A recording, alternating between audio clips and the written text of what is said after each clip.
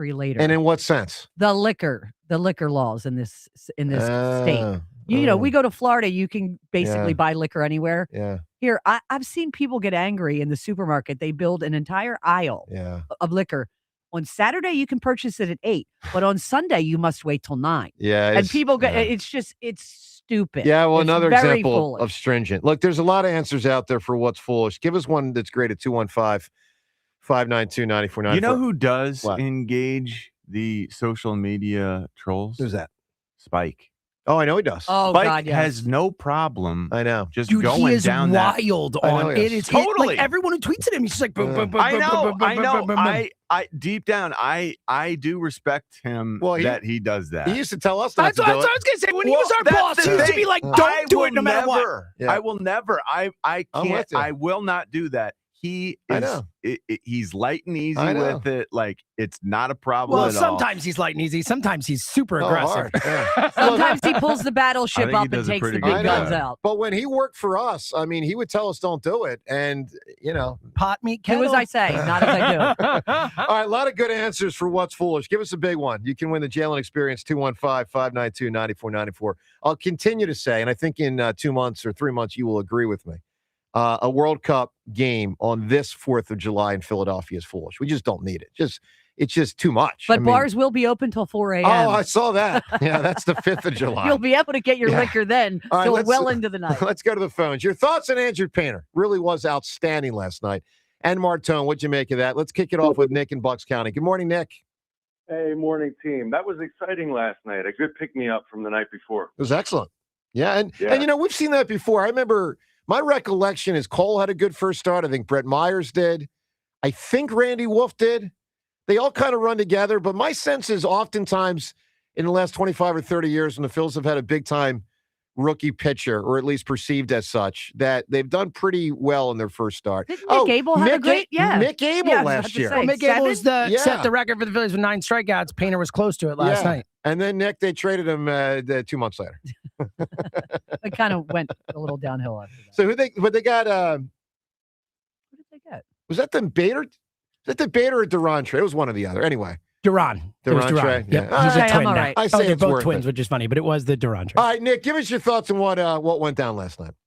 Well, that sweeper is filthy. I mean, and he pitched all different speeds, which was incredible. Important. Yeah, very important. I also want to mention that Porter Martone, he had 5 shots on goal, which was good to see. Yeah, no, it's a good start from that standpoint. Look, the goals for the Flyers weren't the issue last night. They scored 4. Came back from a 2-0 deficit, tied it up. I mean, they scored a bunch of goals, but they just couldn't stop the other team. And by the way, Ovechkin, he might be the most underrated. It's unbelievable. Athlete. He's just out there still scoring goals. Like what? I was watching him like 40-something. The man's a for machine. the Caps. You're just like, oh, well, there it is. And wasn't it that last night is his 20th season of 30 or more goals? Wow, that's insane. Stunning. It's absurd. It's Death like Taxes and Alex Ovechkin still playing. It's like Hank. Look, I wasn't alive for the Hank Aaron thing, but it reminds me of the Hank Aaron home run thing. Like you keep getting 30, 40 goals every year. Like Hank Aaron would get 35, 40 homers every year. Hank Aaron never hit 50 homers in a season. Yeah. Like forget 70, forget 60. He never hit 50, but he would just give you 42, 38, 37, 41. The next thing you know, the guy's got 755. Like Ovechkin's a freaking machine, man. Anyway, Nick, it was a good start last night for Painter. Give me an answer, my man. Nick, what's foolish? Believing that the Cowboys are still America's team. You got it. Cowboys, America's team. 215-592-94. Or that they ever were. Well, they kind of were. Cowboys, Notre Dame. Really? Yankees. Yeah, there's a couple teams that have. Duke. Oh, yeah. Oh, yeah. I mean, I think some of that's real. Well, that's the best joke on Twitter. It's like whenever one of those for teams loses a big game, it's like, don't worry, the Lakers play tomorrow night.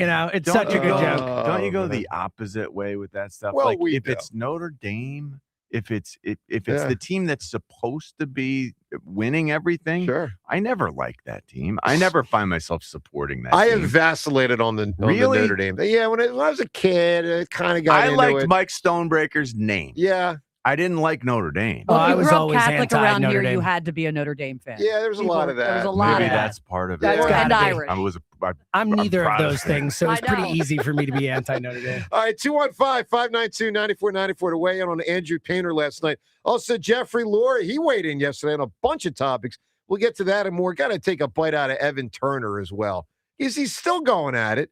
This time with typing some stuff up on social media. What former Sixers number 2 overall pick Evan Turner said about Philadelphia, that and more next on 94 WIP.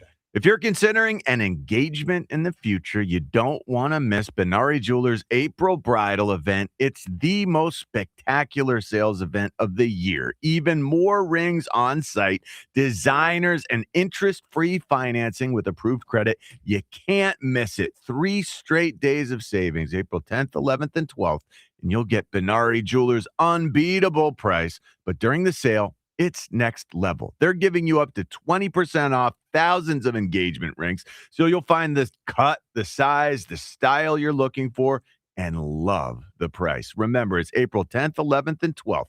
3 days of savings on virtually all Benari Jewelers' fabulous rings and bands. Up to 20% savings and double the normal selection with top designers showcasing their entire lines. Best values of the year, plus interest-free financing with approved credit. Details at BenariJewelers.com. It's April 10th, 11th, and 12th, only at my very $6 meal deal is back, and it's all you. Make it yours with a built-to-order sandwich, fountain drink, and Hers chips, all for $6. Get the hoagie, chicken sandwich, or wrap you crave. Pour your favorite fountain drink and grab a Hers chips to complete the meal. Big taste, real value, no compromise. The $6 meal deal is back for a limited time only. Gotta have a Wawa. Listen to MLB Insider Calls on WIP all season long. Presented by Grainger. For the ones who get it done, Grainger offers the professional-grade products you need, delivered when and where you need them. Call, click Grainger.com, or just stop by. If you dread dealing with your insurance more than getting stuck in an elevator with an overshare, bean burrito for lunch. You have Insuranoia. You should have NJM. They go to great lengths to do what's best for their policyholders. Insurance underwritten by NJM Insurance Company and its subsidiaries. Hey, it's Ike Reese. Did you know Verizon Home Internet covers more homes with faster speeds across the country than any other provider? Now you can get award-winning Fios Internet for just $20 a month for 3 years. Switch today and enjoy savings you can count on. Verizon Home Internet consists of Fios and 5G home. Availability varies. Comparison based on FCC PBS data of home internet providers with download speeds over 50 Mbps, June 2025. Limited time offer for eligible new customers. Fios $20 per month plan with auto pay, mobile phone plan, mobile plus home, and bonus discount. Enrollment required. 3-year price guarantee. Applies only to the then current base monthly rate for Fios. Additional terms apply. Some companies add kitchens and baths when business slows down. At Kitchen Magic, it's all we've done for 46 years. That focus matters. It's why over 60,000 homeowners have trusted us. It's why we're family-owned and operated. It's why we manufacture locally. And it's why April is our biggest month of the year. Right now, get 40% off installation on your kitchen or bath remodel. Kitchen Magic. Specialists then, specialists now, specialists always. Call or visit our website now to schedule your free consultation. The Working Families of Long Island Labor District Council of Pennsylvania, D.C., Maryland, and Virginia are proud contributors to all aspects of growth in this great city. The Labor District Council provides safe, well-trained, productive workers who enable projects to be done on time and under budget. We appreciate our signatory contractors and their commitment to fairness and equality. Laborers, we're building a better future today. Brought to you by the Laborers District Council Licit Fund. DQ presents the Blizzard Double Flip Deal. For a limited time, when you buy one Blizzard treat, you get a second for just 99 cents. That's 2 Blizzards, 2 spoons, 2 flavors, and 2 flips. So don't miss out on the Blizzard Double Flip Deal, available only for a limited time and happening now at DQ. Because the only thing better than a Blizzard treat is a second Blizzard treat for just 99 cents. It's a deal to flip for. The Blizzard Double Flip Deal. Participation may vary. There's a difference between liking a house and actually getting it. Redfin is built to make up that difference and close the gap between finding and owning the home for you. Redfin agents close twice as many deals as other agents, so when you find a home you love, you're not a step behind when it's time to make an offer. That means less watching great homes disappear and more focus on the ones you'll actually move into and call home. Redfin helps turn saved listings into real addresses. Get started at redfin.com. Own the dream. Ready to celebrate? Hop into Easter festivities with everything you need at Target. First, get ready for your special occasion with 25% off stylish looks. With spring vibes, vibrant colors, and fresh florals, you'll find outfits that match everyone's style. Then, fill up their baskets with endless joy. From select Easter plushies to fun toys they'll love at 20% off. Don't miss out. Make this Easter unforgettable at Target. Spreadsheets, clunky software, 100 different logins just to run your business? Ah. There's a better way. Odoo. One simple, connected platform that handles sales, inventory, accounting, and more, so you can focus on growing, not juggling. Make the switch today at odoo.com. That's ODOO.com. 94 WIP Sports Update. Brought to you by Dietz and Watson. Quite the debut of Andrew Painter in the Phillies' 3-2 victory over the Nationals. Yeah, 1-2. Swing and a miss on a high fastball. And Andrew Painter delivers just what the crowd wanted to see. 5 scoreless innings from Painter tonight. 8 strikeouts along the way. That is Scott Fransky, the call. 40,000 plus on hand to watch. Painter throws 5 plus, 1 strikeout off the club record in a debut, 1 walk and a run. Another rookie, Justin Crawford, scoring the game winner on an error. They got home runs from Kyle Schwarber and Adolis Garcia. Flyers lost to the Capitals 6-4 in Porter Martone's debut. Just 8 games left. Jeffrey Lurie spoke on a number of topics, one involving a possible new stadium and where it should be. Be the MVP of your party with meats, artisan cheeses, and the official hot dog of the Philadelphia Eagles. From Dietz and Watson, online at DietzandWatson.com. Mix of sun and clouds, scattered storms later, high around 80, currently 68. To listen to Sports Radio 94 WIP, download the free Odyssey app or tell your smart speaker to play 94 WIP. Sports Update on 94 WIP.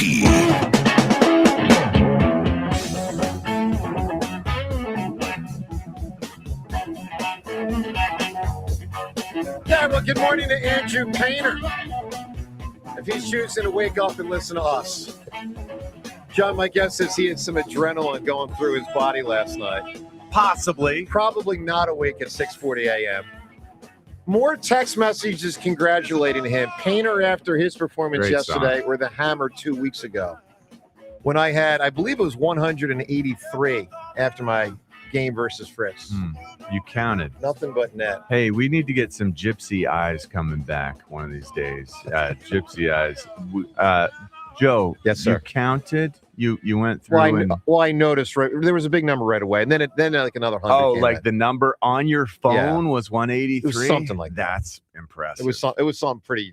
That's pretty a wild. log jam. It really was, and it wasn't that many that were like a text thread of friends where there was like 75 in the same text thread. Like I had like a legit, like a couple hundred people ultimately reached out to me. It was pretty cool. Yeah. All right, 2-1. So anyway, it's a good day for Andrew Painter. He doesn't have to pitch for a few more days and soak it in and rest that shoulder and elbow and arm. It's got to feel good. Oh, what a feeling it's got to be. Well, what a feeling. Think about how long we had to wait. We know how long it felt like we had to wait. Yeah. I mean, he was so patient with the injuries, getting through all that, and it feels like he's at the other end. That was a 2-year ordeal returning from that reconstruction, and it feels like he's better off than ever. It feels like he's right where he needs to be, which is so fantastic considering Zach Wheeler is ahead of schedule.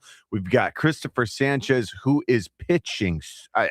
We thought he was amazing last year with maybe the greatest pitch in all of baseball in his repertoire. Yeah. He might even be better this year than he was last year when it's all said and done. Our pitching is going to be lights out. Yeah. Our offense is the issue. Yeah. The issue. Not the situation. The issue. Let's go to the phones. How did someone get named the situation, James? How did that occur? Named himself. Are we sure? Yeah. You remember watch? No, Did you not I watch did it? not watch mean, it. not- He not named much. himself the situation. He's like, look at my abs. We got a situation here. And then he was like, it's a situation. He kept saying that became the Let me ask- situation. Because John, of his abs. Because of his abs. John, Yes. do you- He's named the situation because of his abs. do you think less of James that he knows that? You guys didn't watch Jersey Shore? James. I did not. I have no problem. Everyone watched Jersey Shore when it was I on. don't know.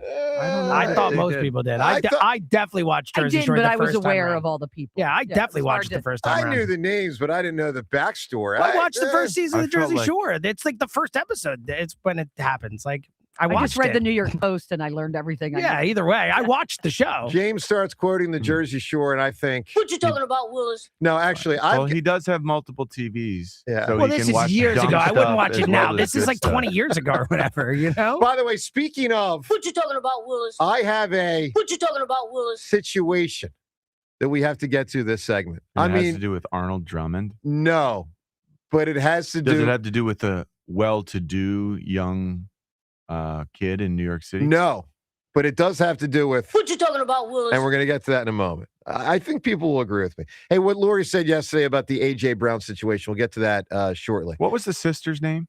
Kimberly. Oh, it's terrible she died. But her real name. Dana Plato. Dana Plato. Yeah. That's right. That was a tragedy. That was horrible. Horrible. And Todd Bridges, both the siblings. Well, Todd really had Bridges a is the tough only time. one that ended up living. Yeah, but he, trouble with the law. So that was why he it was, is alive. why it was though. shocking. He was the only one left living. I mean, he was Yeah. seemingly the most troubled from the beginning. Yeah. All right, 215-592-9494. AMA today at 7. You ask, we answer. So get some good, fun, creative questions in there. Whatever you want to ask about, us, AMA, 7 o'clock today. Let's go to the phones. Kay in Cherry Hill. Good morning, Kay. Hey, great show, guys. Thanks for having me on. Thanks for calling. Don't touch the tarps. Don't pull the tape. But the painter's here, and he just got started. Ooh, I like it. And oh man, I like the kid. He's a beast out there. And when you look at him, Marshawn, Crawford, the future is bright. Wow, you go Marshawn. You're putting Marshawn in there. Look at you. I like Marshawn. Guy bangs He a shows home up. run a couple days ago, and now you got Marshawn in the Crawford Painter he won, category. He won one-run game single-handedly last year, throwing out guys and hitting a bomb here and there. I like the Didn't he kid, also but hit about 215 last year? I don't want to get off my point. I kind of like Stubbs. Like I don't almost want as to get off much. my Or point. All right, maybe go ahead, more. go ahead, Kay. I'm playing around, buddy. Go ahead. Our pitching staff is so good, right? If we I hope. have to make moves with our lineup, I think that our pitching staff can carry us. And with Painter there, and I like our relief. I just think they'll be. And if Luzardo can earn that contract, we are in good shape. But I'm very What about happy. Taiwan? That ain't gonna happen. No. No. He might be But, like last year, where he's serviceable, but he's not going to earn the contract. That ship has sailed. Well, we got to stay away from the bad contracts. We got to start a streak of good contracts. Yeah. I think we've had a bad run with that, with them and the Sixers, but it's just good to have a positive call about the Phillies. That was a good day. Opening day. Yep. But, Kay, give me an answer, my man. What's foolish?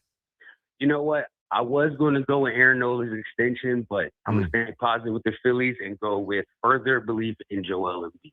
Y'all have a good day. You got it, man. Listen, a lot of people that resonates with belief in Embiid. I mean, all right, John, I'm going to ask you the same question I asked last week. Are they an Eastern Conference contender, yes or no? You have to say they are. I but define you that have as they to- have a shot. They have a reasonable shot to make a So, deep run and get to the finals. That's how I define it. Well, if it's a reasonable shot. Yeah, not like 1 in 100. Like they do have a shot. I don't know that it's reasonable. I don't know that I can say it's reasonable to expect that Joel will stay upright for all of the postseason. So in that respect, I don't think I can say, yes, it's reasonable. I think it's irrational to suppose he would be able to do that. See, here's the thing. The last answer there, belief in Embiid, is a really great answer for foolish. Unless he stays upright. Unless they put it together, which Sure, yeah, unless. Yep, you bet. You yep, bet. yeah. But he's not gonna. James, come on. There's really nothing like this in the history of Philly sports. Like, we've had some whoppers. The Ben Simmons thing was wacky and all. But a player that good who just can't stay healthy, in my opinion, I've never seen anything like it. Right? Oh, yeah. No, not to this level and this length of it. Yeah. Like, there have been guys who are good and just got hurt and could never get back. To, like, keep kind of ascending and descending and ascend and just never stay on the court. It's wild. It's wild. It's very tempting to go all in with excitement, but then you realize it's really not. It's really not that then tempting. you remember when you went all in with excitement and you got let down. Pretty much. Last year, Hey, the year before that, the year before that. Let's listen to Jeffrey Lurie. Talked on a lot of fronts yesterday, a whole bunch of issues. And one of the issues he discussed was the A.J. Brown meeting. You may remember during an Eagles practice, A.J.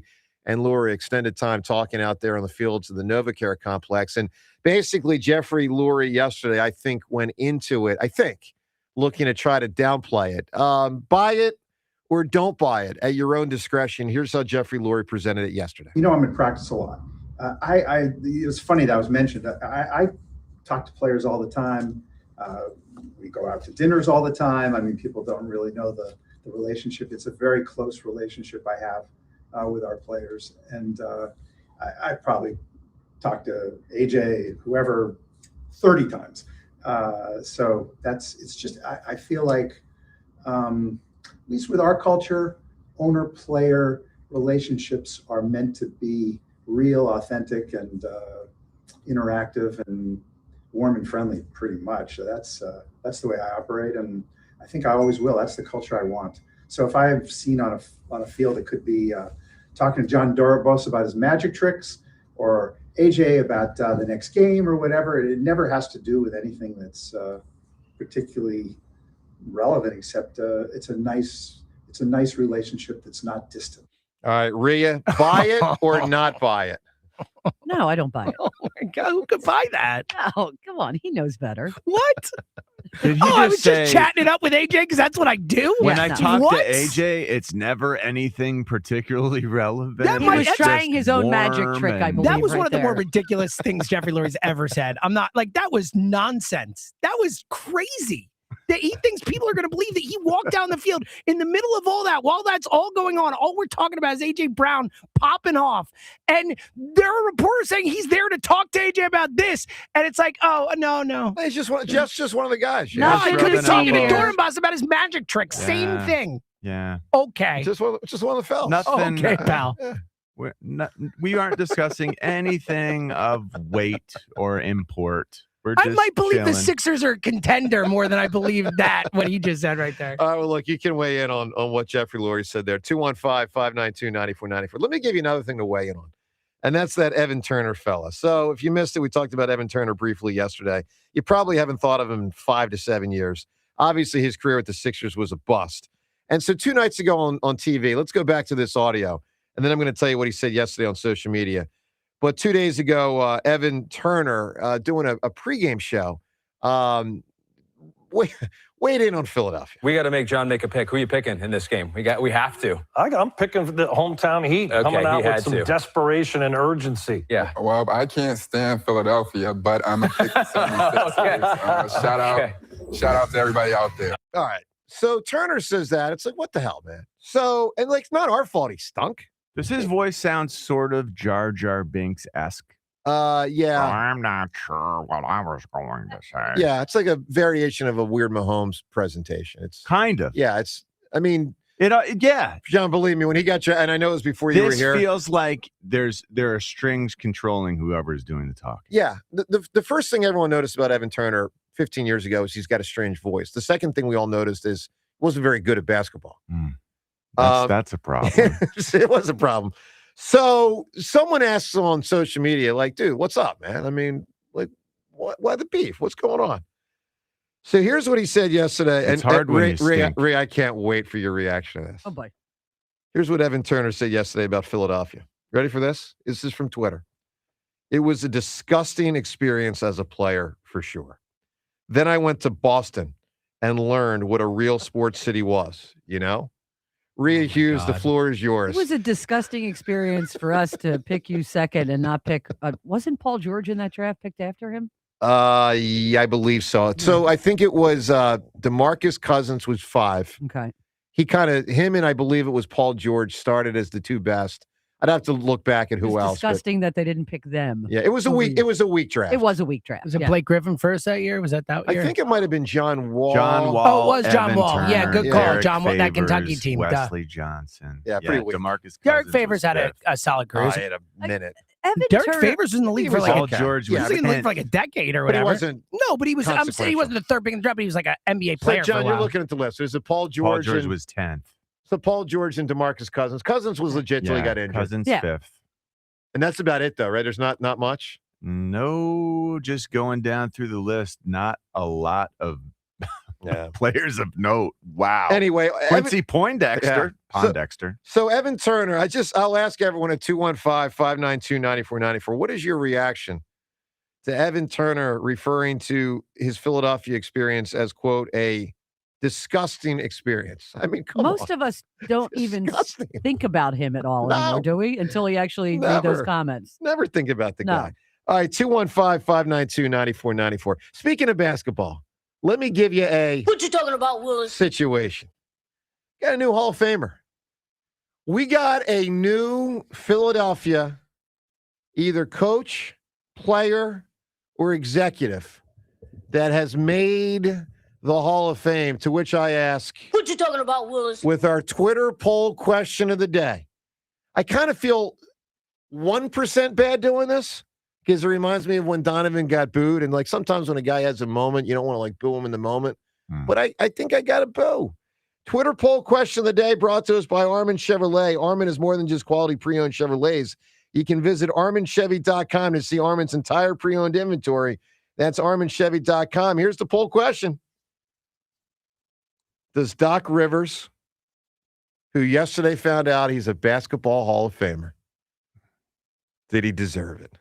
Yes or no? Wow. James Seltzer, did Doc, as a coach, I mean, obviously he didn't make it as a player. And let me be very clear, I was a big fan of Doc Rivers as a player. He was he was not particularly big. He was tough. He played in a tough Eastern Conference, and he was a part of that toughness. And he was a smart player. I was a Doc Rivers fan. And then early coaching, I was a Doc Rivers fan there too. I thought what he did with Orlando was very impressive. Obviously, he gets the big 3 with the Celtics. He wins the title. That was very impressive. But for like the last 15 or so years, what the hell? Seltzer, does Doc Rivers, who's got a lot of wins, because he's been coaching pretty much this whole century now, does he deserve to be a basketball Hall of Famer? You're saying we got a Hall of Famer in this city and you're not going to treasure him. Look, I think the Basketball Hall of Fame is such a joke that he's Hall of Famer. I mean, he's what, like at third most in wins, second most in wins. Like he's high. Because of that. He is. If my standard of the Hall of Fame, absolutely not. Like, I know he won a championship. I know he's had success. The record of blown playoff series of losses being up 3-1, it is astounding when you look at that list. I think he is a average coach. So I would say no, but by the standard they have set, he's absolutely. And James, once a guy gets a rep, he's always going to get hired with good players. Of course. I mean, the Greek Freak thing, John, he's taking that thing right down the tubes. No, they don't have a ton of players anymore. But I mean, they had players when he got there. He'd freaking Greek Freak in his prime. He's going nowhere. He had Embiid. Got Lillard when they traded for him. It does feel like Greek Freak went nowhere. It does feel like Greek Freak's prime, his physical prime, really took a hit when Doc got there. But remember, he got there a couple years ago. Look, he had Joel Embiid in his prime. That's true. He had in Los Angeles. Didn't he have Kawhi Leonard and Paul George? Yes, he did. In their prime. Or like a little post prime, but he's always coaching big time players, and ever since the 08 Celtics, they don't win anything. Oh, that Celtics team was so stacked. It was unbelievable. It's ridiculous. Unbelievable. And a lot of veteran leadership guys. The one time he won, it wasn't like he was bringing young guys along and coaching them up. Kevin Garnett was as much a coach of that team as anybody. I do feel a little icky. I'll be honest. I feel a little icky. It feels a little Donovan booing him draft day-ish because it's a moment for Doc Rivers, but if we're really being candid here in Philadelphia, I ask you this question at 215-592-9494. If you were a voter, would you have voted Doc Rivers into the Hall of Fame? I would not. And to the icky thing, you know what? it's not like he was awesome to us. Like he talked down to us. He treated us like we were dumb fans. Like, it's like, I feel kind of fine just saying like, nah. Yeah, he didn't apologize for his ridiculous Ben Simmons comments where he's wagging the finger at Philly fans. And just to use the Donovan thing as an example a little further, like, I think Donovan McNabb is a football player who I do not think is a Hall of Famer. But I think Donovan is a lot closer to the Hall of Fame in pro football, in my opinion, than Doc Rivers is in pro basketball. I agree with that. Yeah. I mean, right? 100%. And I would He drove me such nuts. a different Did a lot He was of a that. great quarterback. Yeah, did a lot. Doc Rivers, I mean, come on. All right. And Donovan did a lot with not the greatest receivers at all times. Yeah, no, for sure. Yeah. 215-592-9494. All right, we'll get to AMA. Your questions we'll answer, plus all the phone calls. 215-592-9494. A lot to react to, including Andrew Painter's debut last night. Joe DeCamera, John Ritchie, it's 94 WIP. When it comes to your home, you shouldn't have to roll the dice with a small contractor or pay the high prices of a giant one. At Lemus Remodeling Group, a family-owned company, you get the perfect balance. Expert exterior remodeling from a team that's nationally recognized and neighborhood trusted. From roofing and siding to windows, doors, and gutters, the Lemus team delivers quality work, honest pricing, and a home that feels brand new. Call 610-GO-LEMUS to schedule your free consultation today or visit their website at golemus.com. Lemus Remodeling Group. Trust Lemus for a lifetime. Spring is here, and so are the biggest Kia incentives of the season at KiaofCherryHill.com. Right now, get 0% APR financing for up to 60 months. Plus, no payments for 90 days on Kia's most popular models. That's 0% interest, plus no payments for 90 days. Visit KiaofCherryHill.com to see over 300 new Kias available. That's KiaofCherryHill.com. Welcome to Bucks County Estate Traders. Wow, look at the selection. So many great pieces. If it's one-of-a-kind pieces you're looking for, you've come to the right place. We have a huge selection from high-end brands like Stickley, Baker, and Henredon. Or if you're looking for that vintage or antique piece to make a statement, we got that too. I think I'm going to need a few laps to check everything out. Yeah, we hear that a lot. Happy hunting. For quality high-end furniture built to last, visit their showroom in Hatfield or online at buckscountyestatetraders.com. A diagnosis like heart failure, AFib, or valve disease requires specialized expert care. It's serious stuff, and choosing the right heart care team can make all the difference. The heart specialists at Deborah Heart and Lung Center deliver advanced diagnostics and innovative treatment options ranging from minimally invasive procedures to complex cardiac surgery. The result? Measurably better outcomes from one of the leading heart hospitals in the country. Because when it's your heart, you don't take chances. DemandDeborah.org. This is the story of the one. As a maintenance tech at a university, he knows ordering from multiple suppliers takes time away from keeping their arena up and running. That's why he counts on Grainger to get everything he needs, from lighting and HVAC parts to plumbing supplies, all in one place. And with fast, dependable delivery, he's stocked and ready for the next tip-off. Call 1-800-GRAINGER, click Grainger.com, or just stop by. Grainger, for the ones who get it done.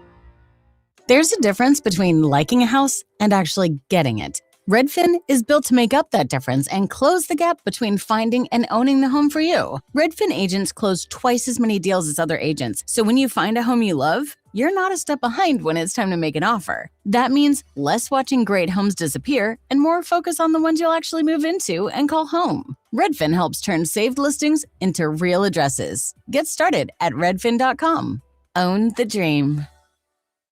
My name is Whitney Allen, and I'm a widow. My husband, Ryan, died. We never thought we'd ever have to use life insurance, but the unexpected happened. With Ethos, signing up was fast and 100% online. You can get a quote in seconds, apply in minutes, and get same-day coverage. No medical exams, and you can get up to $3 million worth of coverage. I'm grateful we were prepared. Get your free quote at ethos.com/radio. That's ethos.com/radio. Paid spokesperson. Time spent on application may vary. Online health questions required. You know what I love? A treat that feels special without being over the top, and that's Tasty Cake. This spring, the lemon cheesecake baked pie is my go-to. That lemon cheesecake flavor with the graham cracker style crust, so good. And the pound cake juniors are perfect when you want just a little something sweet. Family pack, single serve, whatever your day needs, Tasty Cake has the treat for you. Broadcasting from the Tasty Cake studio because Tasty Cake just makes life taste better. You know that Chick-fil-A sells more than chicken, right?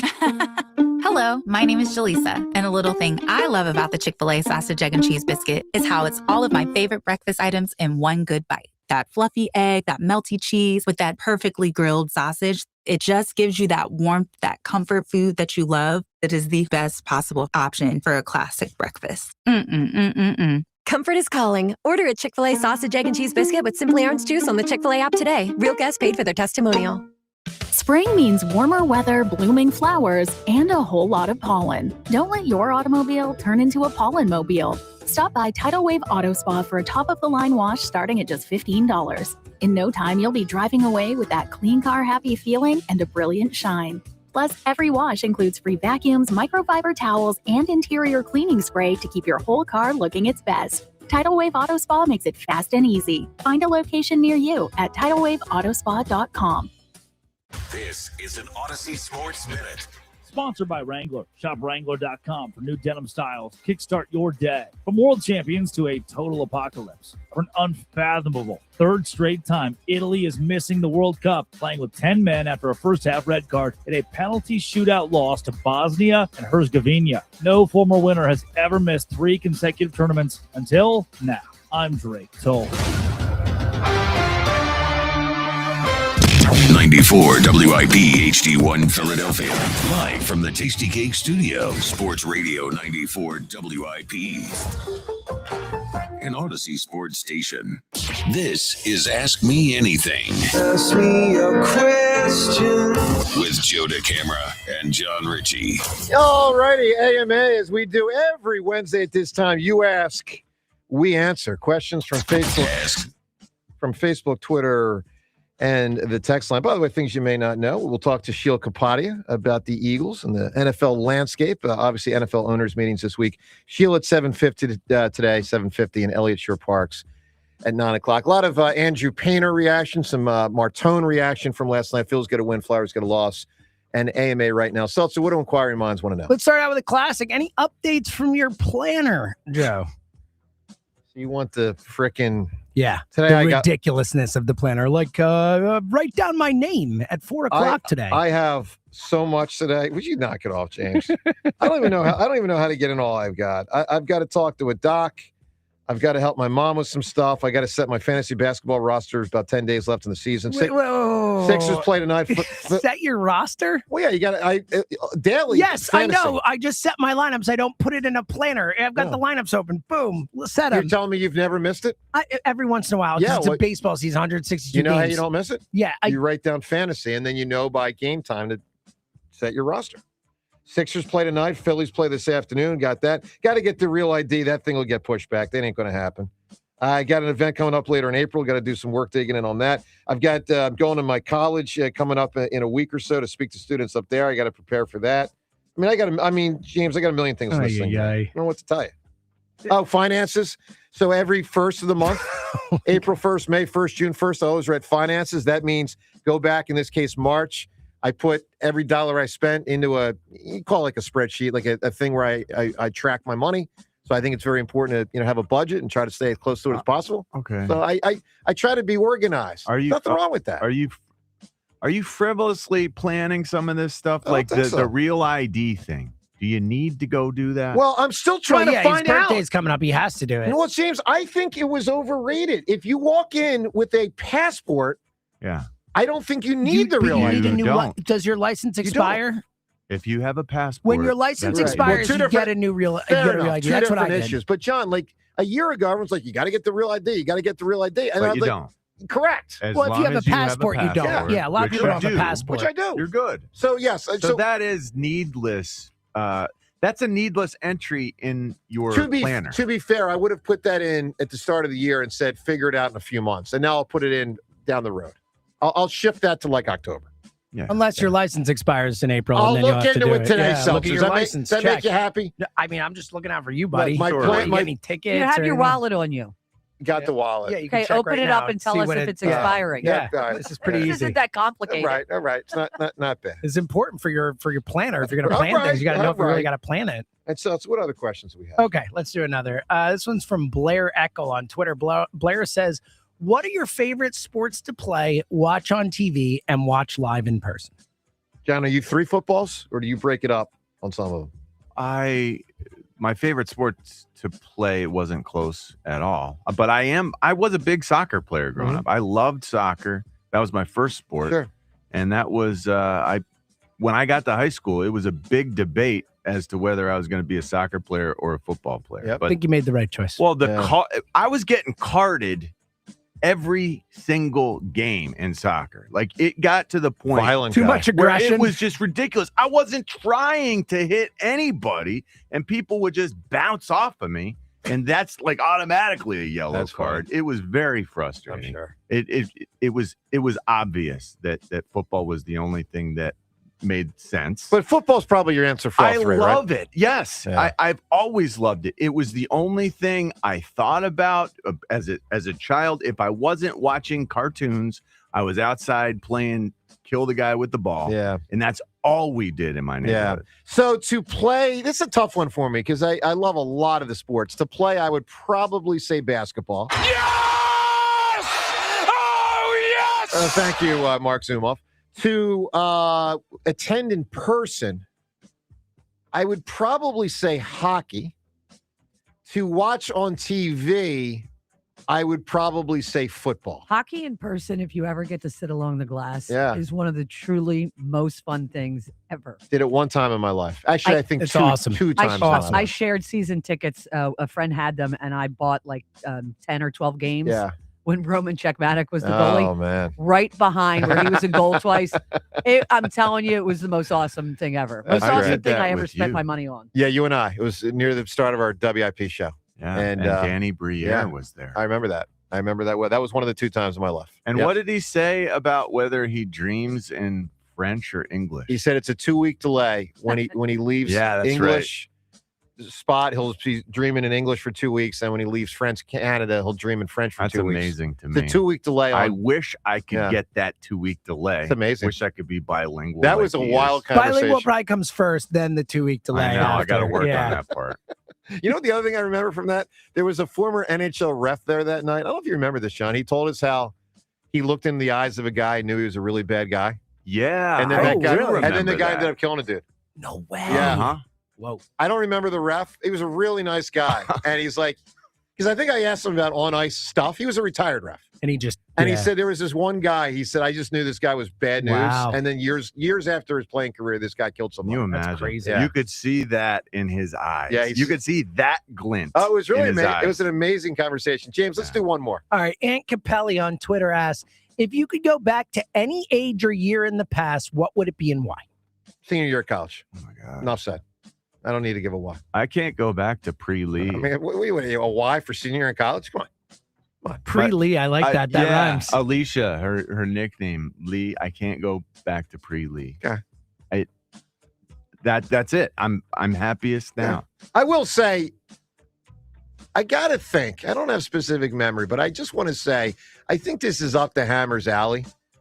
-6 months in the womb, probably pretty freaking good. You're just hanging out.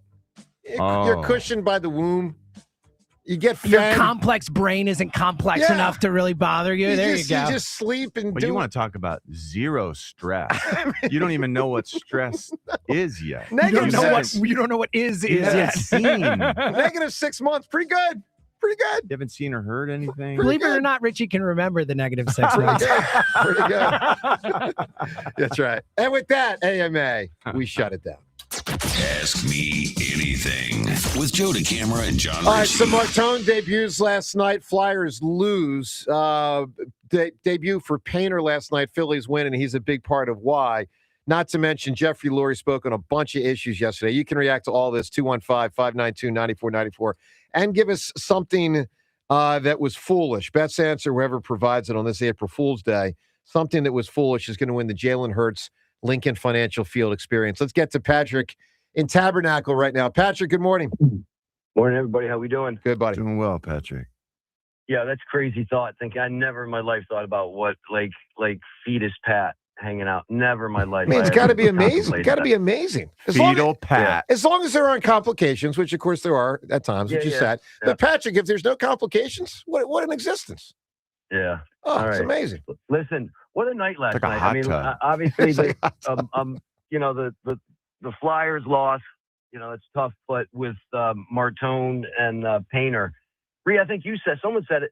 That, man, this kid's got some poise, which I really liked, and I look for things, and I heard, I look at people's eyes, and like when I used to wrestle, John Ritchie, like when you're lining up, you look across and you can see someone's eyes. You get a feel for like what you can do. Maybe you can what, sense fear. Maybe what you can't do.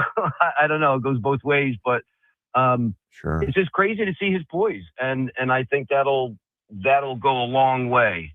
I think that'll go a real long way, and his ability is evident, and it was a good night. I mean, Martone, I'm trying to think of like, compare, 5 innings for Painter and Martone, 5 shots on goal. But listen, Martone likes front of the net. He's a guy that goes around the front of the net, and it's a huge step from where he was to the NHL, and he didn't really stick out.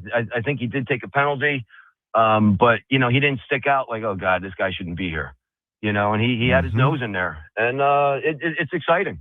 I think it's exciting for both. Well, it's very exciting for both clubs. No question. We got young guys to, think of all like the young kids.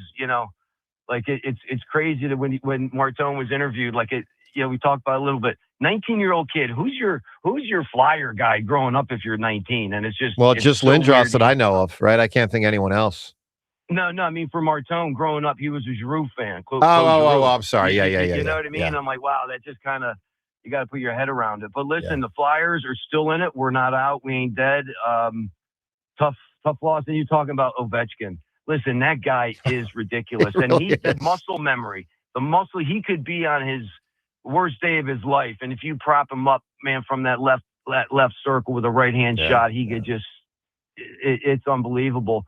And he kind of, for me, because listen, I grew up in that Cold War era, and I have a brother who was in the Navy, and you ask him, his job was to protect the country from communist aggression, and that was in like the late 70s and 80s. So growing up in that haze of all that stuff, and the U.S. team beating the Red Army and all that, and like it was kind of, I don't want to say a big deal, but for me personally, it sounds weird, but like, at least in the sports culture, it has nothing to do with the people. I'm not no racist, anything like that.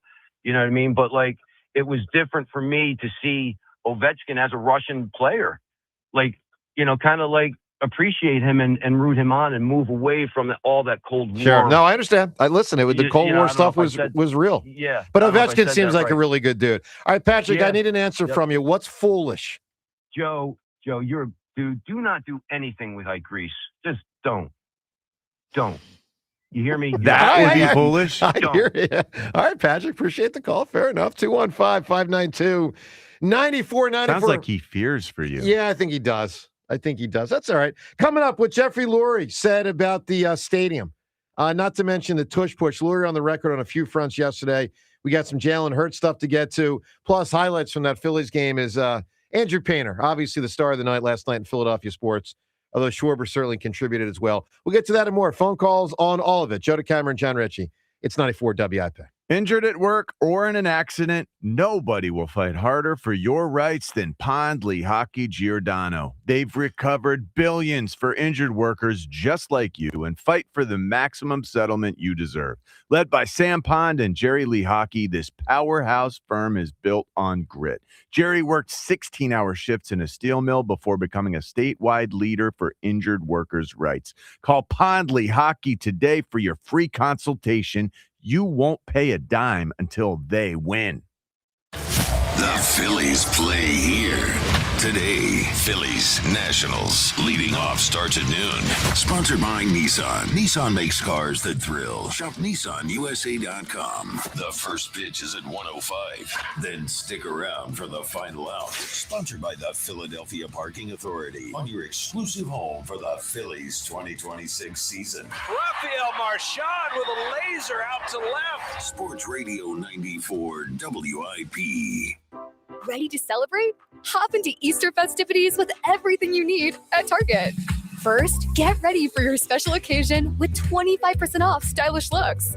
With spring vibes, vibrant colors, and fresh florals, you'll find outfits that match everyone's style. Then, fill up their baskets with endless joy. From select Easter plushies to fun toys they'll love at 20% off.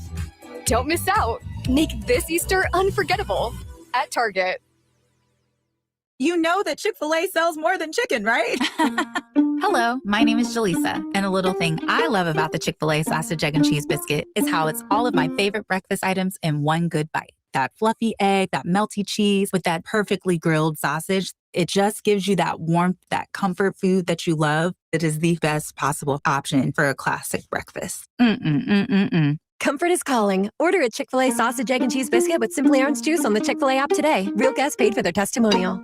Gold prices are soaring, and silver is near an all-time high. Get cash in your hands for your old jewelry by going to the Estates Roadshow. They're buying gold and silver, old rings, chains, even broken jewelry. Don't wait. Cash in while gold and silver are hot. The Estates Roadshow is happening Monday through Friday, 11 a.m. to 5:30 p.m. at the Chestnut Hill Hotel, or Friday through Tuesday, 10 a.m. to 5 p.m. at TMT Cash for Gold, Cherry Hill. Follow Estates Roadshow on Facebook or visit tmtcashforgold.com.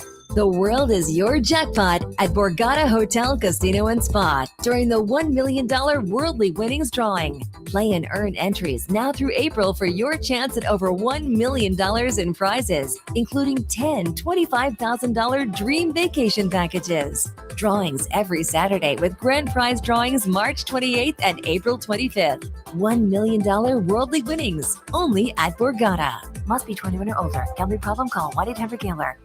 Living here is about more than just the headlines. It's the new restaurant opening in Fishtown. It's the playoff energy at the bank. It's the festivals that make your neighborhood feel like home. KYW News Radio brings you the pulse of the Delaware Valley. From service journalism that solves problems to stories that celebrate our culture, we cover the life you're actually living. Authentic, local, factual. KYW News Radio, Philadelphia's most trusted news source. Shouldn't you expect more from your SUV? Introducing the all-new 2026 Mazda CX-5 with more space to fit every aspect of your life, more style inside and out, and more advanced tech features that put you in control. There's more to the Mazda CX-5 because there's more to you. Visit Piazza Mazda of Westchester and Reading for financing as low as 1.9% APR for up to 60 months on select models. Shop online at piazzamazda.com. Just don't do it. Just don't go another day climbing in and out of that unsafe, ugly old bathtub. Today is the day to step into a gorgeous new shower from PJ Fitzpatrick. The jacuzzi shower system from PJ Fitzpatrick features a low entry threshold. Just walk right in. The jacuzzi shower is luxurious, affordable, and it all installs in just one day. Plus, PJ will include a free shower seat and safety bars for all customers this month. Visit trustpj.com today for your free design consultation. Straight Talk Wireless presents Pickup Truck Wisdom. If you're only good to your new friends, you're not going to have any old ones. Straight Talk gets it. That's why new and existing customers get free 5G phones on Verizon's 5G network. Pretty simple, really. You keep good people by being good people. Find us at straighttalk.com and Walmart. Straight Talk Wireless. Straightforward. Always. Taxes and fees apply. Plan purchase required for free phone offers. Copyright 2026 Verizon. This is the story of the one. As a maintenance tech at a university, he knows ordering from multiple suppliers takes time away from keeping their arena up and running. That's why he counts on Grainger to get everything he needs, from lighting and HVAC parts to plumbing supplies, all in one place. And with fast, dependable delivery, he's stocked and ready for the next tip-off. Call 1-800-GRAINGER, click Grainger.com, or just stop by. Grainger, for the ones who get it done. You know your customers. Ralph likes his coffee black on Fridays, but Mondays he takes a little cream. Jennifer comes in every 3 years when her lease is up to get the newer and better model.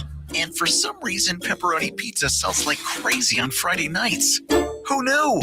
At Odyssey, we have the expertise to get your media plan done right. With ads like you're hearing right now, to targeted social media campaigns, search engine optimization, and location-based advertising. Advertise with Odyssey and help us grow your business.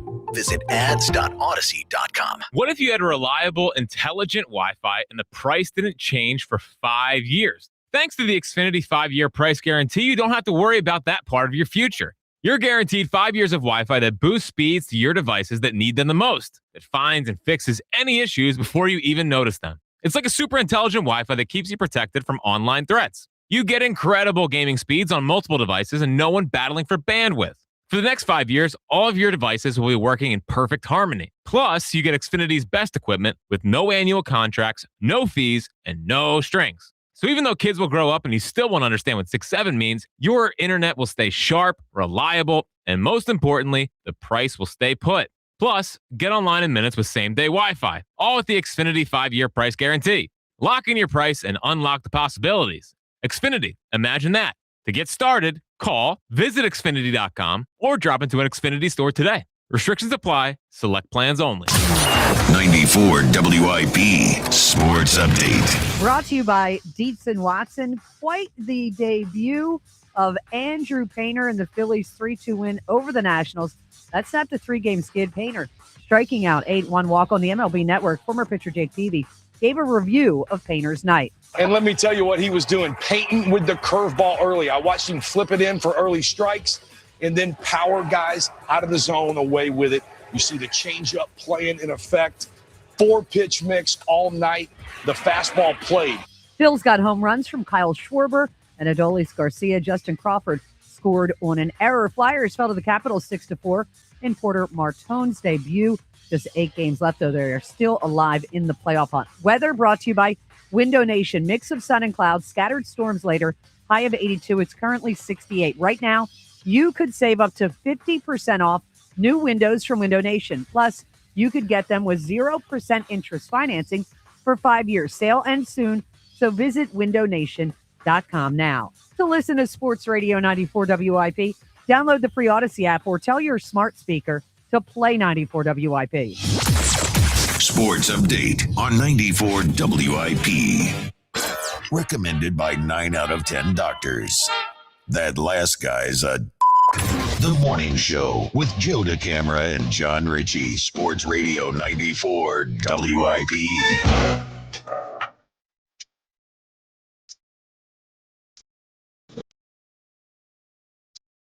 I can't read your mind sometimes.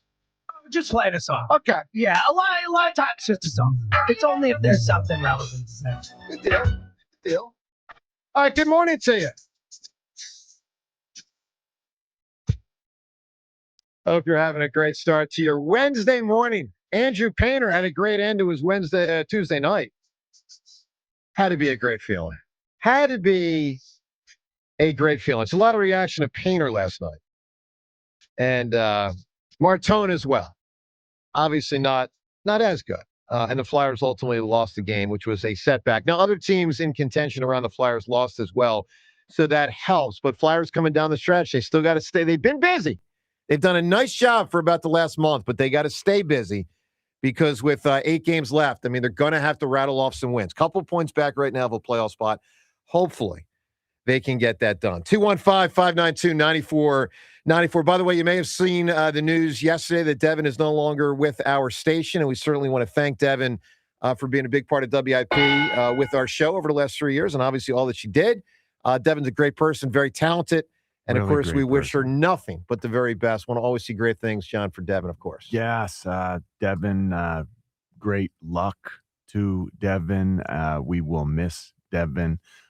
Very quality person. Great human. Wonderful. Really, really great human. Yeah, wonderful human being. I'll miss her, and thank you for the time that we were able to spend. First 3 years with our show. Yeah. So we're in a year 4. You made a difference. Right, but anyway, we certainly appreciate her for sure. So we wish Devon all the best for sure. 215-592-9494. We'll talk to Sheil Kapadia coming up in about a half an hour. 7:50 today. We'll give you some audio this segment of Jeffrey Lurie. He said a lot yesterday. Stuff on the stadium, stuff on AJ, stuff on Jalen, stuff on the other Jalen, all that stuff. By the way, Tiger, you may have seen this news, and this was a good development yesterday. Tiger into treatment. Look, the Village. How many times has this been? You know what? It happens with a lot of people, whether it's drugs, alcohol, unfortunately, it takes pills, several times for some many people. times it takes. And sometimes you keep saying you got to hit rock, but you may have to do it several times before it takes. I know people that it's taken And sometimes the third time's the charm. I've driven people to rehab before. Have you really? Yes. Wow. The same person to rehab multiple times. Wow. I'll just say that. So Wow. it can take a long time for people. Good for you, James. Yeah, Seriously. and he's figured it out since, and like it's much Good. better. It's but wonderful when they do. Yeah, but it's scary, and I've known Yeah. people who, I've known people who passed away from stuff and all that. It's a serious thing that is not like a simple fix. Nobody wants to see this Tiger Woods thing end the way Michael Jackson ended, where there's a self-medicating element. And the pain he's dealing with. It's real pain. It's real. I want to be very clear. I mean, Tiger Woods. See, John, here's one of the complications with Tiger. I wonder how much this is a part of it. I don't want to speculate too much, but I think this is reasonable to say. Because he keeps trying to play golf, because it's what he loves and it's what he's been best at in his life. He obviously is putting his body through, let's call it additional turmoil. Yep. He's not just like retiring. He's trying to play at the highest level. He can't. He's fighting his way back through injury again and again and again to where it's probably doesn't remember what it feels like to not be it's been fighting through injury. Yeah, I mean, it's been so long now. I mean, it's been so long. And so the bottom line is he is so ravaged. And so, it sounds like he's, into some medicating, if you will, and it's causing problems. And he could die. He could kill someone else. So it's good that Tiger has entered treatment, announced yesterday that he's, entered treatment or about to, whichever it is, going to step away from golf. Obviously not playing the Masters in 2 weeks or 3 weeks, whatever that is. And you just wish him well. And you hope look, some people get on a road to recovery. Some people don't. Wish Tiger the best. Hope that he can, you don't want to see it end like Michael Jackson. You don't want to find out one day Tiger died. So hopefully he can. And Tiger killed other people because he drove or whatever, Yeah. Totally. Got to stop driving. Number one. As of now, has to stop driving. I mean, they should probably take his license away at this point. I would, James, correct. 100%. Correct. 215-592-9494. All right, before we go back to the phones, give you some of the highlights of the Phillies game last night. Let's start with the first batter. Let's start as it started for Andrew Painter, sharp out of the gate. Painter, the 1-2 pitch. Swing and a miss. Struck him out with a curveball. And there's strikeout number 1 in the career of Andrew Painter. So Painter was really sharp the whole way through. And by the way, the whole way through, I mean, for him, 5 1/3. Listen, the offense was not particularly good last night. They were good enough. They were good enough in part because it didn't bother me as much. Like I was, it bothered me, dude. No. Jason, what I'm saying is, every time I began to get annoyed that it wasn't, Painter would come back out and I'd be like, oh, this is fun, So, but they weren't in a hole. It's so funny. I had that. My whole thing was they're going to blow this for Painter because they're not scoring more runs. Like I was sitting there going like, poor Painter, they're going to blow this, As it went on, James, I began to get nervous about that, but I was really enjoying it. And I went, all right, we got 2 home runs. Well, it took until the third to score. So 0-0 to the bottom of the third, and then a Schwarberian Schwarbomb. Swing and a high fly ball, right field and deep. Wood looking up, and that is gone. Exhale, everybody. Kyle Schwarber has put the Phillies on the board. Second home run of the season. Off the signage, hanging off the second deck in right field. So it's that was 1-0 Phillies. His ability to just flick it. Yeah, I know. It's we've seen. I think it's like him, Howard, and Tomey in my life for the Phillies. The best powers. I was too young for Prime Schmidt and all that.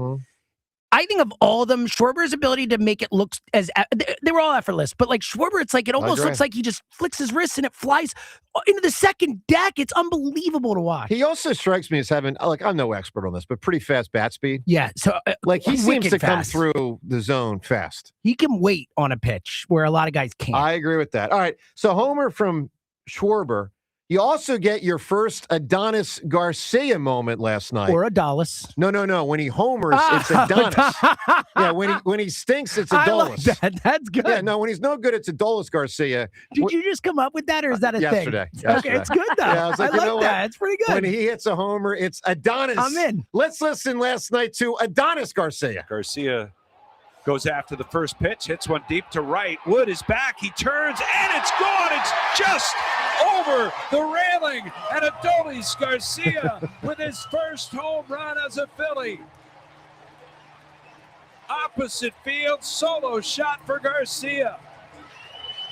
2-0 Phillies. And the Phils were on their way. And look, got Harry late. Marsh had to make a really big play to, call it save the game Great at the play. end. Great play. Great play. But let's also round out the highlights with one more from Andrew Painter. This was Marsh is leading our team in batting average. He's been good as a hitter. Yes. Yes. Yes. He's spraying it all over. 400. Yeah, he has been good. Let's listen, though, to Painter. It's actually not his final out, but it's what I'll call his final big out. It's the final out of the 5th inning, as Andrew Painter did pitch very well. Well, if Andrew Painter strikes out James Wood, he will have struck out the side. It will be his 8th of the night, and this place will go crazy. The 1-2. Swing and a miss on a high fastball. And Andrew Painter delivers just what the crowd wanted to see.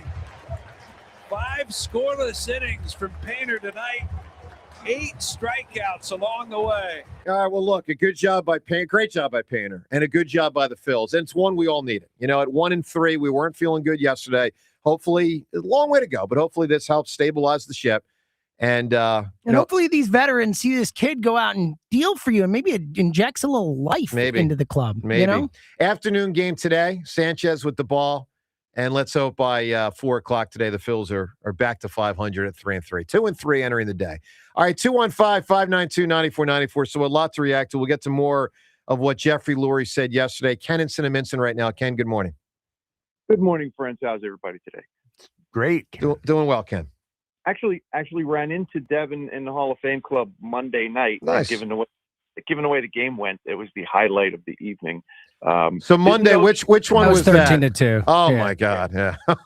And obviously, didn't know she was no longer with the station, and she didn't say anything. So yeah, she'll be missed, but I'm sure she'll be fine. Yeah, absolutely. She's a talented person. And John, good for you for finding out like you can't go back to pre-Lee. Yeah. Yes. What you're learning is that life after 50 is the best part of your life if you do it right. You know what? I like that outlook, Ken. And it does feel like we can make it better than I was anticipating. You sure you missed 21, Ken? Because I got to tell you, I thought 21 was pretty good. You're so dumb at 21, though. Did you say dumb or dumb? Dumb. We're just dumb at 21. You know what? At 50, we've been around the block a little more. Maybe we're still dumb, but less dumb. When I was 21, I was standing in the Fold the Gap when there were still 2 Germanys. And when I was 50, I had way more money than I had when I was 21. So it's just better. Very true. Very true. That does help. Yeah, but I kind of liked having no money and no cares. I'm serious. 21, man. Let me put it this way, Ken. If there is a heaven, don't know if there is. Hopefully there is. All I need, if I make it to heaven, is God to say, Joe, you're going back to your senior year of college. That's all I need. That's all I need. Plus family members. That's all I would need. so much rather be where I am right now God. today than my senior year Joe, of college. the Not big even close. difference. Oh no. The big difference for you is what? Between college and now. The big difference. I didn't have to work, and I love my job. But my God, I mean, you just do anything you want. You can still do anything you want. No. Nope. Couldn't party last night. 4 a.m. wake up, 3:50 a.m. wake up. Couldn't party last night. Ken in college, just saying, I had it going on. All right, Ken, what do you got on our Fighting Phils and Andrew Painter last night? So first of all, on Painter, obviously awesome. About what I expected, maybe a little better than what I expected because I didn't expect the 8 strikeouts. He didn't have a ton of swing and miss in the spring, and he doesn't look like a guy that's going to blow people away. But what I really loved is, the striking people out with the curveball. I mean, when you're 22 like nice. him, and you're used to just throwing it by everybody. A lot of times, you see these young guys, they just want to come up and they want to throw it past everybody. And he's 22 going on 42 with his savvy, it looks like, because he mixed all of his pitches in. It was beautiful to see. Yeah. Yep. And hopefully that's just the beginning of what's going to be a fantastic career. But I wanted to point something out about the last play of the game. Yep. Because Otto Kemp does not make that play. I agree. And not even close, I don't think. I agree. It wasn't a spectacular play, but it was a difficult play that a major league outfielder has to make. And if Otto Kemp is in left field, that game ends completely different. Yeah, it's a tie. It's a tie game going to going to the next batter. Yeah. And I just don't know why we would want to continue with the Otto Kemp experiment in left field. Well, just to be fair, it relates to, is Marsh going to hit against lefties? Well, I mean, or are they going to acquire someone else to bat against righties or to bat against lefties? Yeah, but you have, and when he played Monday night in center field and Crawford sat, I started to wonder, was Crawford given a seat Monday night against the lefty, not because it was against a lefty, but maybe a little message because of the at-bat that he had on Sunday after, the guy came in and tried to walk the entire lineup, and Justin Crawford goes up and swings at the Doesn't first strike pitch. me like Rob Thompson's style. Here's what I think it is, Ken. I think once you're facing 3 straight lefties, you're going to sit him in one of the games, and because he's a rook, he's not going to play the first 10 or 15 straight games. Like, you're going to get him out of there at some point. You're going to get someone else in there. I think you're overthinking it a bit. I think whether it's the right or wrong call, it didn't shock me at all that a veteran manager would give a rookie a day off a couple days into his career. I feel like that's commonplace.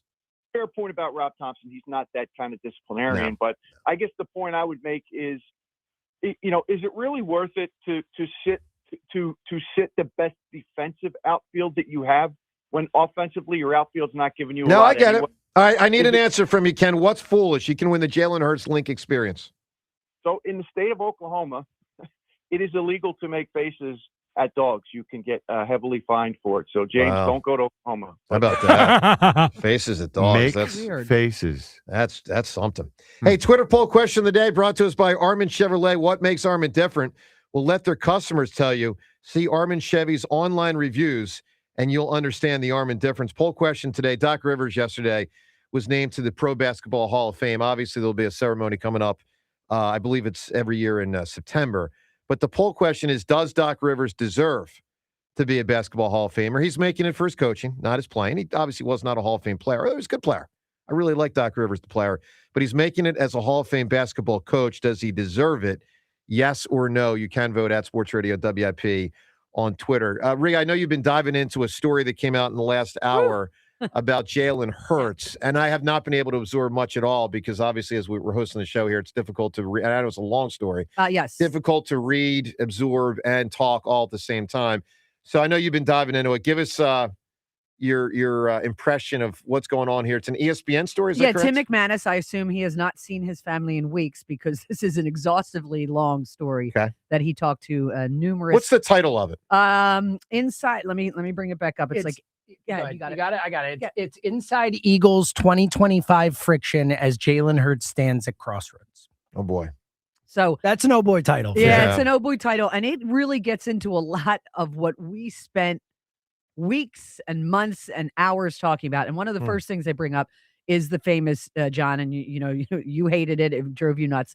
The 4 verts play against San Francisco. Final offensive play of the season. Correct. Yeah. It says Patullo addressed Hurts and Sirianni directly, suggesting what appeared to be a play call. And a brief deliberation resulted in the simplest of football plans, John, as you know, the 4 verts.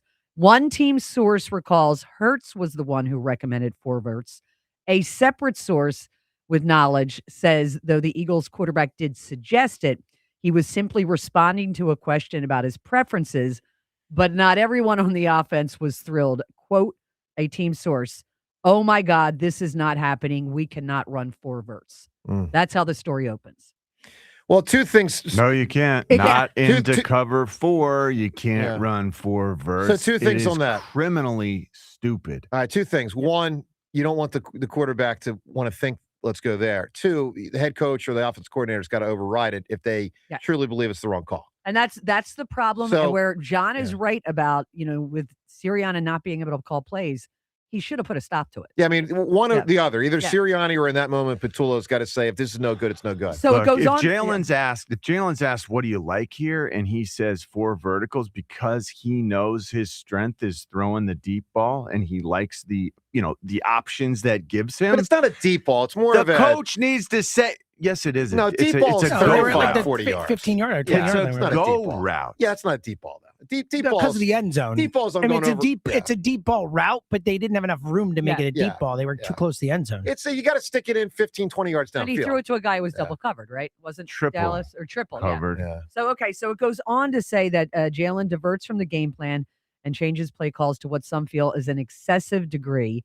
His steely resolve can be both a benefit and a hindrance as the face of the franchise. The unrelenting, demanding mentality towards not just himself, but teammates is met with mixed reactions. A team source said, quote, poor body language, not always bought in, not the most coachable, and the players notice. Here's an interesting quote, too. This is from a source close to Hurts. It says, a source close to Hurts said that the QB needs coaches who will, quote unquote, check him, opining that Hurts has had too many yes people around him this past season, which is interesting. Yeah, well, that's certainly a shot at Sirianni.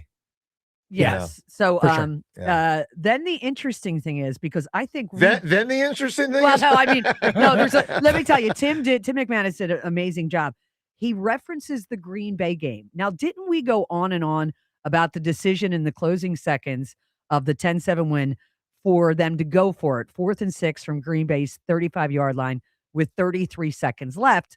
They had a 3-point lead with a Packers team that was out of timeouts.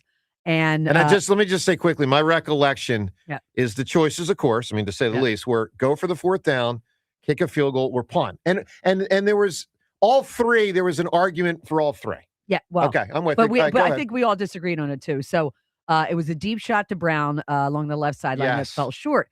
If we remember, because I think we saw this in the TV, Sirianni covered for them, but he was caught mouthing why. Yes, I remember on the that. sidelines. Yep. So that was, and one of the players, a separate team source says, you never know what play is coming out of the huddle. John, I assume that's not good. Meaning Hurts is changing plays. Yeah. It actually says that Hurts changes plays more than they want him to in the an article. excessive degree. And I guess the implication is not effectively. Correct. Like if a quarterback changes plays they effectively, talk that's great. specifically about the offense and the fact that Hurts likes to throw deep balls and throw out routes, and that is why the offense looked the way it looked for the most part. Meaning not across the middle. Not across the middle, not under center, and all that. Yeah. Look, little to nothing that you said there, Rhea, that's in this article surprises me. We've talked a lot about it. And but that's notable, and it's notable that it's coming out. Every quarterback has preferences, Yeah. and this is what happens in those meetings. What do you like? Okay, if you like that, we still can't run it. That will not work against this coverage. That's the conversation that needs to take place. Joe, I think you made a really interesting comment that we just went past. What? It's notable this is coming out right now. Yeah. Like this is a fascinating piece to be coming out right now with all. There are a lot of different sources. I mean, obviously he's not naming his sources, but he's got Hurt sources. He's got team sources. This seems like a very well-sourced, well-put-together article with a ton of information. Well, and Tim's a great reporter. Oh, he is. So let's start with that. Him. And also, let's say, because it's worth stating, when the Santa Liquido, and again, guys, I got to read the whole thing to know it all. I can't possibly do that. It's a massive article. I'm just giving you highlights. While we're doing the show at the same time. I'll do my best in commercial breaks, but I'll say this. The Santa Liquido article about Carson was, I believe, 1 year before Carson was ultimately out. Now, no one saw Carson's 2020 season coming to be that bad. Like, I think he was literally the worst starting quarterback in pro football that year. No one saw that coming. But what some of us saw coming was it's getting shaky. No. And James, to your point, when people go on the record, even if it's anonymous, there's a point there and there's a purpose there. Oh, the purpose is always key behind it. Yeah, and so for Tim McManus in this case to be able to dig up all sorts of information from any number of people, don't know how many, but any number of people, that's significant. I will say he says, one team source says that Jalen is as open to change as he's ever been. Yeah. There are some complimentary things here. Like, I'm just pointing out go ahead. Go ahead, yeah. That we've talked about it. Two things, because John, I remember it was a big source of frustration for you when I think, Joe, it was you and I were complaining about the lack of offense in the Detroit game, the Green Bay game. And your point, John, was like, the weather was really bad. Hey, the offense did what they could. Multiple Eagles players, including Hurts, appeared frustrated that winning was not perceived as good enough in the public eye because of the offensive struggles. Well, the defense was winning the game. One positive on the Hurts front, to Rhea's point, this is interesting because it's something we theorize a lot about. It does say about Hurts' lack of running. not Hurts, apparently. The reason for Hurts' dip in rushing attempts last season varied depending on who was asked. One team source said keeping Hurts healthy over the long run, both for the season and his career, was a factor. Another cited defenses that adjusted to spread formations, loading the box and daring Hurts to throw. Interesting that there's no implication of Hurts doesn't want to run, which is interesting because that's something we talked a lot about. It's important. All right. That's something that Joe talked a lot about. Yeah. Oh, yeah. Oh, for sure. All right, so let's go to the phones. Your reaction on that. Again, we'll give you more and more of that as we absorb it over the next, couple hours during the show. Painter, tremendous last night. Martone debuts. Flyers lose. Flyers a couple points back now with 8 games to go. Sixers in the 7 spot. They play tonight, and the Sixers have 7 games to go. To the phones, Violet right now. Violet, good morning. Hi, good morning, everybody. How's everybody? Doing Great, pretty Violet. good. I mean, that was a good shot of adrenaline with Andrew Painter last night, Violet. Oh, my gosh. That was great on so many levels.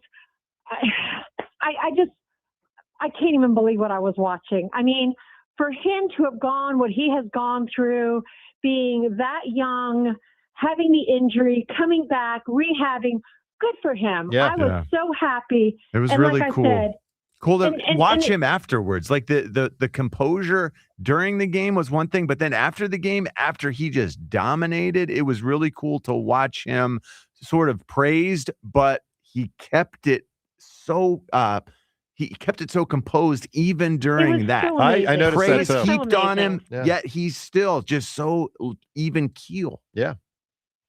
Amazing it for a was young truly guy. amazing. And like I said, on so many levels, I'll tell you what, if I was telling James, if the freaking Phillies had lost that game for him, I was going to march up there myself and bop them upside the head.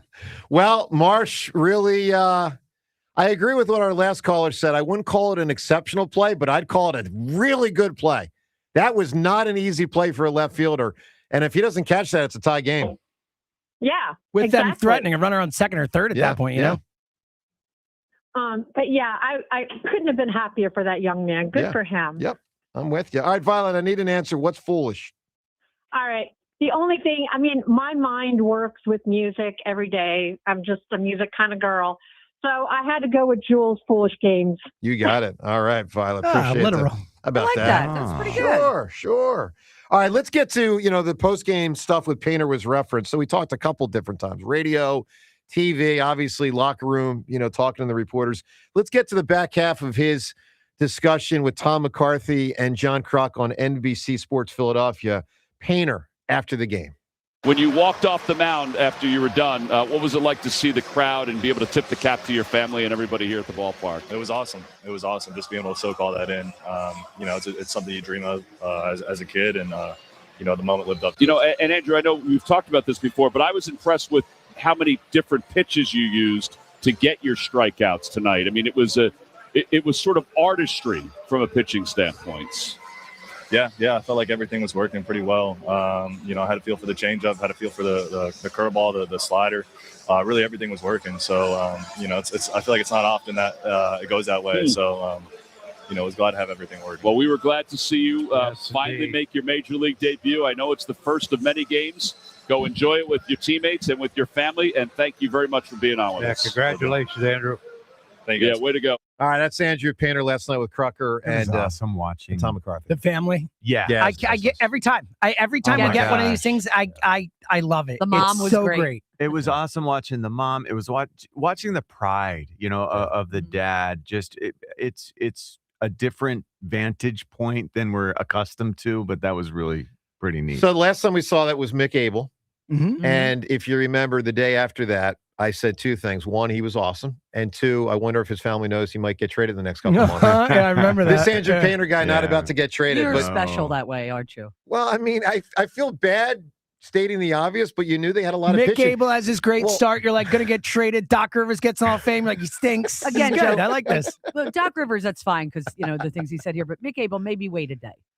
Well, Sometimes yeah. you wait a day. But you know what the thing with the Mick Abel thing was? You knew Painter was in the mix, and Yeah. that was what was probably going to bump Sure. Mick Abel. And I it think did. when you said it, I was like, if I could bet on anyone in the Phillies 40-man roster to be traded, it'd be Mick Abel. Yeah. All right, so James, because Doc was just referenced again, let's do dueling treasure hymns and let's see who does it better. Okay. All right, John, we're gonna find you're gonna be the voter. as Doc Rivers goes into the Pro Basketball Hall of Fame, who treasures him better with the invitation? Seltzer and May. James, go ahead. Treasure him. All right, and I'm gonna put this one. Wow. Wow.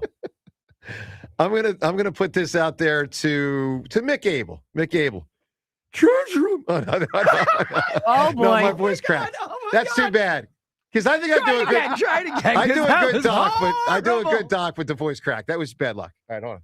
I'm gonna. This one goes to Ben Simmons because that was where it all started. Treasure him. Not really. No. It was better. No. Not Treasure terrible. him. I can't really. Treasure him. All right, 215-592-9494. By the way, Jeffrey Lurie spoke yesterday about the stadium possibilities. Could stick with the link, could go with the new stadium, could be here, could be, I don't know, Jersey, could be anywhere. Let's listen to what Jeffrey Lurie said. In discussing the stadium, you referenced location. Yeah. You've seen other teams cross state lines, cross county lines. Is there consideration to move it beyond South Philadelphia? Whatever's best for the fans. I mean, we don't really go on a geographical basis. It's whatever's best for the fans. And, I can't tell you where Cleveland is, Barcelona is. I don't know. It's just, it's whatever. Honestly, the bottom line is whatever's best for the fans. So Lurie was basically non-committal, if you will, on that whole topic because he says whatever's best for the fans. What from a geographical basis, what you have is best. Like what you have set up in South Philly, centralized. You got the stadiums right there. The roadways the are okay. Parking right there. Yeah. The major thoroughfares right there. We have our setup here in Philadelphia is superior to what everyone else has. What they're about to build down there? Nightmares with parking. No, I think nightmares I agree, with the in and out. Like getting in and out of that stadium on game day here in Philly, while it's longer than short. Yeah. It is way, way better. They've planned ahead to where I love the fact it's all consolidated down there, and they've done a great job. All right, 215-592-9494. So an awful lot to react to. Obviously, the headliners, the debut of Painter last night, what Lurie said, and Martone with the Flyers. Flyers take the L. Mark in Delaware. We'll talk to Shield Kapati coming up shortly. Good morning, Mark. Yo, hey, John, I agree with totally what you just said, man. Oh, it's about amazing. the stadium. Oh, Yeah. It's great. I mean, I've been to other stadiums in the country, Mhm. and hands down, we got the best setup ever. Well, We Mark, can't take it for granted. Well, this Let's was not part of let our- this. Yeah. I agree, but this was part of our point in the 76ers discussion last year. Mhm. Like when they were trying to do the Center City thing, a lot of us were like, but that doesn't make sense. I know. It would have been absolutely awful. That's not the way we're built. Anyway, go ahead, Mark. No, I just totally agree with what John said. I mean, I drive up from Delaware to watch, any of the games. We come up, to all the events and everything. Takes us an hour to get up there. I mean, it's nice. And you get right off 95. You're right at the stadium. Yeah. The Eagles games stink afterwards because they shut down the on-ramp getting on 95, which nobody understands. But, it's still the best place to go watch sports. Yep. It's they planned ahead, they did it right, and look, let's not get ahead of ourselves and take for granted the excellence that we enjoy now. I don't want to abandon that and change it to where it's worse. But I will say this, let's also not take for granted that what Lurie said is definitively his number one intent. It could be part of negotiating. Hey, it's leverage. Yeah. He's creating leverage. Look, he's doing something the Yes. Sixers didn't do. The Oh, Sixers yeah. didn't say, it's for the fans. Yeah. Sixers are like, it's for this, it's for that. I mean, it's like, knock it off. Like the Sixers, if it's really lack for the of fans, moral high ground coming out of that situation. He's doing the same thing. He's just doing it a different way, though. But he is very just different way. keeping his leverage there. While we could move it if it's best for the fans, even whether it is or isn't, there's leverage there. No, yeah, and he's not. And instead, the Sixers just did it by saying, "Hey, we're moving to the city," and that created leverage for them. The Sixers, you want to talk They about did disgusting. it in a much grosser way, It was but horrible. the end result is probably going to be the same. All right, Mark, go ahead. Then I want to get to Shield. What stood out to you at the Phils last night? I thought Painter, he did better than what I expected because you'd heard, in the minor leagues, he wasn't pitching all that well. So it was pretty impressive. Very impressive. It was really very impressive. All right, Mark, give me something foolish. You can win the Jalen Lincoln Financial Field experience. How about daylight savings time? Interesting. Good answer. I like that. I just don't know where I stand because I just don't know enough about it. Well, it's awful for what we do, but when you have a dog or kids, Yeah, young kids, it's the worst. Really? and dogs, like all of a sudden they're looking at you, you're going, what? You're going, oh, I was supposed to feed you an hour ago because they know when you feed them. All right, let's talk to Sheil Kapati. We got a lot to do with Sheil, including Painter, Lurie, the Hurts article Tim McManus recently put out. And, of course, Sheil Kapati works for The Ringer, does a great job covering both the Eagles and the entire National Football League, and he joins us right now. Good morning, Sheil. Morning, guys. How you doing? Good. Doing well, Sheil, let's do the Painter thing first, and we'll do all deep dive football. It was awesome last night. What'd you think? Yeah, it was a thrill. We got to go last night, and we're hoping that the Phillies would not embarrass us after the 3 great games previously. And he was terrific. I love that it's not just, one of these prospects who comes up and it's all about how hard he throws. He knows how to pitch.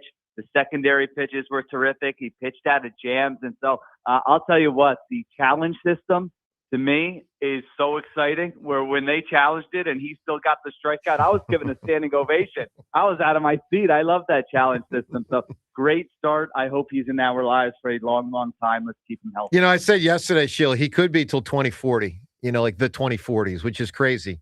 Whew. A young athlete in sports, if you get 14 years, and with him at only, James, what is he, 21? 22. Okay, so he'd be 36. I mean, that's possible. Anyway, Sheil, we'll see where that goes. All right, let's get to football. There's a lot of fronts to cover. Let's start with Lurie yesterday. What, in your opinion, was the single most significant thing Jeffrey Lurie said yesterday? No, man, there were a bunch of topics he hit. I'll tell you, the thing that surprised me was just him talking about Nick Sirianni and how strong he went with, I don't want to say vote of confidence, but I thought he might come in like he did a couple of years ago and maybe say, you know what, last year didn't go the way any of us wanted it to go. Anytime we don't get to the Super Bowl, that's not a good season for the Philadelphia Eagles. But he kind of went in the other direction and was just like, the things that are happening or the weaknesses of this team are not due to Nick Sirianni. He is a great coach. I have his back. And he didn't indicate, now whether this is true or not, he didn't indicate that there's pressure on Sirianni like there was 2 years ago, that he better perform this year or we might be going in a different direction. So that did surprise me a little bit. Do you find it strange, Sheil, that I don't know if you've seen the new article that's out I have, yep. highlighting Jalen. Do you think it's strange that we treat this situation like Jalen is wrong for changing plays? Like everywhere I've ever been, you have an offensive system in place where you change plays to take advantage of what the defense shows you. And I feel like we're getting stilted information about Jalen changing plays. It can't possibly be complete. The information that we're getting, there's always reasons to alter things at the line of scrimmage. Yeah, but John, I think the point that I think's being made, Excessive degree is what they say. Yeah, Sheil, here's the point I think being made. Tell me if this is right or wrong. That people within the Eagles, players and coaches and around the Eagles, think that he's ineffectively changing plays. Is that how you interpret it? I think there are degrees to it. Like Rhea said, of course, John is right that quarterbacks in the NFL are going to change plays, and you want to take advantage of what the defense is giving you, and you don't want to call plays that are going to be bad into certain looks. But, like you said, Joe, how effective are you doing that? And I don't think it's all, he's the best in the league. I don't think he's the worst in the league at doing that. I think there are times, I think about that Seahawks game, and that was a few years ago, where they changed the play in that situation at the end of the game. You say, why are they doing that? And there was one like that this year, I think referenced in the article against the Green Bay Packers. So I think those are the things that, it's very interesting to me because this Sean Mannion offense, from what I hear, when you talk about the Kyle Shanahan offense, it limits the quarterback's ability to do that at the line of scrimmage, where they say, just call the play. Our play has an answer for all these different things. And if we get that look, thank goodness. So we're going to sight adjust? We're going to finally have hot routes and sight adjustments? That is what happens. Oh, or what is supposed to happen with hallelujah. this type of offense. It's finally here. Finally. Yeah. So a modern offense. Yeah. Sheil, I thought the single, and again, Sheil Kapati with us right now on a ton of different topics. Sheil, I thought the single most significant thing from the Lurie press conference wasn't the stadium, wasn't Sirianni. I thought it was what he said about Jalen Hurts. So I want to play this audio, and I want everyone to know this. There are some people out there, and I'm one of them, that think Jalen, this could be his last year if he doesn't pick it up, with the Eagles. But if you listen to Lurie yesterday, who I have heard from a few different people, that Lurie is the biggest Jalen guy in the building, and his vote matters more than anybody else. He's the owner of the football team. Listening to Lurie yesterday, he does not sound like he's of the mindset that it's step up or step out after 2026. Listen to what Lurie said yesterday about Jalen Hurts. So Jalen Hurts, the same concept. You're not going to talk about contracts, but how do you? He's under contract. I love Jalen. I mean, there's no bigger fan of Jalen than me. Clutch gene, absolutely. The guy MVP of the Super Bowl 13 months ago, should have been MVP of the Super Bowl right before that against Kansas City the first time. Exceptional and so dedicated. I mean, I think you probably spend a lot of time with Jalen, and he's, as I do with most quarterbacks, and incredibly dedicated to the game, to winning and being a huge winner. And I love everything about him. So anyway, those things take over time. We never would discuss it. He's in the middle of a new contract now. So, Sheil, I want to give a correlation here before turning it over to you. I remember about 15 years ago, after the 2011 season, when Jeffrey Lurie went on the record, because 2011 was bad. They were 4-8. They won their last 4. They get to 8-8. But Jeffrey Lurie came out. I don't have the exact quote, but basically, Andy Reid has got to win in 2012, or we're moving on. He said that about a coach who is more embedded with them as an organization than anyone's ever been, Andy Reid. And he said that 12 months before he fired him. And yesterday, I thought Lurie went really far on being pro Jalen Hurts. Give me your thoughts on how Lurie presented it.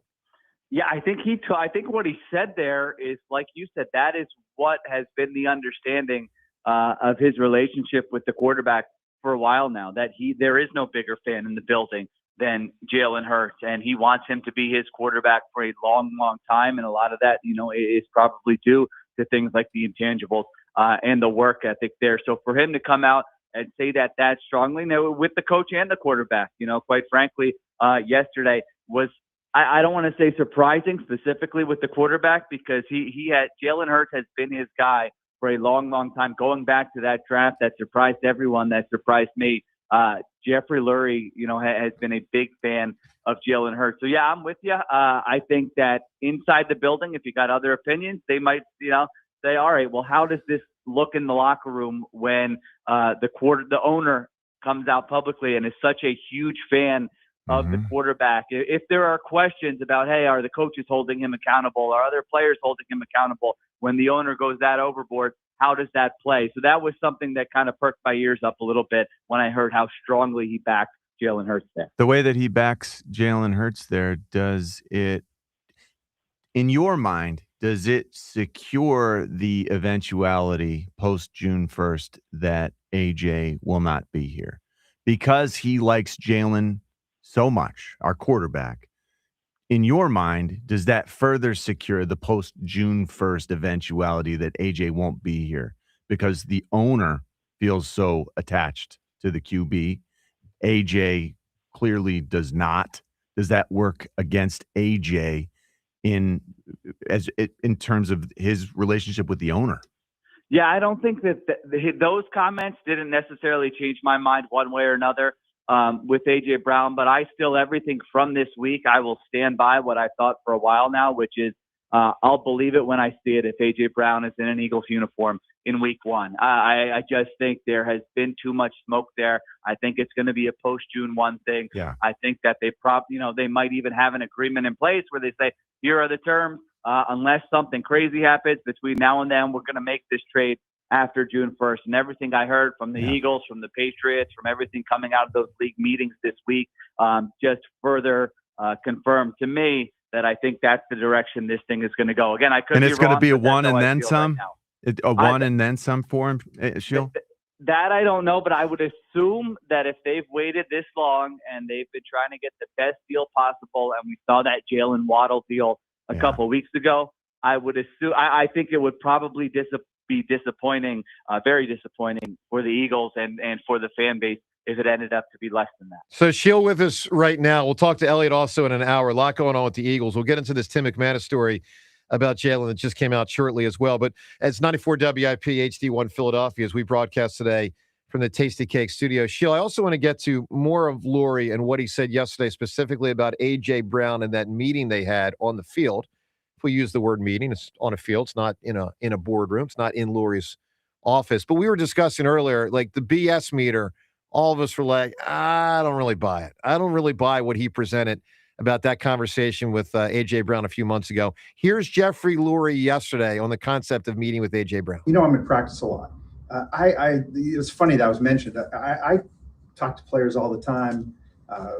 We go out to dinners all the time. I mean, people don't really know the relationship. It's a very close relationship I have with our players. And I probably talked to AJ, whoever, 30 times. So I feel like, at least with our culture, owner-player relationships are meant to be real, authentic, and interactive and warm and friendly, pretty much. So that's the way I operate, and I think I always will. That's the culture I want. So if I've seen on a field, it could be talking to John Dorobos about his magic tricks, or AJ about the next game or whatever. It never has to do with anything that's particularly relevant, except it's a nice relationship that's not distant. So, Sheil, I have long sensed that Lurie, there is a lot of truth there, that he does have relationships with players. I mean, I remember him going to the Celtics game. It might have been Sixers Celtics game years ago with like Donovan, and it might have been Doc, and like he does that. Was a problem. I think that was. Didn't right he do it again Banner. with Jalen and them? Yeah. He went to a Celtics game with with all those guys. But he would open his house up to the entire team during training camp. It was a family feel, no doubt about it. So, Sheil, I buy that part of it, but I don't buy he's basically trying to downplay his conversation with AJ. Do you buy him trying to downplay that was a real moment in the 2025 season? I mean, it seemed like a real moment to me, because after that, A.J. Brown, just in terms of, it wasn't that he changed how happy he was with the situation, but just in terms of the outside stuff going on the Twitch stream and some of those things he was doing that got a lot of attention. Those seemed to slow down or stop, I believe, kind of after that conversation. So, yeah, I don't think that was the same as talking to John Dorenbos about the magic tricks. I think that was probably, a little more serious about, come on, man, we're trying to win another Super Bowl here. I get that you're not happy. We've had those conversations, but let's try to keep it together a little bit. But I am with you. I do think that he does have a lot of those relationships with players, and I think a lot of the times he probably is out there just talking about something that's not that serious. But it's hard for me to believe that specific time was the same as the others. Sheil, this article by Tim McManus, and you guys worked together for many years. You know, he's a great reporter. So he's got a huge article out today about Jalen Hurts. I don't know if you've read all of it or only part of it, but what have you taken out of it from what you've read so far? Yeah, no, I've read most of it. And as you said, we know Tim is a great reporter and has been working it seems like for a while on this. And it's just we haven't, I feel like, discussed Jalen Hurts' role in this changing offense this offseason as much as maybe we should have, and kind of how much some of the lack of changes maybe in previous years, maybe they weren't all the coaches, maybe they weren't all, the offensive line coach preferred things a certain way. Jalen Hurts has told us in the past that it's going to look the way Jalen Hurts wants it to look. I mean, that is a quote he has had on the record at a press conference, and it feels like some of these changes that maybe they've tried to implement, he hasn't loved. Now, I will say this, again, to back what John was saying earlier, not all of this is exclusive to Jalen Hurts. For example, in that article, it mentioned that he's not as comfortable under center, play action. Those aren't things he likes to do. Joe Burrow is the exact same way. I mean, if you look at Cincinnati, when Joe Burrow's on the field, he says, I don't want to turn my back to the defense because it's hard when you flip your hips around and now all of a sudden the safeties move and now all of a sudden I don't know where to go with the football and I'm getting sacked. I don't want to do that. They don't do that when Joe Burrow is the starter for the Bengals, and then when he gets injured, they actually do that more. So every quarterback has preferences. Now, his preferences and the way this offense worked, it didn't work last year. It didn't work for a lot of 2024. And so this is why change is necessary. And this is where coaching comes in. And if your organizational culture is great, you got to get through to the quarterback that, Jalen, we know you like things a certain way. All quarterbacks like things a certain way. It hasn't worked. And we think you can do it a different way. And we think you're going to be better when we do it a different way. You got to trust us. This is where the messaging, the relationships, the culture, all of that has to come into play, because this cannot be a scenario where you work all off season on this. It doesn't work for 3 weeks. And all of a sudden, Jalen Hurts is saying, no, let's go back to the old way. Yeah. I mean, this can't be that kind of season. So that's what makes it so fascinating. How strong are those relationships with Jalen Hurts, and how willing is he to kind of open up and be like, all right, there's going to be some bumps in the road, but we're going to be a better team because of this. Hey, Sheil, nice work, pal. From the Ringer, Sheil Kapati. We'll talk to you next week. Thanks, Sheil. All right, guys, take care. All right, let's get to the audio here of Painter's ending last night, and then right back to the phone. So you can react to all the Jalen stuff, the Lurie stuff, everything going on here, but also the debut of Martone last night. Flyers lose. Painter's debut. Phillies win. Phil's needed that one. Get to 2-3. Hopefully, with the afternoon game today with Christopher Sanchez, they can get back to 500. But let's listen as Painter. He did a great job through 5, then got to 5 in the third. Guy gets on base. Topper says, all right, that's it. Tremendous ovation for Painter leaving the game last night. Here comes Rob Thompson, and I think that's going to be the end of the night for Andrew Painter. And the reaction will be mixed at first, but thunderous in the end.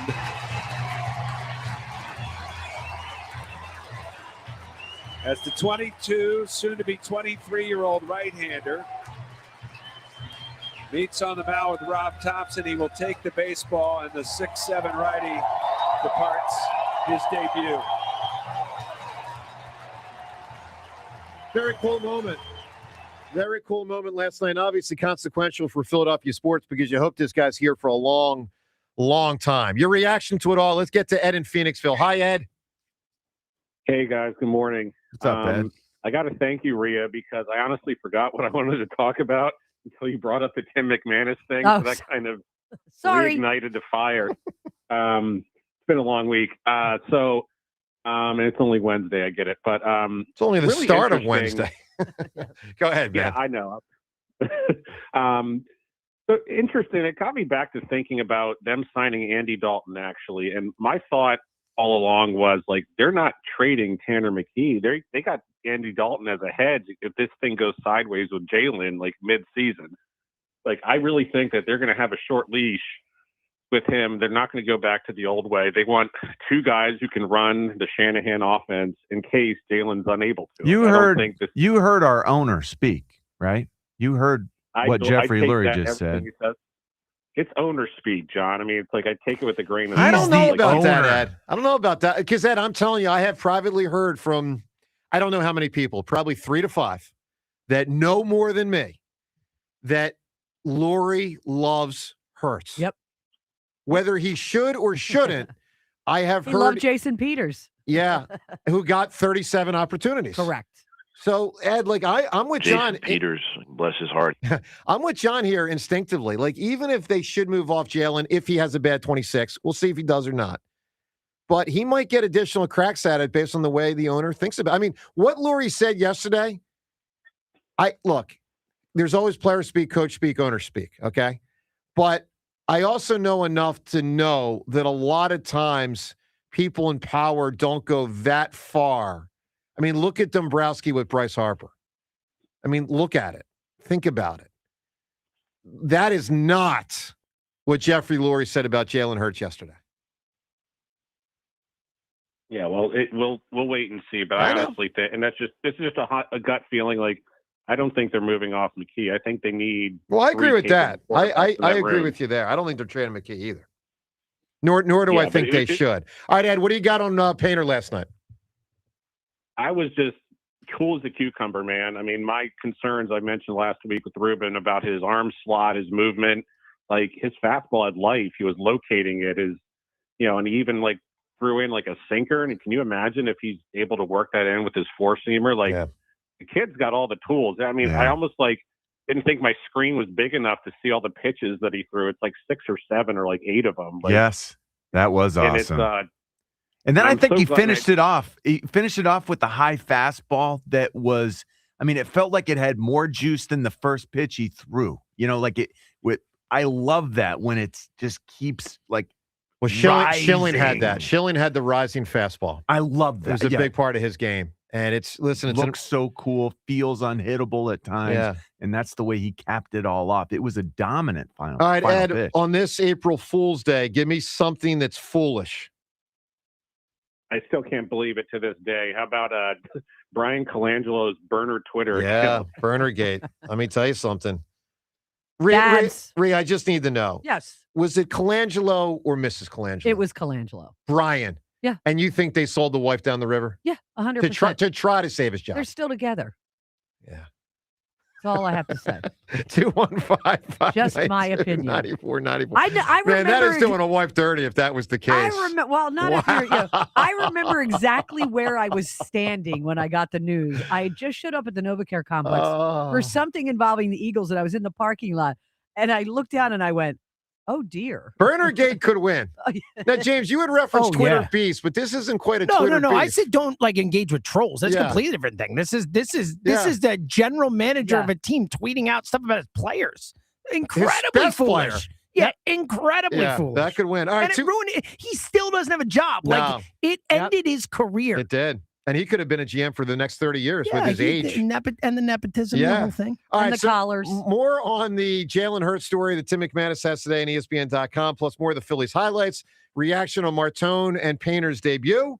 Your phone calls on all of it. Joe DeCamera and John Ritchie. It's 94 WIP. As a listener of the WIP Morning Show, you've heard about the great care I have always received from the physical therapist at NovaCare Rehabilitation over the years. Aches, pains, injuries. Had a back issue a couple months ago. Took care of it. Just a couple treatments. Because nobody wants to live with pain when you don't need to. If you are dealing with persistent back pain, maybe you're not sleeping well because of hip, knee, or you're currently taking off time from your favorite activities due to injury, the time is now to contact the experts at NovaCare. You can often schedule an appointment without seeing your doctor first, saving precious time and money. NovaCare's therapists will listen and understand what your overall goals are. Their clinical training, compassion, and encouragement make all the difference. Physical therapy is more than doing specific exercises.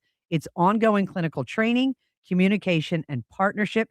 Physical therapy just as beneficial when you're healthy as it is when you're hurt. To learn more or request an appointment at any one of NovaCare's more than 150 locations, visit novacare.com. NovaCare Rehabilitation, the power of physical therapy. Spring is here, and that means wind, rain, and roofing problems. When it comes to protecting your home, go with the real deal. Impriano Roofing, siding, windows, and doors. Family owned and operated for 53 years. One of the only roofing companies still run by the original family. They're the experts in the industry. That's experience. That's integrity. That's the real deal. Call 610-644-4444 for your free estimate today. The best homes have an Impriano roof.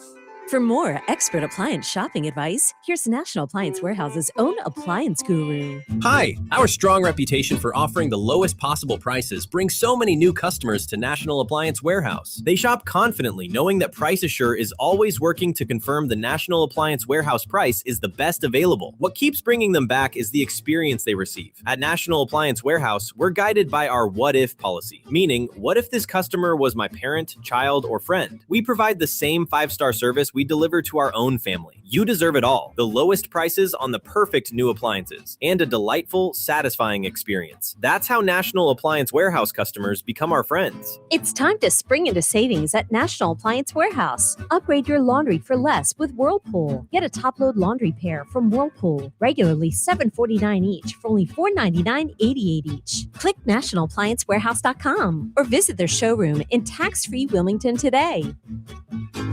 I'm Piera Palazzolo, VP of Digital Marketing for the American Management Association, a company focused on the management training skills needed to enhance the careers of business professionals. We did our research when it came to the best companies for website development and chose AmericanEagle.com. And we couldn't be happier. AmericanEagle.com worked closely with us to understand the front and back end requirements needed to launch an e-commerce website that could handle the complexities of running thousands of seminars nationwide. Our robust new website and improved SEO saw immediate increases in site traffic and web revenue. If you're in need of managerial effectiveness and success, visit our website at amanet.org. If you're in need of a website that provides an unparalleled consumer experience, I highly recommend AmericanEagle.com.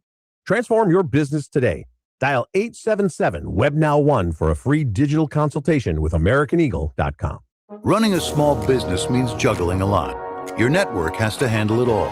That's where a fiber-only provider falls short. You need a partner who gives you a greater advantage. Introducing the Total Solutions Advantage only from Comcast Business. A first-ever combination of the largest, fastest fiber-powered network, the most reliable Wi-Fi, gig speeds with equipment and security included, and a 5-year price lock. Plus, it's all backed by a 30-day money-back guarantee. The Total Solutions Advantage only from Comcast Business. A new standard for small business with reliability, security, and savings in one. Switch today. Get started with a great offer as low as $60 a month. When you add it all up, no one does business like Comcast Business. Offer ends 6/1/26. New customers only. Requires 300 megabits per second internet and security edge. 1-year agreement, eco-bill, and autopay required. Equipment, taxes, and fees extra. Most reliable Wi-Fi based on Open Signal Awards USA Fixed Broadband Experience Report, May 2025. This is the story of the one. As a procurement manager for a hospital system, she keeps every facility in her network stocked and ready. That's why she counts on Grainger to be her single source for thousands of products, from disinfectants to lighting, air filters, and more. And with fast, dependable delivery, Grainger helps her keep every facility stocked, safe, and running smoothly. Call 1-800-GRAINGER, click Grainger.com, or just stop by. Grainger, for the ones who get it done. Vehicle safety starts underneath. That's why the pros choose Napa for undercar solutions that stop safety issues before they become costly problems. Go further with complete repairs that restore stopping, steering, and stability. Then grow your business through trust and repeat visits. With premium rotors, pads, struts, and wheel hub assemblies, Napa has everything you need to keep undercar under control. That's Napa know-how. Napa know-how. This is an Odyssey Sports Minute. From eyeing the Masters field to eyeing a DUI charge. Tiger Woods has pleaded not guilty to said DUI charge after a rollover crash, but according to police reports, he was found with opioid painkillers in his pocket while sweating profusely. And now, the 15-time major champion has officially announced he's stepping away from the game to seek treatment. I'm Tariq Cole. 94 WIP Sports Update. Brought to you by TMT Cash for Gold, Cherry Hill. Andrew Painter's debut with the Phillies, well, it went about as well as possible. Painter, as advertised, struck out 8 and 5+ in the Phillies' 3-2 win over the Nationals, drawing praise from former Cy Young Award winner Jake Peavy on the MLB Network. Responds after the walk, putting 2 guys away. James Wood, very good hitter. What a debut, standing O. You get to hug your mom on the field. I have all the feels watching this of a number 1 starter in the making. Phillies right back at it this afternoon. Christopher Sanchez on the mound. 1:05 p.m. live here on 94 WIP as they wrap up their series with Washington Flyers. Well, their win streak was snapped in D.C. They fell to the Caps 6-4. They do remain in the playoff hunt, and they've got the Detroit Red Wings tomorrow. Gold is soaring and silver's near record highs. Got gold or silver? Get top dollar at the Estates Roadshow at TMT Cash for Gold in Cherry Hill. Visit tmtcashforgold.com today. Mix of sun and clouds, scattered storms later, high around 82. It is currently 70. To listen to Sports Radio 94 WIP, download the free Odyssey app or tell your smart speaker to play 94 WIP. Sports Update on 94 WIP. Joe DeCamara and John Ritchie. This is the WIP Morning Show. Sports Radio 94 WIP. Duran is ready. The payoff pitch. Swing and a line drive left field. Going back. Marsh still going back. Reaches up, makes the catch, and the ball game is over. Brandon Marsh on the dead run, reaching up for that grab on the warning track. Pounds his hand on the padded outfield wall as he celebrates a 3-2 win for the Phillies.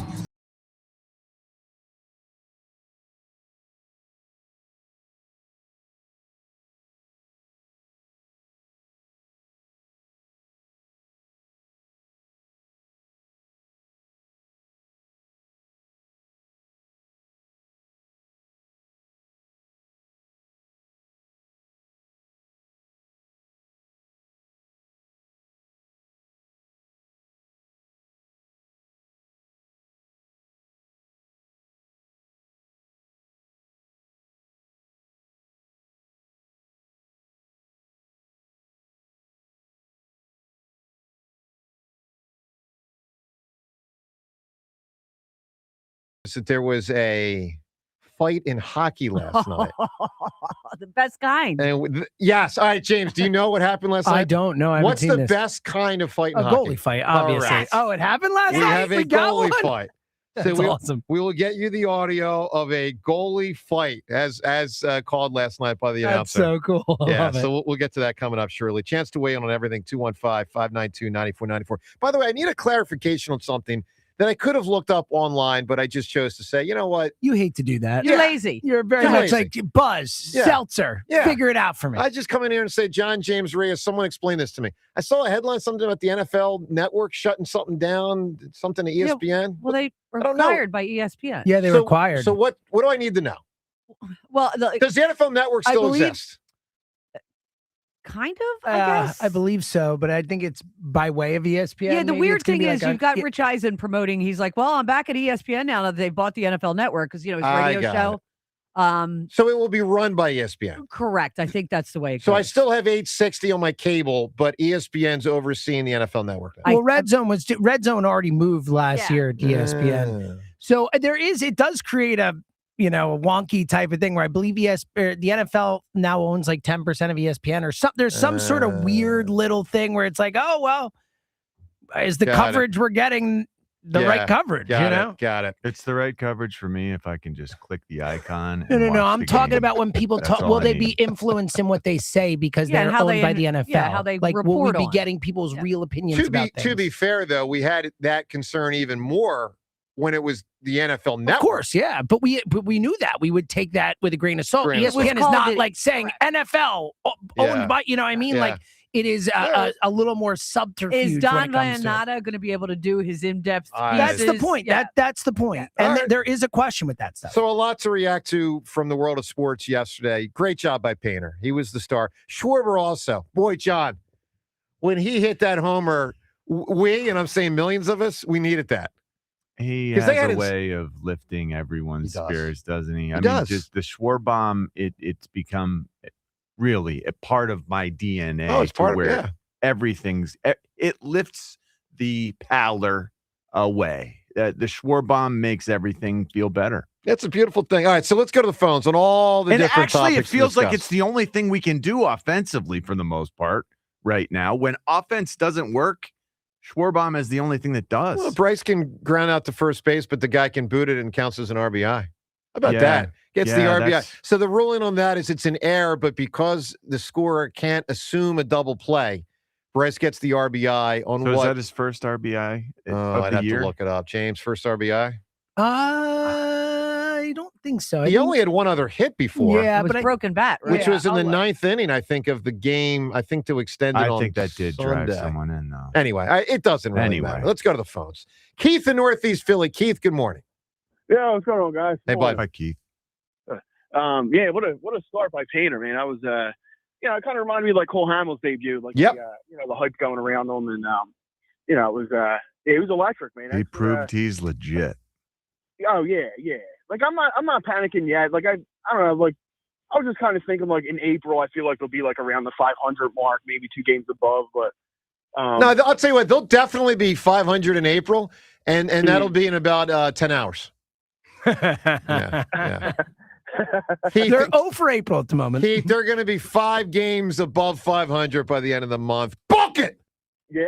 Yeah. I like it. I Oh, like yeah. it. Book it. Book it. But yeah, like you said, like the offense is like it's kind of what it is. You know what I mean? Like it's going to be up and down. Like we've seen it for years. But I just think with this pitching staff, I mean, they can go up against anybody.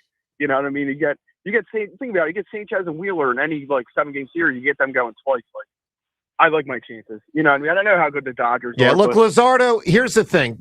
To me, Luzardo's going to be better. Yeah, probably. Absolutely. It was a little scary given that it was the first start of the contract. You know, so it's just you want to see him pitch a lot better than that. Yeah, he's still really good. He's a good number 3 or 4. Then I think I'm he's already, excellent.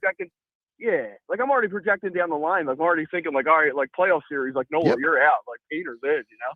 Well, here's the thing, Keith. Will Rob Thompson do that?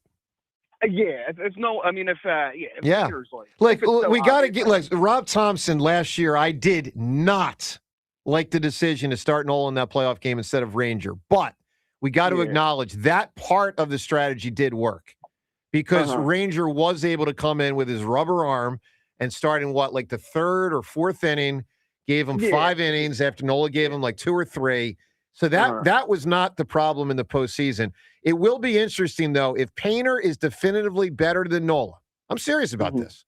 Because there's a good chance Painter's going to be better than Nola in the regular season. Does Topper give the rook the start in the postseason or the vet?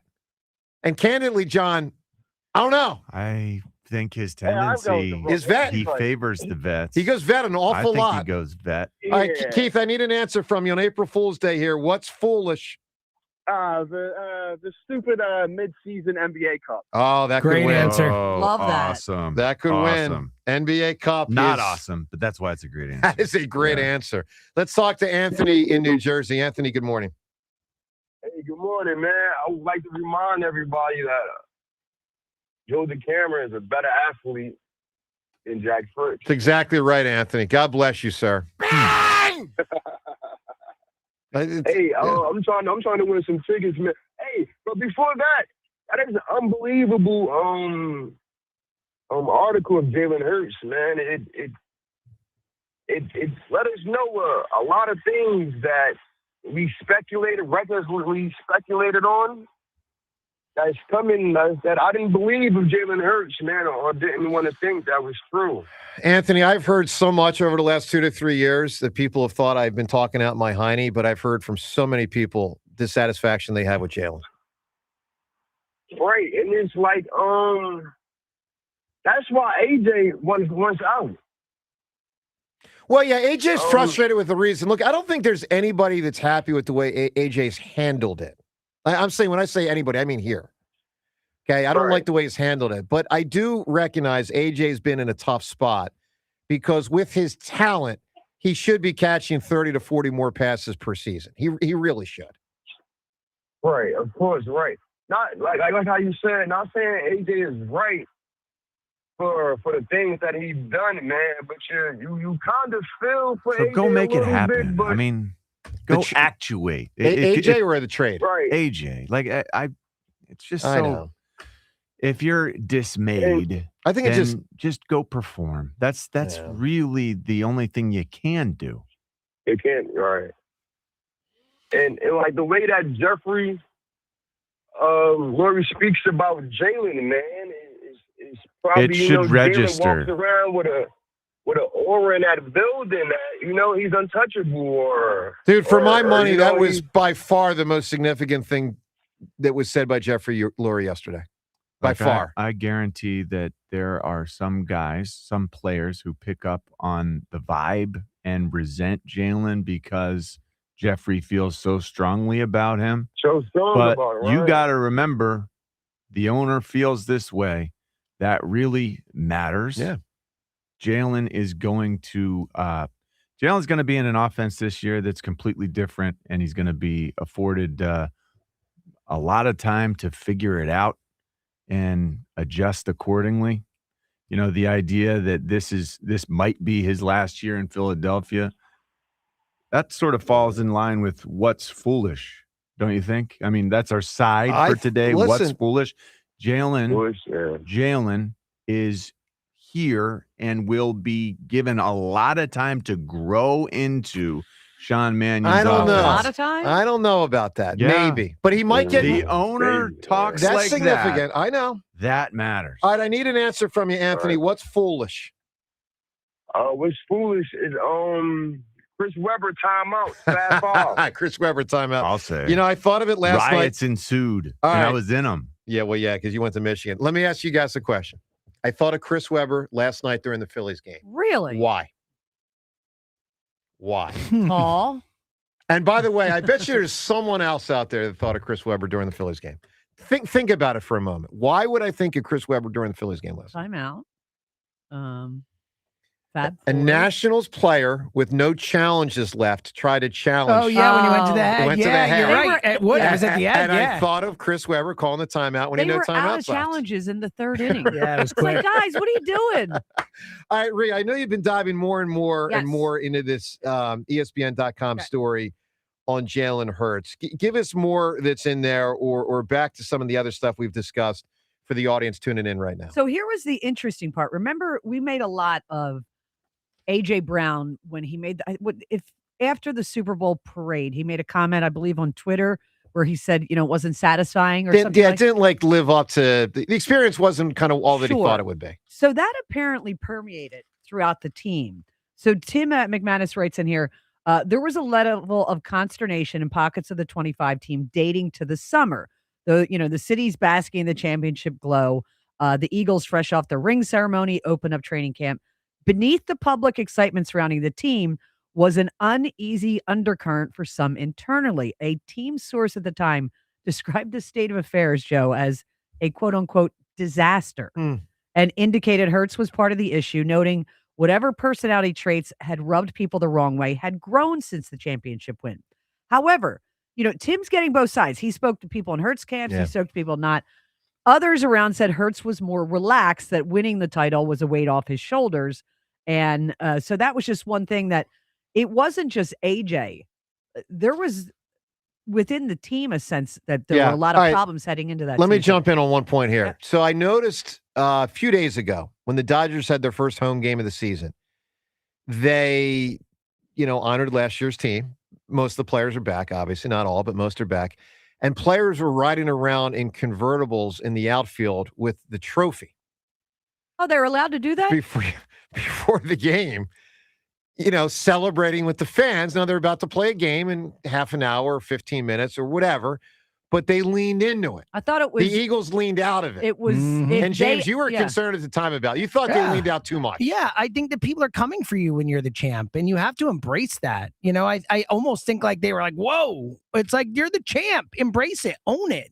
I was intrigued, John. I was intrigued by how it felt to me like a Sirianni initiative.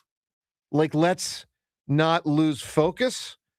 But maybe it could be organizational too. After the Doug thing and Malcolm Jenkins and pull it all down, it could be experience from the last time. Could be Lurie and Howie, but it didn't work. I'd also say this though: is that why this season wasn't so hot? I don't know. Hard to prove. It appears it was tense from the beginning. Yeah, but you know what? If there was an undercurrent. Listen, summer, I can't say it can't be, but I know this: the offense was the biggest problem. Yeah, and I don't think the offense struggled because they didn't celebrate or embrace winning the title enough. I think the offense struggled because the offensive line took a dramatic step backwards. Jalen was worse. Saquon was worse. And the play caller might have been overmatched. Well, the play caller was. I think here's another interesting part of the article that kind of confirms something we've talked about before. McManus says the other pattern in Hurts' career relates to coaches. The bar was set with Saban, a coach's son. Hurts gravitated to the authority figure with the near impossible standard who would be crystal clear the moment you fell below it. In Kellen Moore, you had a coach that, according to a team source, was matter of fact about how the offense would function and correcting Hurts' mistakes when necessary. It was a similar dynamic with Steichen. When the lines were more blurred, like in 2023 with Sirianni, then OC Brian Johnson were in a line, Hurts had more of a tendency to search for answers outside the game plan, a team source said, obviously related to Patullo as well last year. So I do think there is that is a part of it. We've talked about that like when you look at Steichen, great play caller, knows what he's doing. Moore, great play caller, knows what he's doing. Jalen's been much better with those guys than with the inexperienced guys who can't And we have a kind of guy coach who's him the right never way. called plays. John, go ahead, man. Well, that's the truth of it. I mean, that's why you go out and you find an offensive coordinator who's called plays. That's why experience matters. That's what. Does it bother anyone else as much as it bothers me that it is now repeatedly we have failed to find an offensive coordinator who's worth his salt? I like Sean Mannion. I'm really bullish on Sean Mannion. Now, again, he has to be able to stand up to Jalen, I think is what that's saying, and be able to tell Jalen, no, this is what we're doing. But, I mean, everything I've heard about Sean Mannion, I like. John, let me ask you this. Are you saying, because I think this is what you're implying, are you saying you would not are you saying you would not have hired Sean Mannion because he's never called plays before? Would you have rather had like Matt Nagy? Like that side? Well, so that, but that was the choice, it seemed Let like. me get an answer there. Are you saying you would not have hired Sean Mannion? Correct. I can't say someone that. who has called the plays. Look, Sean Mannion might be the next guy, the young, cutting-edge mind that we want. Which you've wanted for a long time. Sure, but like it's the a entire history of our because show, we we've talked don't about it. know. Right. Like, go get a guy who's done it and has proven that he can do it. But they couldn't. Why? Well, on they're hard to earth hire, though. Would you? When they're under contract Exactly. elsewhere. That's why you got to go get a head guy who can call the plays. What are you saying? Or a defensive coach? Like it. What are you saying? Fire Sirianni? No, we are stuck. And what part of our problem is the root of this is we are stuck. The root of this is we will continue to be in this. Man, it's a harsh, relentless cycle. I know of trying to find the next offense that works well for Jalen. Like if this offense works great, you know what's going to happen? It'll be gone. Well, the guy will be hired. Yeah. Yeah, I know. Joe, and that's the problem. Like, I'm kind of with John on this one because the track record, you've seen it with two guys who haven't. It's not worked. So I'm not saying it's not worked with Jalen. Well, listen, Rhea, you know I agree with But that. that doesn't mean they could have been the wrong guys. Yeah, like but- Brian Johnson and Kevin Matula. Like Sean Mannion might be the right guy for it to work. But the two guys who have called it, you went to the Steichen Super had never Bowl called one. plays before until he called him here. Look- Steichen Oh, had really? never called Okay. plays before. Or I guess he did in LA he maybe for a did. season. All right, so he had one season of experience. It's not like he's like years It's and years still of some experience. experience, and it's an art. We know Well- it's an art, and it has not been an art with the guys who've been here who've never I called mean, it. Sean McVay never called plays before he called plays. Kyle Shanahan never called plays. Seriously, though, I right? know. Like Kyle Shanahan never called plays till he called plays, and then he was awesome at it right away. Well, John, you love Gruden, But Mannion's 33. John, take Gruden, take Gruden and He's Andy. not as advanced as those guys. Gruden Not that. Hold on. Gruden and Andy called plays for the first time in their life here in Philadelphia under a Jeffrey Lurie regime. They were both pretty young. Gruden was uber young. They became two great offensive play callers. Andy might be the best ever. Maybe. And neither of those guys played quarterback in the NFL. At least this guy has experience of playing quarterback in the NFL. Like, I trust Howie and Lurie, I guess, more. I don't know how that matters. I want a guy who called plays. Yeah, well, like, okay. I period. just, But again, given the Matt Nagy, Jim Bob hold Porter on, Josh. choices. One second. Yeah, John, I don't make that sweeping generalization. I accept that the young guy might be. light of the way we have failed repeatedly by not bringing in a I guy who has understand. called plays. How can you say that? Because Bill Walsh didn't call plays till he called plays. I mean, anyway, let's go. So let's go find someone who has. Well, maybe they did, maybe they didn't. I don't know. On Bill Walsh. Anyway, all right. Let's go. It just didn't seem like there were experienced play callers out there who were exciting candidates. It was Matt Nagy and Jim Bob Cooter and those type of guys. And So we're it was gonna- a choice of a and we're young gonna guy have to or go- that. And we're going to have to go do this again next year. Maybe. But maybe it's after they won a Super Bowl. I accept that. Let's go, folks. Let's talk to Drew. Drew, good morning, buddy. Hey, good morning, all. Yeah, Painter, a lot of fun to watch. Yeah. Obviously, surpassing expectations. The poise, the composure, the repertoire, the polish. I mean, the polish. I mean, he was far more polished than I expected. So I didn't have Only that word, Drew. I didn't have that word written down, but I had 3 words written down: stuff, tall, poise. I love stuff. Yeah, he definitely had stuff. He's definitely tall and poised, but polish is another way to present it. He was very impressive last night, Drew. Yeah, reminded me just the way he looks on the mound, like a young Mark Pryor. The size, that's what he brought. Let's hope he's not a middle-aged Mark Pryor, because that guy stunk about 4 years into his career. Yeah, Well, he got hurt, but yes, Yeah, he he had hit a injury wall. issues. He had injury issues. Well, It wasn't hit a wall. He got hurt and he couldn't recover. I heard from someone early in his career. Ready for this? Someone very knowledgeable. Soft. Maybe it was. I mean, he had that- injuries. I though. heard that mean, privately. It's possible, but he did have And that injuries. was when he was good. I Yeah. heard soft. Yeah, he might be. He had injuries too, though. I thought Skeens-ish yesterday. I thought Painter looked Skeens-ish. Maybe it's because he's so giant. Yeah. They're both giant, and it felt awesome feeling That was good. our pitcher was Skeens-ish. He's a big dude out there, man. Giant. He really is. Giant. Again, when you saw him standing, and they had a shot from overhead of him standing in the dugout next to Nola, next to Wheeler, he was massive by comparison. Yeah. And those aren't small guys. No, they're not. And Joe, I've been waiting to talk to you specifically, since about 10 days ago when you kind of just made the remark about Bryce that he's the best Philly since Mike Schmidt. I think so. I think he's the best Philly since Schmidt. I just want you to rethink that a little bit. I mean, in terms of Jimmy, Chase, and Ryan, both in team accomplishments and individual production. I don't think you can compare Bryce to them yet. I mean, if you want to put an asterisk on it because of injury, I mean, Ryan, 6 years of 130 plus RBIs and 44 home runs he averaged for 6 seasons. But hold on, Drew. If you're going to give me, and I love Ryan Howard, love him. But if you're going to give me the good years of Ryan Howard, which were beyond spectacular, you can't then ignore the 5 horrendous ones. That's part of the totality. I mean, the reality was he was spectacular for 6, and he was horrendous for 5. Just a fact. Yeah. Okay, Joe. But all 3 of those guys, the things they accomplished, their production, what they're able to do at their peak over. Jimmy played 15 seasons, 150 plus games, 10 times, Gold Glove shortstop. I mean, I'm not putting Bryce ahead of those guys yet. I just can't do it.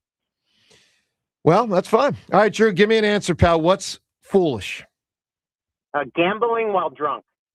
Yeah. Good answer, dude. That's a good answer. It's pretty funny, You man. could probably do a few things while drunk and put the before while Sounds drunk, like and that'd be a foolish. he's had experience. Texting while drunk, whatever. Pretty a good. few others. All right, let me give you a quick Sixers and Flyers check-in. Sixers play tonight. Flyers played, of course, last night. Where they are in the standings, because, of course, they're both coming down the stretch. Playoffs start in about 2 weeks. Whether they're in them or not, they start in 2 weeks. Here we go. So Flyers lose last night. Now, other teams also lost in the hunt. That So it really didn't kill them as much. Yeah, that helped. Yeah, but they didn't gain ground. That Well, was they the problem. certainly didn't gain ground. They lost the Yeah, game. Exactly. All right. The Flyers have 8 games left. They have 86 points. The team they're chasing, Columbus, has 88 points. 88. So the bottom line is the Flyers are, but there are 3 teams with 86 points. So the Flyers and 2 others One of tied. those, the Red Wings. Yep. They play them tomorrow. Yep.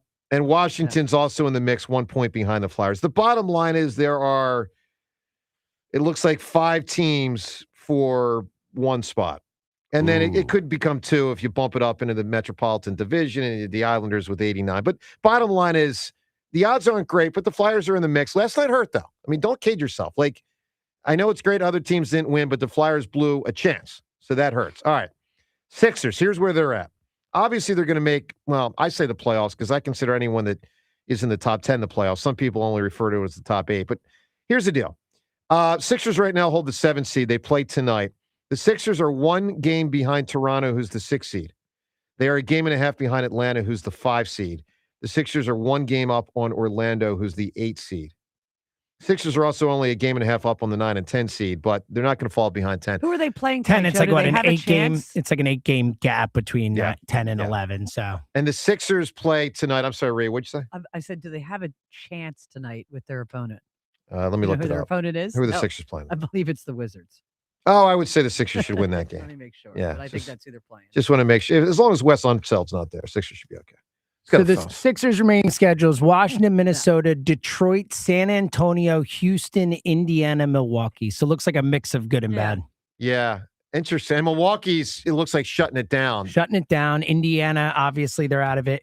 Houston, San Antonio, Detroit, Minnesota. Those 4 games, and they're all teams competing. I'd love to see the Sixers be the 6 or 5 seed. If they can get that, that's a good spot. It's not as good I think I'd rather be face the Knicks than the Celtics if you have the choice. Oh, yeah. But I'm saying six or or 5. 5. Yeah. I'm sorry. Yeah, of course. All right, to the phones. All this stuff to react to, including Painter, who was outstanding yesterday, and Jeffrey Lurie, all that he said. Let's listen to here's a funny moment. Lurie. The first time Jalen came up with Lurie, I did not think John had bowed. I did not think it bayed. I did not think it bayed well for Jalen Hurts because it sounded like he was given a not so great answer. Kind of tepid, maybe. Oh yeah, but here's the thing. It was the other Jalen. Wrong Jalen. So all right, let's listen to this. That did get tricky. This was funny. So he's asked the question about Jalen. Lurie thinks he's answering on Jalen Carter, but the question's intent was on Jalen Hurts, and this led to a funny exchange. You guys are normally proactive when it comes to contracts and signing your core players early. This seems like a good window for Jalen. What do you? How are you viewing that? Is that something that you're active with, and how do you see his future here? Right. It's our philosophy. It's something also our philosophy never to talk about it. So we never, ever talk about as we're starting negotiations with any player on anything. How about with his future in Philly? How do you feel about it? He's a very good player, and I'm optimistic. But we don't ever discuss contracts in any way. It's the best way to go. It's our first time. Can I just follow on that? How'd you view his last season? Good. If I could follow up on that, Sure. Yeah. A year ago after the Super Bowl, you said, he's got a clutch gene and everything like that. Jalen Hurts, you're talking about? Yeah. Okay. I think he was talking about Jalen Carter. Jalen Hurts.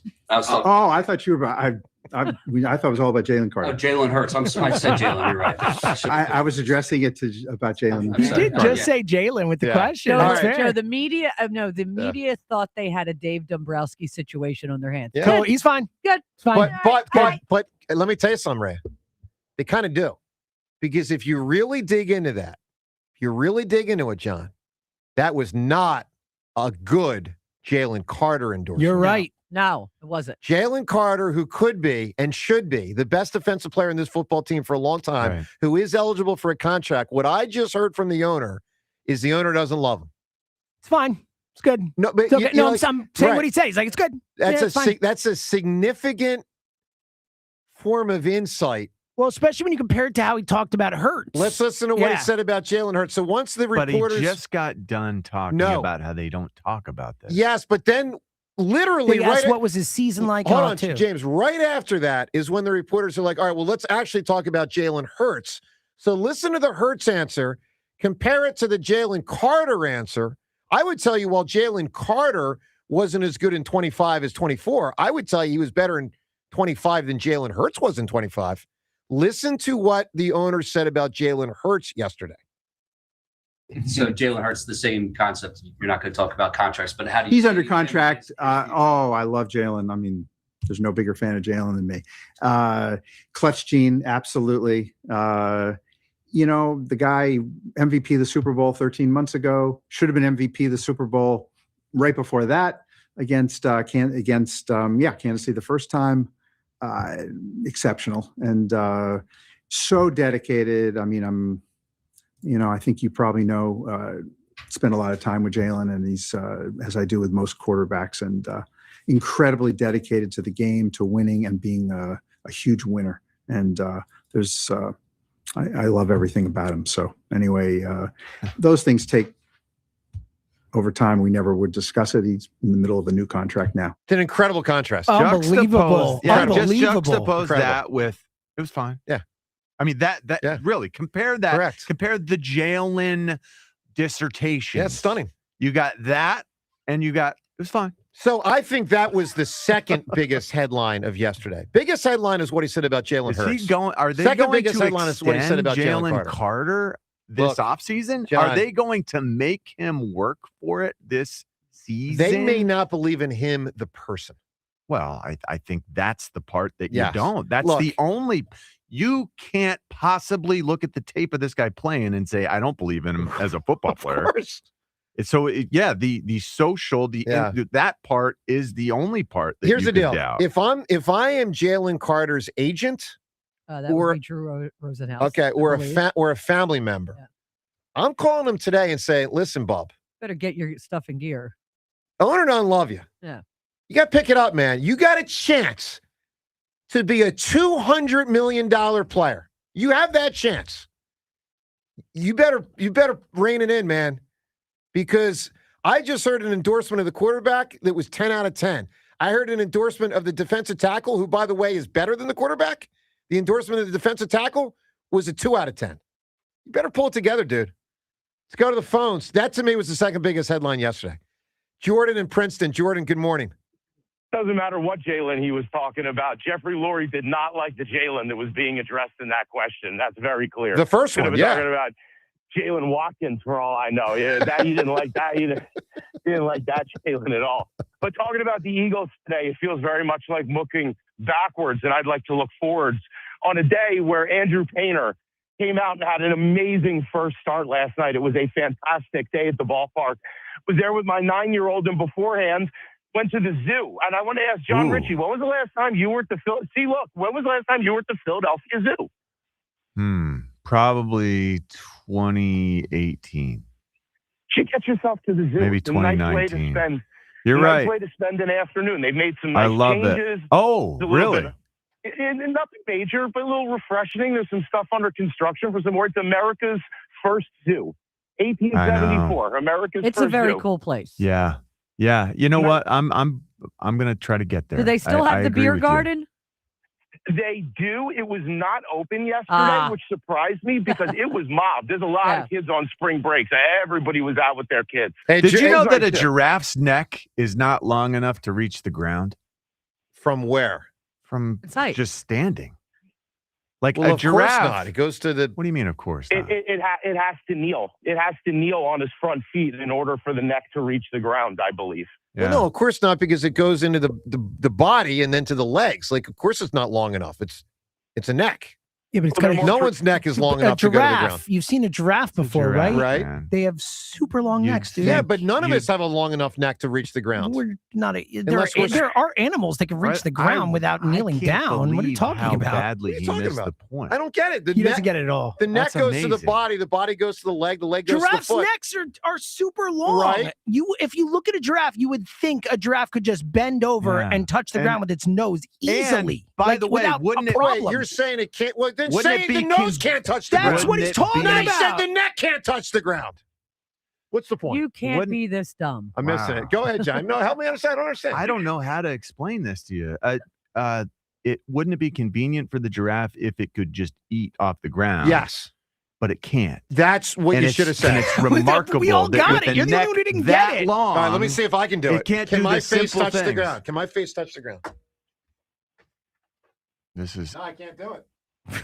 Well, that's because you're not very limber. Yeah, what is happening right now? you're He's a not going to stiff get human. Joe DeCamara, the scholar, is not going to be something we're hell talking about is on the air happening? today. I hope that was on YouTube. Well, can It was on you. I think it was. Can You kept the anyone, mic on. without bending the knee, can anyone touch the ground? I mean, I'm sure there are people like, No. well, I'm sure there are like ballerinas and people who are ambidextrous Dude, I would and need like Gene the, Simmons' what are they tongue. called, contortionists? Like, I'm Rhea, sure can a you touch the contortionist ground can. with your head without bending the knees? You know, a but I giraffe's got my tongue fingers is all the way purple. down. I don't think anyone can. No. A Again, giraffe's well, I'm tongue sure is like 20 contortionists can. inches That's not long, the by the point. way. And purple. All right, Jordan, you called in to talk about something else, right? I was going to talk about baseball, but boy, that was highly entertaining. That was highly entertaining. Even just listening to that was entertaining. Not Joe DeCamara, the scholar today. That's for sure. No. That's for sure. So I want to talk about Andrew Painter because it was great to take a kid who's been following the career of Painter, because Painter was a young kid when he got drafted. He put a lot of hope into kids who play baseball. You can get drafted young. You can come up through the system. You can get injured. You can come back. And we really needed some hope on this Phillies team this week. It was a bad couple of days as a Phillies fan. And I said on the way out that we were going to burn this place to the ground if they lost that game. No, it was tense there last night. I know. Yeah, we almost lost that game. No, I know. All right, Jordan, I got to move, my man. Give me what's foolish. When Nixon agreed to debate Kennedy on television. and then lost the election as a result of Yeah, his appearance. that's an interesting answer right there. First TV debate. Hey, Twitter poll question of the day brought to us by Armin Chevrolet. Armin has more than just quality pre-owned Chevrolets. Visit ArminChevy.com to see Armin's entire pre-owned inventory. That's ArminChevy.com. Poll question: Doc Rivers made the Pro Basketball Hall of Fame, yes, or the Basketball Hall of Fame. Should he have? Does Doc deserve to be a Basketball Hall of Famer? Yes or no? Wasn't Nixon all sweaty and disheveled? Yes. Well, yeah, sweaty. there was no makeup back then, Yeah. and he looked at the shadows on his. But on his Kennedy face. was looking Youthful. Correct. Yeah, youthful, nice, pristine, and he was Kennedy. over there sweating. Yeah, that's big issue, man. Yeah, I'll say. Big issue. All right, Elliot, on everything with the Eagles, which is quite a lot. Next on 94 WIP. When you're building a championship roster for your home, you want the top-ranked prospects on the board. That's why I trust Window Nation. I've been trusting them for over a decade, and again, just recently, gave them a call about getting some new windows. I also trust Window Nation with my home. They do a 50-point inspection of every window before it even leaves the factory, and then another 20-point inspection once it's installed in your home. With over 3 million windows installed across the country, they have the veteran experience to do the job right the first time without any rookie mistakes. And look at the weather right now in April. The temperatures, they're jumping up and down. You're opening up your windows for a breeze, and you're closing them tight when it gets chilly. If yours are sticking, maybe they're painted shut or just plain stubborn, you're losing your mind and your energy efficiency. You need windows that glide open with one finger and seal tight the second the temperature drops. Exactly. So make the smart draft day move and take advantage of their buy more, save more event with 50% off all window styles. Pair that with 0% interest financing, and you're staying well under the salary cap. Protect your home with a lifetime warranty and schedule your free estimate at windownation.com. Powerful doesn't just happen. You have to make it happen. So the moment Total Wireless offers a free Samsung S25 FE with Galaxy AI, when you switch to Total 5G or 5G Plus Unlimited 3-month plan, you take the network as powerful as you, with unlimited 5G data that won't slow you down. Now that's a total power move.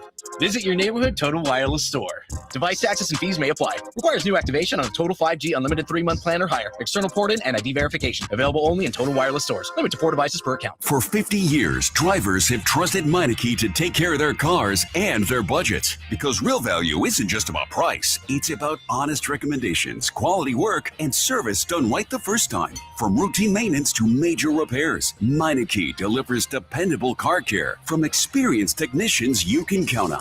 That's why generation after generation continues to choose Meineke. 50 years of trust, 50 years of value. Meineke, doing car care right. Who's the man in a white plumbing van? Roto-Rooter man. Who's the dude who clears your drain of food? Roto-Rooter man. Who's the guy to keep your basement dry? He's the Roto-Rooter man. Who's your friend for a pipe on the man? Roto-Rooter man. If plumbing, drain, or water cleanup are the plan, better call your Roto-Rooter man. Roto-Rooter, we put water where it should be. Call Roto-Rooter, that's the name, and away go troubles down the drain. Roto-Rooter. This is the story of the one. As a procurement manager for a hospital system, she keeps every facility in her network stocked and ready. That's why she counts on Grainger to be her single source for thousands of products, from disinfectants to lighting, air filters, and more. And with fast, dependable delivery, Grainger helps her keep every facility stocked, safe, and running smoothly. Call 1-800-GRAINGER, click Grainger.com, or just stop by. Grainger, for the ones who get it done. I built this business the old-fashioned way. Hard work and a whole lot of spreadsheets. Yeah, about that, I upgraded us to Odoo. Odoo puts everything we need, sales, inventory, accounting, on one connected platform. No more juggling systems, no more headaches. So it all works together? Exactly. Odoo is the all-in-one business software that makes running and passing on a business easier than ever. Take your business into the next generation. Try Odoo free at odoo.com. That's ODOO.com. Pros, just because something on the job runs out doesn't mean you have to. Order it on the Lowe's app. My Lowe's Pro Rewards members get free same-day delivery on eligible orders over $25. Get the fasteners, hardware, or tools you need to keep the job moving. Order by 2 p.m. and get eligible in-stock items delivered right to your job site by 8 p.m. Members get more at Lowe's. Loyalty program subject to terms and conditions. Subject to availability, restrictions, and terms at lowes.com/shipping terms. Subject to change. There's a difference between liking a house and actually getting it. Redfin is built to make up that difference and close the gap between finding and owning the home for you. Redfin agents close twice as many deals as other agents, so when you find a home you love, you're not a step behind when it's time to make an offer. That means less watching great homes disappear and more focus on the ones you'll actually move into and call home. Redfin helps turn saved listings into real addresses. Get started at redfin.com. Own the dream. What if your instincts could pay off? With Robinhood Prediction Markets, you could put your knowledge to work on the events that matter to you. Prediction Markets isn't just sports. It's the Fed rate decision, your favorite award show, and so much more beyond the playing field. Trade events with Robinhood. Visit Robinhood.com/predict. That's Robinhood.com/predict. Futures and cleared swaps trading involves significant risk and is not appropriate for everyone. Event contracts are offered by Robinhood Derivatives LLC, a registered futures commission merchant and swap firm. This is the highlight of my morning. Hey, what's up? It's Island. And I'm Josh. And a little thing we love about the Chick-fil-A Bacon, Egg, and Cheese Biscuit is that it's our go-to morning comfort. You've got that nice golden fluffy egg. With a soft, flaky biscuit. Crispy bacon. Melty cheese. You want something quick, you want something convenient, but most of all, you want something good. There's no better way to start your morning. There we go. Start off the morning with a Chick-fil-A Bacon, Egg, and Cheese Biscuit with Simply Orange Juice. Order on the Chick-fil-A app today. Real guests paid for their testimonials. This is an Odyssey Sports Minute. Presented by Robinhood. Learn more with Robinhood at Robinhood.com/yourmoney. Did a head coach just say he wanted to chest bump a referee? After UConn's miraculous comeback over Duke, cameras caught Dan Hurley pressing his forehead against referee Roger Ayers. While the internet screamed for a technical foul, Hurley said that the moment was to celebrate with a chest bump. I'm Drake Toll. 94 WIP Sports Update. Brought to you by Borgata Hotel, Casino, and Spa. Phillies look to nail down a series win over the Nationals this afternoon. 105 live here on 94 WIP. Christopher Sanchez on the mound. Nice follow-up to last night's debut of Andrew Painter. A tremendous debut by Painter in the Phillies' 3-2 win over the Nationals. That snapped the Phillies' 3-game losing streak. Painter struck out 8, 1 walk, left to a standing O, and some advice from Rob Thompson. I just asked him if he enjoyed it. Well, he shook his head no, and then he figured out what I said. And he shook his head yes. And I said, just make sure you tip the fan base when you tip your cap when you walk off. Painter did. He said he almost forgot, though. Phil's got home runs from Kyle Schwarber and Adolis Garcia. Flyers fell to the Capitals 6-4 in Porter Martone's debut. Just 8 games left. They are still alive in the playoff hunt. The world is your jackpot during the $1 Million Worldly Winnings promotion. Your chance to win a dream vacation in March and April. Gambling problem? Call 1-800-GAMBLER. Mix of sun and clouds. Scattered storms later. High 82. It is currently 70. To listen to Sports Radio 94 WIP, download the free Odyssey app or tell your smart speaker to play 94 WIP. Sports Update on 94 WIP. 94 WIP HD1 Philadelphia. Powered by the Tasty Cake Studios. Sports Radio 94 WIP. An Odyssey Sports Station. Garcia goes after the first pitch, hits one deep to right. Wood is back, he turns, and it's gone. It's just over the railing. And Adolis Garcia with his first home run as a Philly. Opposite field, solo shot for Garcia. 2-0 Phillies. Well, great job by Adonis Garcia in that moment last night. Phils took the 2-0 lead and win the game 3-2, largely behind the excellence of Mr. Andrew Painter. Good morning to you. All right, so let's talk some more football. A little bit of everything, though, with our next guest, Elliot Shore-Parks, who has done a wonderful job this week covering the NFL owners' meetings in Arizona. And it was Jeffrey Lurie who spoke yesterday, and Elliot was there. Good morning, Elliot.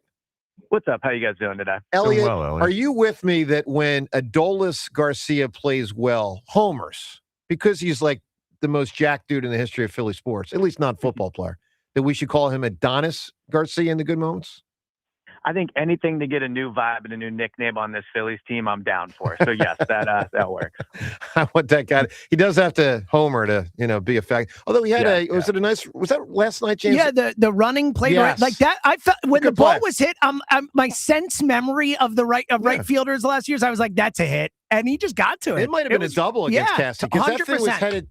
It was a lock double against Cassie. Yeah, not good. All right, Elliot. Here's my takeaways from Lurie. Tell me if you agree with this as the one and the two. Single most significant thing is what he said about Jalen Hurts, pumping up Jalen Hurts, big.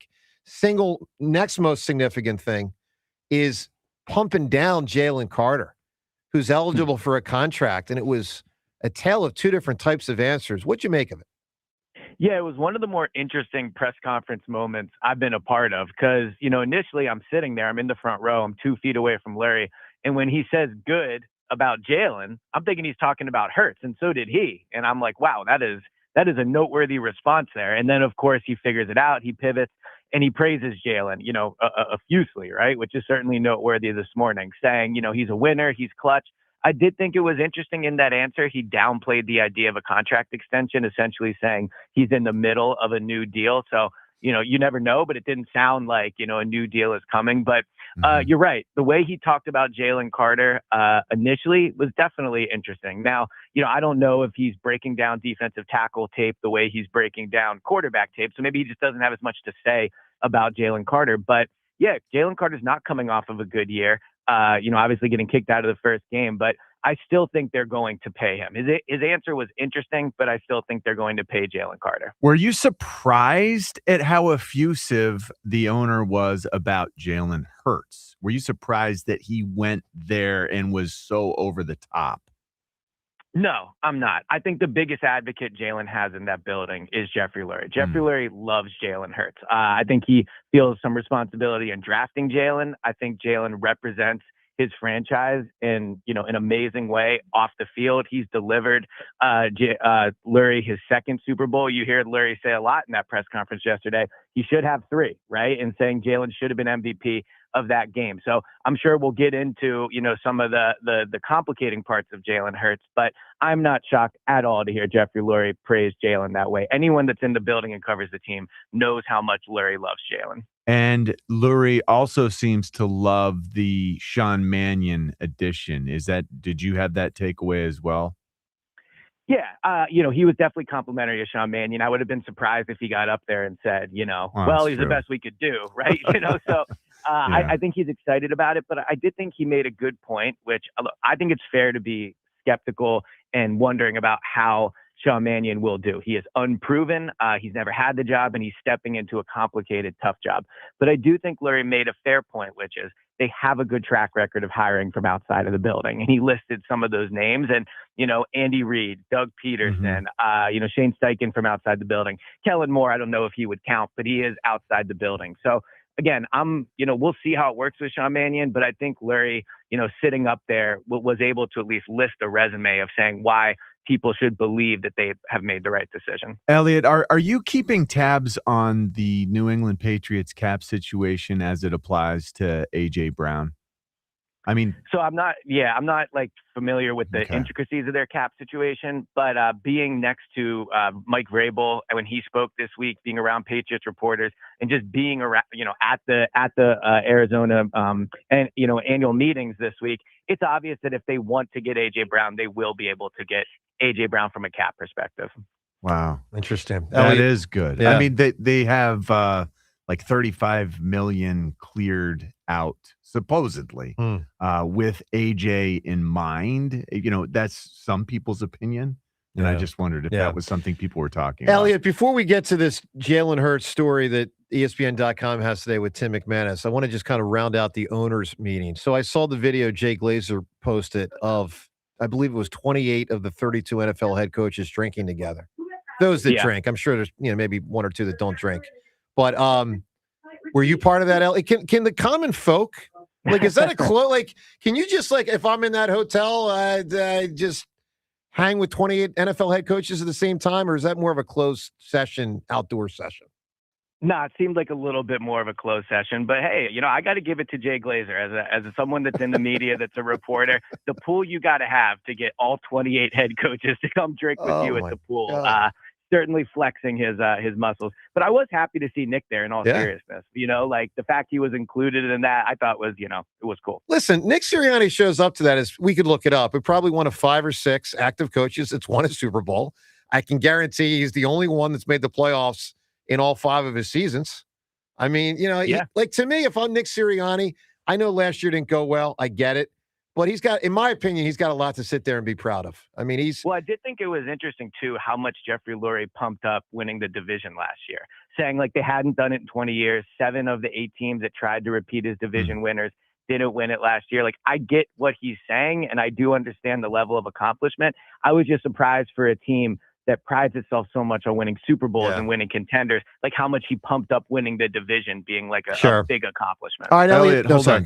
Was there anything, a lot has been made with Jalen, actually, our quarterback, with the Olympic stuff, with the Olympic flag football coming up. Was that something discussed at all with the owners' meetings, the incorporation of the Olympics and football somehow coming together as we move towards Los Angeles in this next Olympiad?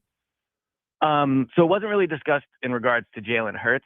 Jeffrey Lurie did talk about it during his press conference. It seems like the NFL is excited about getting flag football more involved from a league perspective. I believe Jeffrey said, the league owns now a flag football league. And look, it's a good safety net for the NFL. We know, the damage that the sport does to players' bodies. We know, some of the lawsuits and the research that has happened. So I think having flag football as something they're going to pump up for sure over these next few years is probably somewhat strategic.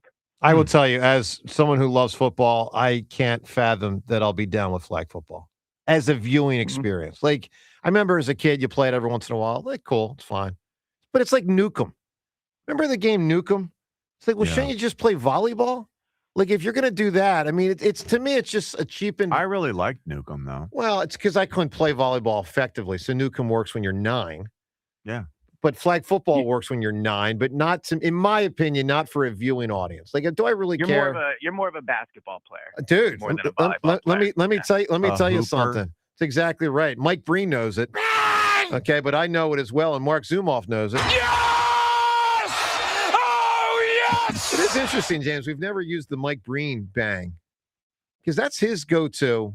Bang! That's what we use. Yeah, we use the hammers. All right. Elliot, are you saying you stole it from Mike Breen?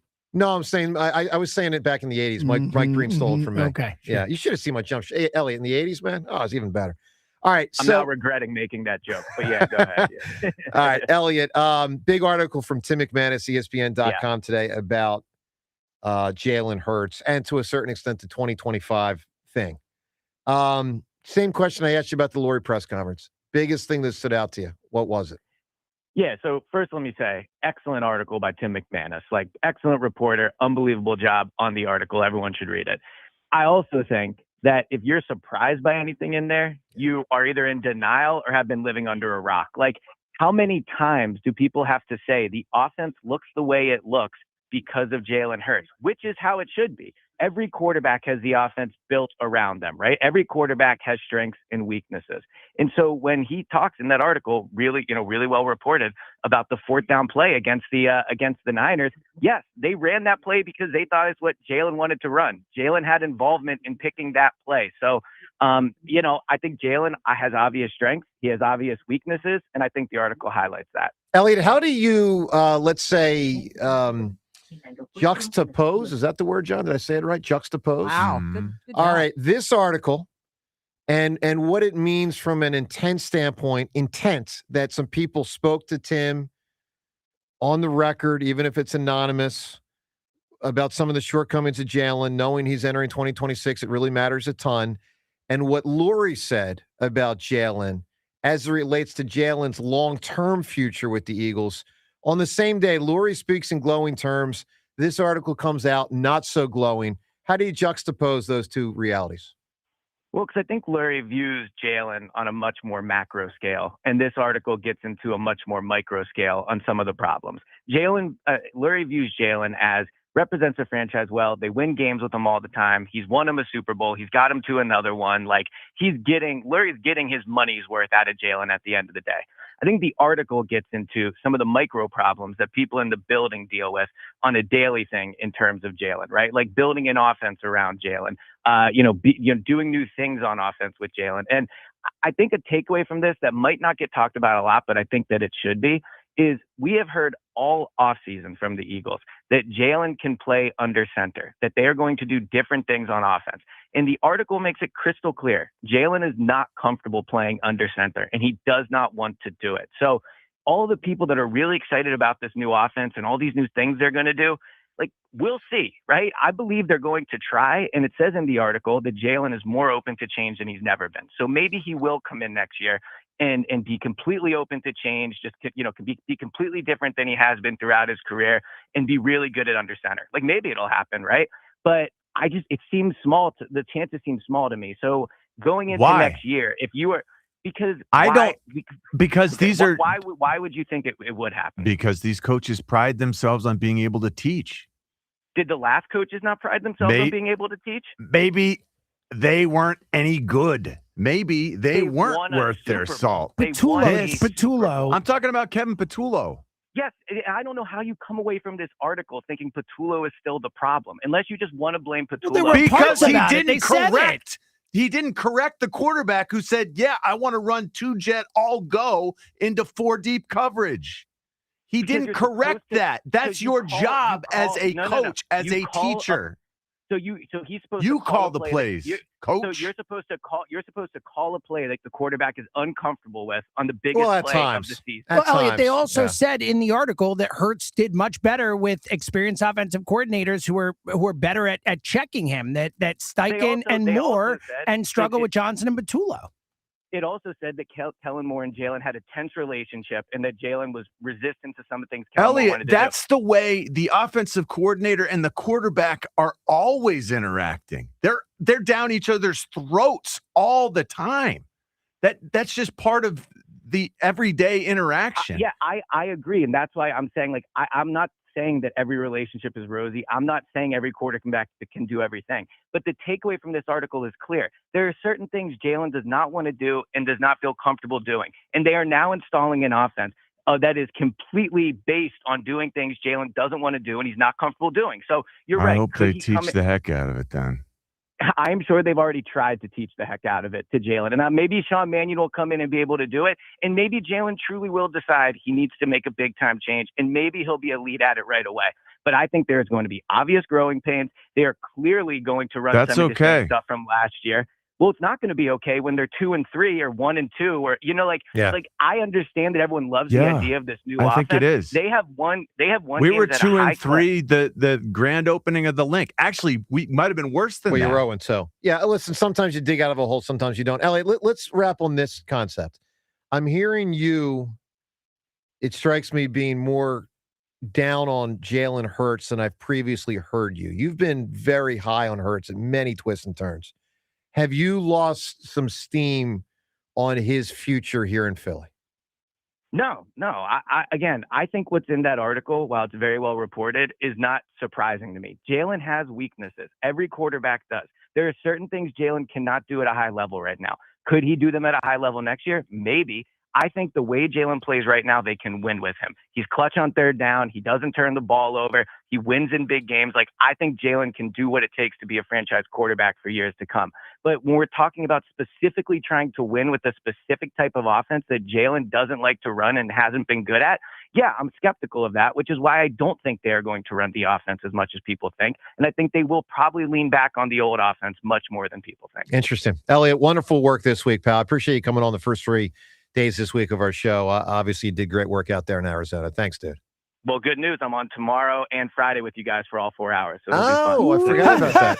So no, John. John, you're out what? Thursday, Friday, Monday, Tuesday. Good for you. Get some time away. Look at you. So Elliot, you're in here. All right, we'll have some fun. How about that? So every day this week, the Elliott Shore Park Show. And Elliot, you know what we're going to do? We're going to talk behind John's back. I'm a big proponent when someone's off. It always goes well for you. You're always like, oh, call in to talk about John, and we get 0 calls to But call you in to don't talk talk behind his back because you're doing it on the air. Yeah, but that's the joke of it all. Yeah. Hopefully John doesn't listen when he's off like you. Elliot, thanks, pal. Nice work, bud. Yeah, See you tomorrow, man. All right, one thing before we go to the phones. We had referenced this earlier. I meant to play it last hour. I'm sorry I did not. Goalie fight. Few things in sports are more entertaining than goalie fight. And you really don't see it much now anymore. It's so rare now. Who was it that Hexie went with? Oh, God. When he was old and balding. Was it Felix Potvin? I don't remember. I just remember balding Hextall. You remember this, James? I'll tell you what, Hextall in his prime was scary. He was scratched one time for a game, and I brought a friend to the game. Yep. And we were just in the elevator that Hexie happened to get in. Yep. We were the only people. He was afraid to talk to him. Just stood there. I go, why didn't you just say hello? He's like, oh, no. I was just scary looking. And then he have a very intense way. And then he about seems him. so mild mannered as a GM, but I'll tell you, he remains my favorite Flyer of all time. Love Ron Hextall. Anyway, I have a question. Yes, sir. I haven't seen goalies fight. Yes. When they do, yes.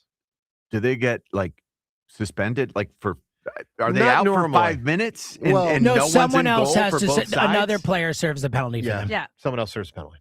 Yeah.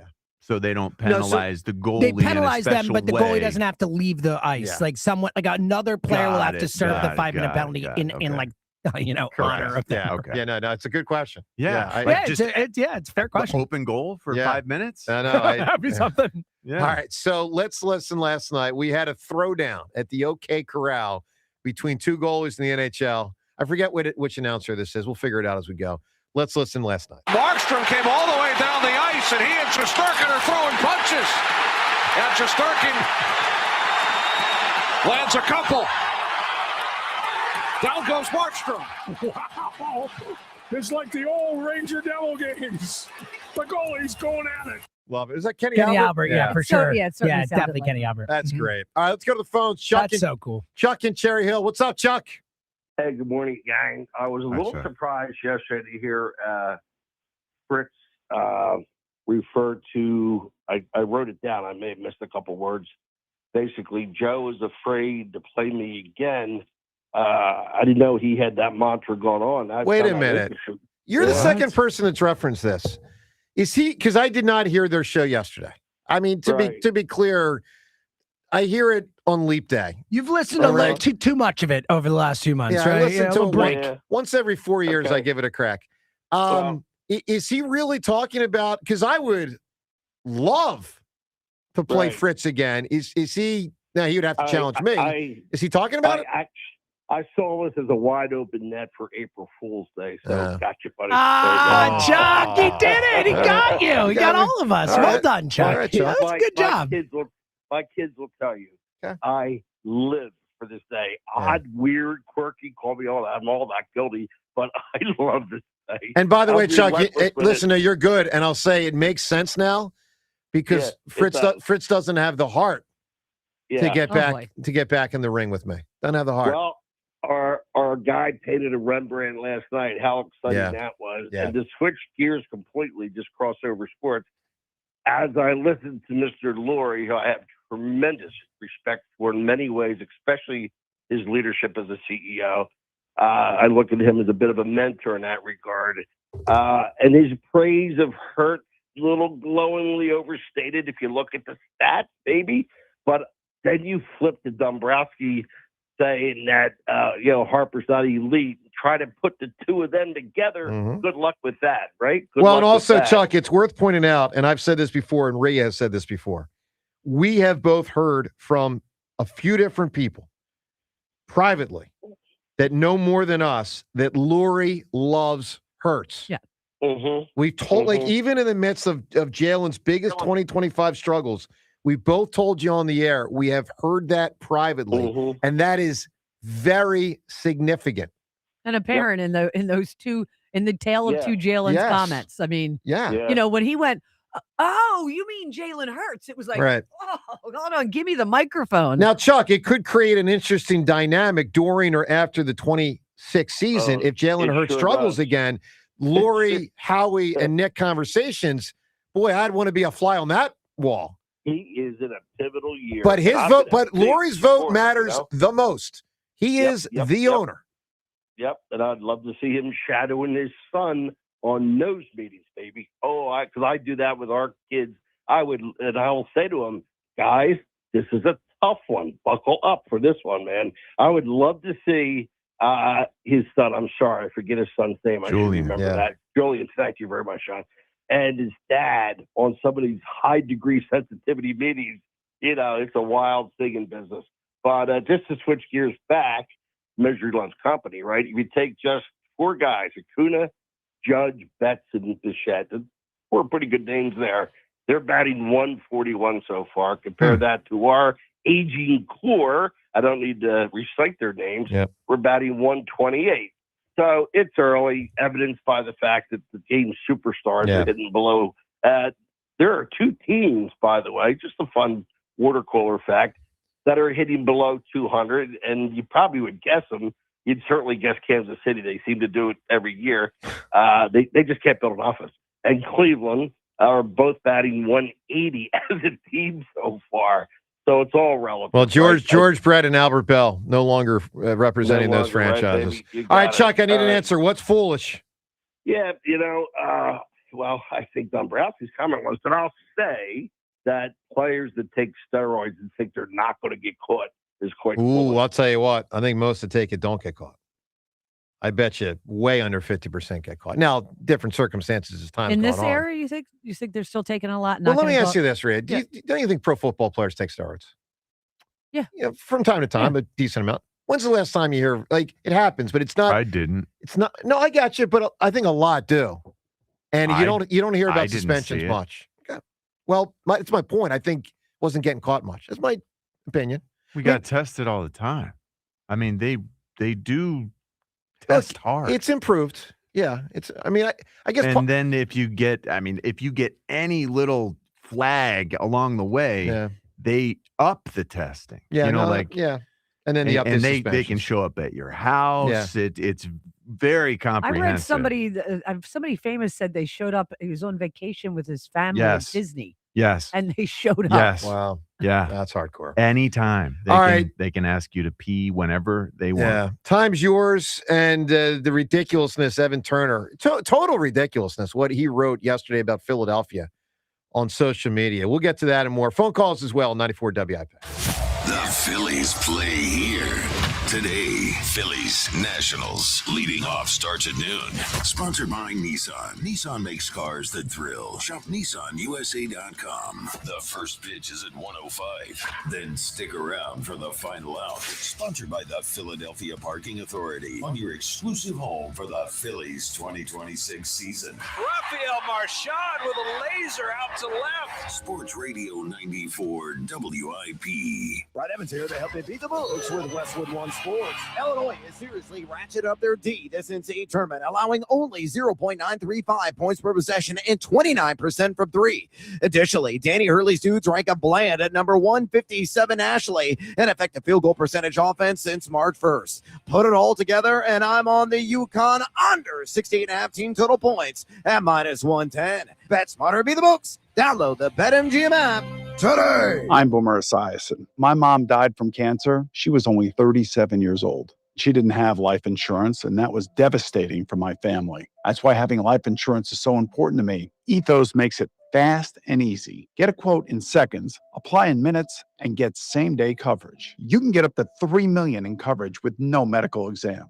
Get your free quote at ethos.com/play. That's ethos.com/play. Paid spokesperson. Time spent on application may vary. Online health questions required. What if you could have the most reliable Wi-Fi? And get this, what if you could keep it at the same price for 5 years? That's the Xfinity 5-year price guarantee. Just 5 years of fiber-powered Wi-Fi that boosts speeds to the devices that need them most. That finds and fixes problems before you even notice them. Like super intelligent Wi-Fi with a 6th sense. and that keeps you gaming in the fast lane, even when the whole family's banking on bandwidth. And here's the best part. No annual contracts, no hidden fees, and our best equipment included. Plus, get online in minutes with same-day Wi-Fi. Hey, let's face it, a lot can change in 5 years.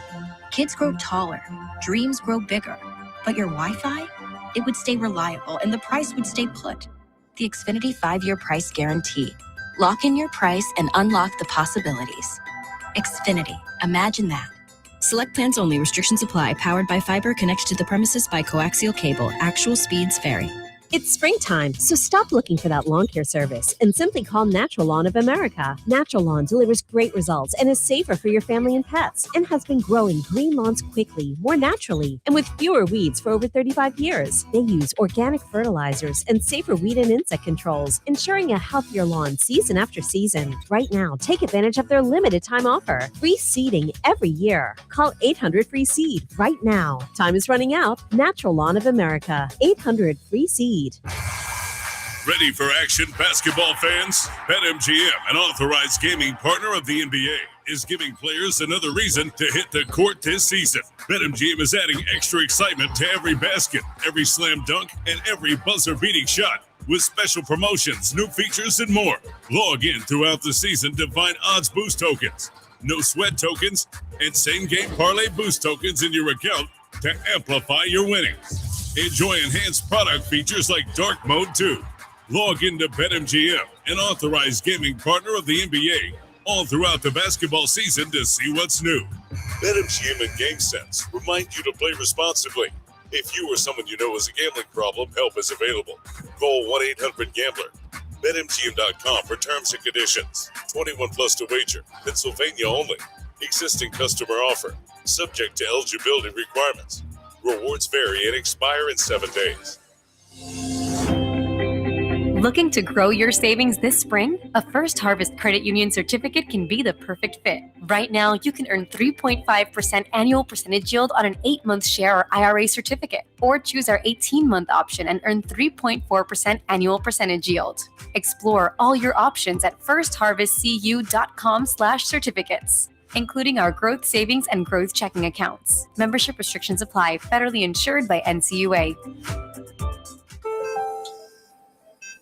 Everything was swollen, even my eyelids. I was on kidney dialysis 8 hours a day. When Crystal needed a kidney, her mom's friend Janet gave her one. Virtua Health, South Jersey's only transplant center, made it possible. Crystal's so full of life, you can't help but love her. After a short recovery, Janet's doing great, and Crystal, even better. And I just got engaged. Virtua Health, here for transplant, here for good.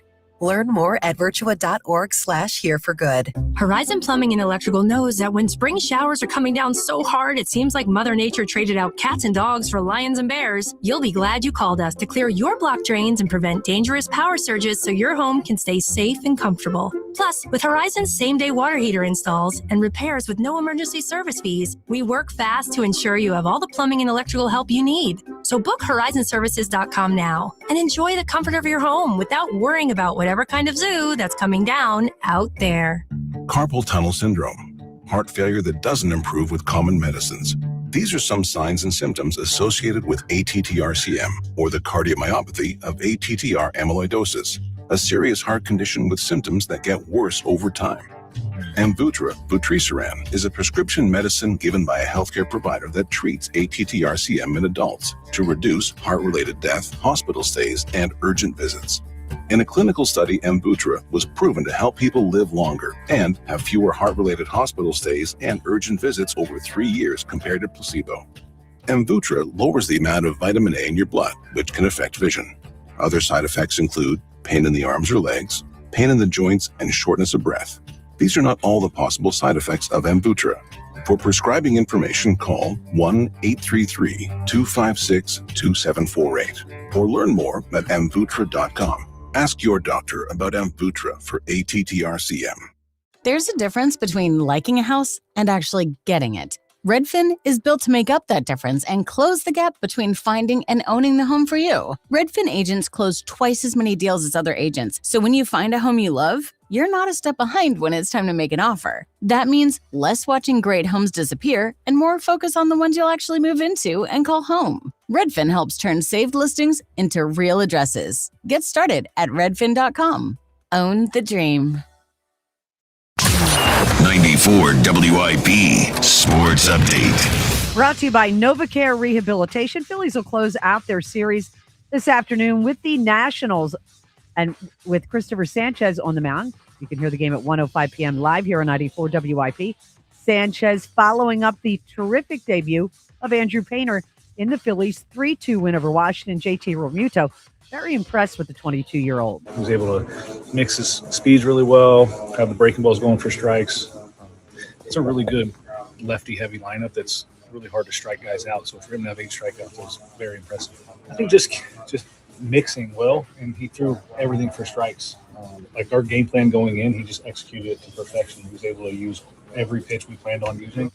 WIP Midday Show, Joe Giglio, Hugh Douglas are live from Citizens Bank Park coming up at 10 a.m. NovaCare Rehabilitation, your trusted physical therapy partner throughout the Delaware Valley. Schedule your appointment today at novacare.com to get back to what you love. Mix of sun and clouds, scattered storms later, high of 82. It is currently 70. To listen to Sports Radio 94 WIP, download the free Odyssey app or tell your smart speaker to play 94 WIP. Sports Update on 94 WIP. Because it's better than waking up to poultry. Jonah Camera and John Ritchie, Sports Radio 94 WIP. Devon is ready. The payoff pitch. Swing and a line drive left field. Going back. Marsh still going back. Reaches up, makes the catch, and the ball game is over. Brandon Marsh on the dead run, reaching up for that grab on the warning track. Pounds his hand on the padded outfield wall as he celebrates a 3-2 win for the Phillies. It was a very nice catch by Brandon Marsh. Kind of reminded me of, me versus Fritz in basketball. I'm sure a lot of people were hitting that. Athleticism on full display. I'll be making these cracks next decade for sure. I'll be in the nursing home someday making the cracks about Fritz. But, he deserves it. Good morning to you. 215-592-94. Awesome song. It is a great song. Eddie Grant. We gonna rock down to Electric Avenue. I had the cassette. This was 1982. Yeah. It was a top video on MTV back in 1982. Love it. Rick Tocchet was a young prospect, I suppose, in 1982. Was he a high school or college kid? I don't know. Probably. I don't remember. Wow, 82. So he was on the 85 Flyers. I don't think he was on 84. But anyway, he was up and coming in 82. And this Martone is up and coming, but he's here now. And Tocchet last night obviously coached Martone in his first NHL game. So Martone didn't score, and the Flyers lost. So they scored a lot. They scored 4 goals. Flyers lose 6-4. Had a good chance. He did. He did. Let's listen to what Tocchet said after the game about Martone. What was your impressions of Martone? I thought it was a game winner. I thought he really started to come. I think, told him to relax early on. He almost scored there after the second, and then he had about 3 or 4 chances. He's going to score. You can tell he's got it. So, yeah, I really, listen, he's had a whirlwind the last week, and I like this game. It's a nice endorsement there. Yeah. He's going to score. You can tell he's got it. It's a good endorsement by someone like Tocchet who, to say he knows the game is an understatement. So you can tell he's happy. I mean, I think it's evidence in itself that he was drafted and he's right on the ice. It's unbelievable. Asked to perform. Yeah. He can get the job done. Are the Sixers thinking of signing me for the playoffs as the fifth starter? No. Because they got 4 good ones. What pretend world? Well, I'm just saying Embiid, Maxey, Yep. Edgecombe, Paul George, and the Hammer. You are delusional. Yeah, that's what I admire about you. A little delusional. All right, it could be Evan Turner if he was good enough. He could technically still be a Sixer, but he stunk. And so he's not here any longer, hasn't been here for over a decade.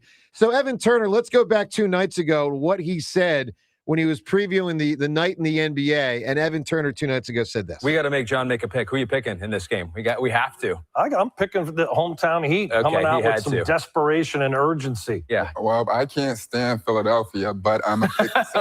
Okay. Shout out to everybody out there. This guy Turner, man. So he takes to social media yesterday because someone on social media is like, yo, man, what's up? Like, what the hell? So here's what Evan Turner wrote yesterday on social media about Philadelphia. He says, it was a disgusting experience as a player, for sure. Then I went to Boston and learned what a real sports city was, you know? I don't know. This guy's got a lot of gall, man. He's got a lot of gall. You know who has the right to complain? My Because I God. was one of the ones who, I was critical of Donovan. Donovan McNabb has way more right to complain than Evan Turner ever has in Donovan his entire McNabb life. was 37,000 times the player Evan Turner was. Correct. Anyway, crazy, man. Evan Listen, Turner, Evan, nuts. it's the first time we've thought of you in 10 years. You're right. You're right about So, that. congratulations. By the way, one other random thing before the phone calls. It was probably the biggest world sports story yesterday. Hold on. What? His voice sounds like when you're belching and you try to talk through it. Yeah. Like when you It's like just talk kinda- through a belch. You've been working on figuring out that sound. Yeah. I can tell. I see the wheels were moving. Think you've over been there. It's like successful, Kermit John. the Frog after a 72-hour bender is what it sounds like. All right. Last thing before the calls. Single biggest thing probably in the world of sports yesterday. I don't know how this has happened, but Italy has missed the World Cup now for the third consecutive time. How? Bosnia-Herzegovina. They lost in the qualifier. I looked it up this morning. Italy, who will now miss the World Cup here in America, which is a shame. It would have been kind of fun. Oh, my gosh. They haven't been in a World Cup since 2014. They're Italy. I believe they're the first champion who has missed 3 straight World Cups. I would think. Yeah. Yeah. I'm assuming everybody's fired, everybody's cut. My God. That's Yeah. terrible. That's horrendous. I mean, they're a classic. What does this? They're a classic growing up, one of the soccer great. country. Yeah. Of course. I mean, we've seen them win a World Cup. You know what? Salvatore Scalacci, their star in 90. I They only remember that need because I was there. a couple of American actors to buy the team and inject some life into it. That's right. Thought. All right, let's go to the Seems to work. phones. 215-592-9494. Let's get to Mickey. Mickey, good morning. What's going on, Joe? This is my boy. This is my boy Mickey from Penn Charter. Good morning, Mick. I'm so sorry it took me so long to call in. We were on spring break last week on the West Coast, so I couldn't quite make it on in time. But I did want to call and just, say congratulations on defeating Fritz. Thank you, that's sir. the first thing I'd like to say. Thank you. And if I can go back in time, maybe about 2 months ago when I called in just to give my take on how this might go, you may remember I said there was a chance, just maybe, you might win 3-2. Yep. And what happened, Joe? Bing, It came boom. down to what sport? It came Listen. down to what sport? And you and I knew from the beginning, Mickey, that if we were tied up, me and Fritz going into basketball, I'd clobber him. You and I talked about it on the air. You and I talked about it off the air. You and I talked about it in 5th grade. But no one really cares. And no one remembers that, Mickey. Oh, they do care. 21, Yeah. Mickey, 21,000 watched that fool. And by the way, he is a fool. Let me just say, Fritz, fool, Fritz, fool, Fritz, fool, Fritz, fool, Fritz, loser. You and I knew it, Mickey. Yeah, we called it. And your co-hosts, they doubted. I think I doubt more now. I think Seltzer said you were a child, but who didn't show up on that day? Who's that? The child, the adult showed up. Thank and you, you sir. took it to Fritz on the basketball. Yeah, court. but I So am not as good as when congratulations, let me say this: 5th grade me might be current me. I will say fifth grade me had you some real played- skill.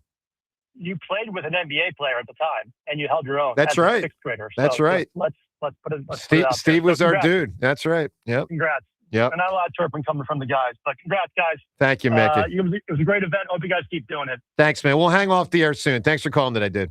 Sure, bud. All right, Yeah. man. There he is. You got your people calling in. Sure.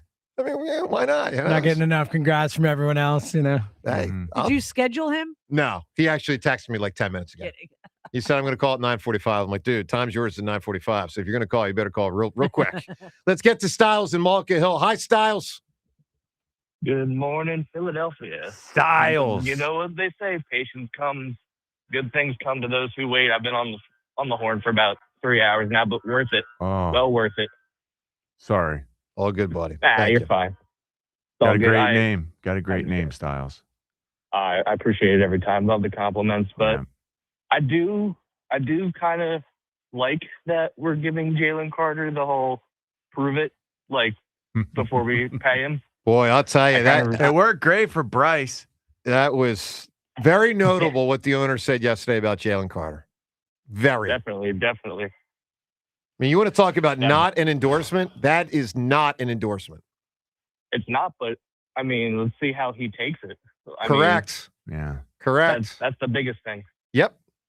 So much has been put in place to make sure that Jalen Carter is on the straight and narrow, and with great reason. If he stays where he's been, locked in and focused, he can be the best down, 3 technique playing. Him and Chris Jones sort of stand alone. He's a monster in the middle of that defense. Yeah. Like I would hate to see him in any other uniform, but if it ends up coming down to character concerns, it can become a distraction. But I think he can mature and become one of the next Eagle greats. Listen, Styles, I've seen enough to know this. It could go either way, my man. Absolutely. This guy could be the best Eagles defender for a decade, or this guy could play his way off the Eagles if like that was so telling what Jeffrey Lurie said yesterday. Absolutely. It says that they believe in him, but he needs to put up his end. Correct. Yeah. Yeah. I mean, basically mature is, I think, the word, because no one is saying there's not talent. I mean, the talent is off the charts, but you got to deliver and do it consistently, and maturing is a part of the consistency, because a lot of guys make pro sports based on talent, but staying there and staying excellent and making the $150 million, that's a different level. And for an owner to make that commitment, an owner's normally going to want to believe in the person. And, what I heard from Lurie yesterday was doubt of the person, because no one doubts the guy's natural skill. It's just there. Right. All right, Styles, I need an answer from you, my man. What's foolish? I told James I had the winning answer when I called in. I know he's been waiting to hear this one. I got what's foolish? Flat earthers. Is what? Flat earthers. Flat earth. Yeah, pretty well, foolish. Yeah, sure. There's a lot of evidence to dissuade that. Plenty of evidence. Yeah. Are there still flat earthers? I mean, Kyrie Irving, remember? Kyrie a few yes, years John, ago. I actually know someone. Yeah, it happens. Do you really, Ray? I do. You know someone. Yeah. It's a family member, so I kind of really can't control that because they're a family member. Yeah. Does he or she really believe it? Correct. Wow. Yes. Wow. It just doesn't. I don't have very deep conversations about it because I got nothing. Is the So break family it down for member me, like 3? No, I'm one of my favorite people. Man. Love them. Other than that, We're gonna sniff out who it is. We now know it's a him. I have 1,000 brothers and Yeah, but sisters. it's It'd a be him. very hard. That Now is- we know it's a brother Is or this sister. person- No, it's not. So it's not immediate. It's not immediate family. Might be backtracking. No, it actually isn't. Okay. Not immediate All family. right, Twitter poll question of the day brought to us by Armin Chevrolet. What makes Armin different? We'll let their customers tell you. See Armin Chevy's online reviews, and you'll understand the Armin difference. Poll question today, John. Does Doc Rivers deserve to be in the Basketball Hall of Fame? How do you think people voted? 16% say yes. Pretty good, man. 13% say. Wow, that is here. 13% say yes. All right, with that said, James, are we going to make the trek up to Springfield for Doc's? I think so. Yeah, makes sense. Rhea, we can wake up even earlier in the morning. tell there, me 'cause it's a if different time zone. Tell me if Angelo was still hosting the show, Yes. would he have organized a go to the Doc No. Rivers? See, I would draw the line at booing somebody at the Hall of Fame. I think maybe we learned our lesson at Donovan's draft that we I'll tell wouldn't you do that what, again. there might be one Philly sports fan that goes up there and boos, though. I mean, this guy was He was a treasure, all right. treasure him. I still can't do it. James, I've done it before. I know, you've lost it. Ah, All right, Ben Simmons, treasure him. That's not bad. All right, Not let's do terrible. what we do every day at this time. The time is yours. Can't wait. Unlike everyone else, we actually check our voicemail. Tell us, what do you want to say? The time is yours. Time's yours. And Doc does seem like a good guy. Like, Doc, the person, seems like a nice guy. But, like, dude. Great announcer. Phenomenal announcer. Yes, and tough player, man. He was tough. He was not particularly big, but he was scrappy as hell. And I like Doc Rivers as a player, but, man. All right. Time's Yours is brought to us by Xfinity, proud sponsor of WIP's Xfinity Mobile Lounge. Make sure you watch all of your favorite teams all in one place. Xfinity. Imagine that. Let's hit it with Time's Yours. Yes, something ridiculous has occurred. Doc Rivers is a basketball Hall of Famer. Now, I know the standards are low, but that's the equivalent to putting Dave Kingman in the Baseball Hall of Fame. Well, he's getting in for being a manager, so you got to give me a manager. Yeah, he's like the 6th winningest coach in the NBA, right? Yeah, but I get, what you're saying is not deserved. Here we go, Joe. We're back to Hurt. I know tomorrow's going to be all day ripping Hurt. He can't do this, can't do that. Just to cover up for little number 3, Bryce, who's cooked, we're going to go back to Hurt. You're a clown, Joe. I can't wait till tomorrow after you read this article and you just destroy Hurts all day. Time's yours, Joey. Not planning on destroying him all day tomorrow. Maybe for 4 hours, but not all day. And by the way, if tomorrow's a Hurts day, if Bryce goes 0 for 4 tomorrow, maybe Friday's a Brycey day.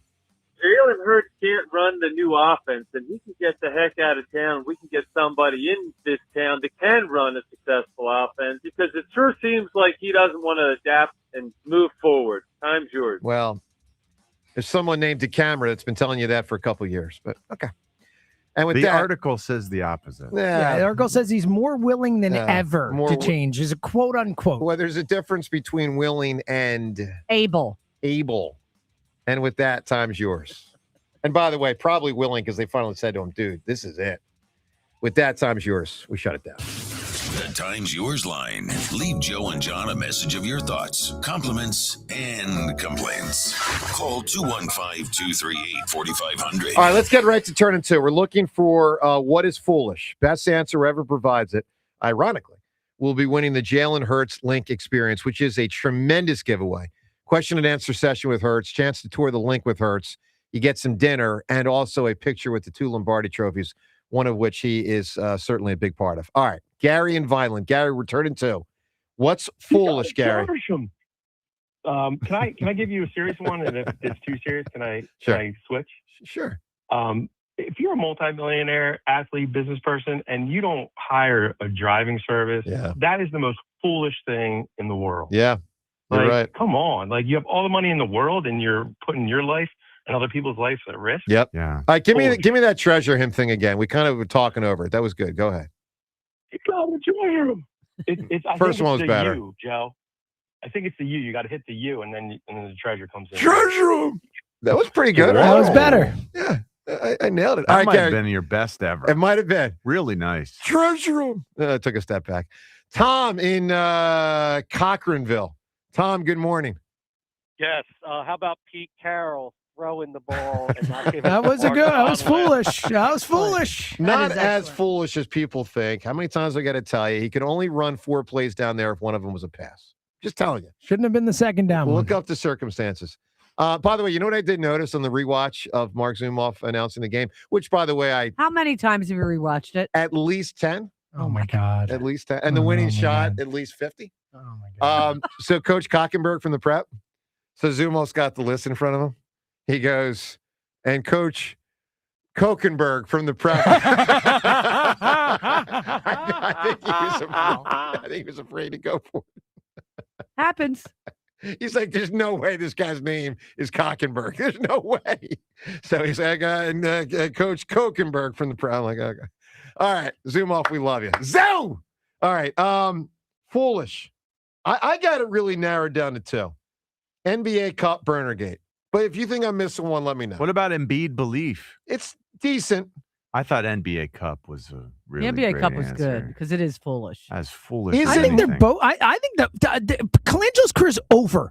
The NBA Cup, you can at least understand what they're doing. They're trying to make money. And they're trying to get some regular season excitement. Exactly. They're trying to trick us. But it's foolish to think it would work. Different. Burner Gate is worse. Yes, Brian Colangelo lost his career because he tweeted about his players. I think it's clearly Burner Gate. For a very foolish reason. Yeah, I'm Burner Gate. Burner Gate? I'm in. Burner I'm Gate. in. All right, Burner Gate.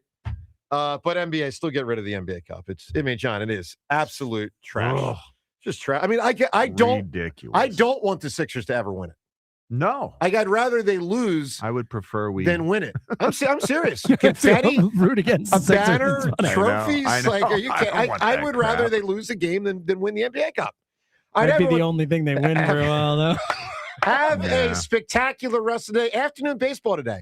So short show for Joe and Hugh. They are at the ballpark, by the way. You can stop by and see them. Very nice. So hang out with those guys the next couple hours, and we'll talk to you tomorrow on 94 WIP. D&K Appliances is a family-owned and operated business for 3 generations located in Newtown Square and Flowertown. D&K Appliances offers one-stop shopping, providing delivery, installation, and service of top brands like GE, Thermador, Wolf, Bosch, Speed Queen, KitchenAid, and Whirlpool for your kitchen or laundry. D&K Appliance sales associates are industry experts, supporting customers every step of the way. Visit D&K Appliances, the dependable difference. Newtown Square and Flowertown showrooms, or visit dkappliances.com. Hi, welcome to Bucks County Estate Traders. Hi, we need to fill a big space on our wall. Something that says, wow. Oh, of course. Our showroom is full of all styles of artwork and decor pieces. And some of our items have even been featured on the big screen and in TV shows. Oh, that's awesome. Pretty cool, right? So when you're looking for a stunning piece of art, Bucks County Estate Traders has the selection and variety. And I see your inventory is online. Oh, it sure is, along with the size and price, so you can measure the space and browse at your leisure. It's all at BucksCountyEstateTraders.com. Jim Cipriotti at Retire Ready Financial Group doesn't need Google to know you're worried about retirement. Between inflation, rising taxes, and the uncertainty about Social Security, he understands. That's why he offers a complimentary retirement second opinion. It's a no-obligation meeting for you to talk about your concerns about retirement. You want to know if you're going to be okay? Let's find out. 610-894-7415 or go online, retirereadyfg.com. Insurance and annuities offered through James V. Cipriotti, NPN number 2083768. Where you learn matters. At Monmouth University, students study on a vibrant coastal campus with direct access to research, culture, and industry. From classrooms to competition, from creativity to career prep, Monmouth offers a vantage point shaped by location and purpose, blending a personalized learning experience with Division I pride and a rising national profile. Bigger thinking, more inspired. You amplified. Amplify your future at Monmouth University. Learn more at monmouth.edu/amplified. Introducing Home Care Plus, a new subscription service from Lowe's that helps make life easier by giving members a hand with home maintenance. Let Lowe's tackle the tasks you keep meaning to do, like electric dryer vent cleaning, replacing hard-to-reach light bulbs, and more. Subscribe to Home Care Plus for just $99 a year and consider your to-do list done. Members get more at Lowe's. Available in select zip codes only. Cancel anytime. Non-refundable fee. Product purchase required. Terms and service restrictions apply. Details at lowes.com/terms. Subject to change. My name is Christine, and I'm a widow. My husband, Ryan, was a healthy 34-year-old, and 3 months later, he was gone. Thankfully, he had life insurance. Ethos made it so easy. You can get a quote in seconds, apply in minutes, and get same-day coverage. 100% online, no medical exam. Life insurance didn't take away the loss, but it did give us the space to just grieve. Get your free quote at ethos.com/protect. Ethos.com/protect. Paid spokesperson. Time spent on application may vary. Online health questions required.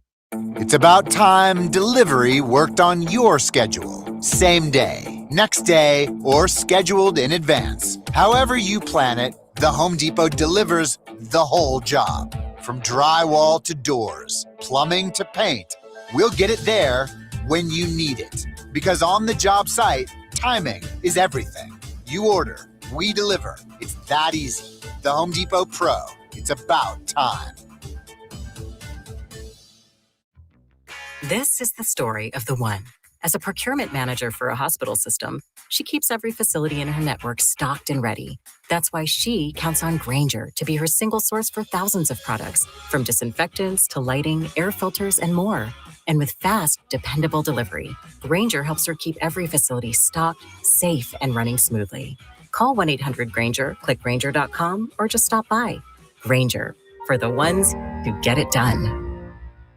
Staples presents That Was Easy. So I own a coffee shop, and I wanted to label everything with our logo. That's ambitious. Cups, boxes, bags. Ooh, that'll add up. Not at all, because right now, Staples prints custom labels for 30% off. 30% off? That's shockingly affordable branding. Yep, now our logo and URL are seen all over town. Brand your business for less at Staples.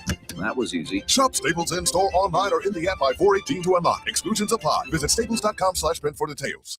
No one likes having to choose. That's why with America's best lineup of hybrids from Hyundai, you get the best of both worlds.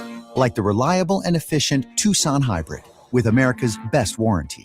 Or the stylish yet capable Santa Fe Hybrid with power to navigate the toughest terrain. It's like having your cake and eating it too. You know, if you could drive a cake. Hybrids from Hyundai. It's the best of both worlds. Visit HyundaiUSA.com or call 562-314-4603 for more details. DQ presents the Blizzard Double Flip Deal.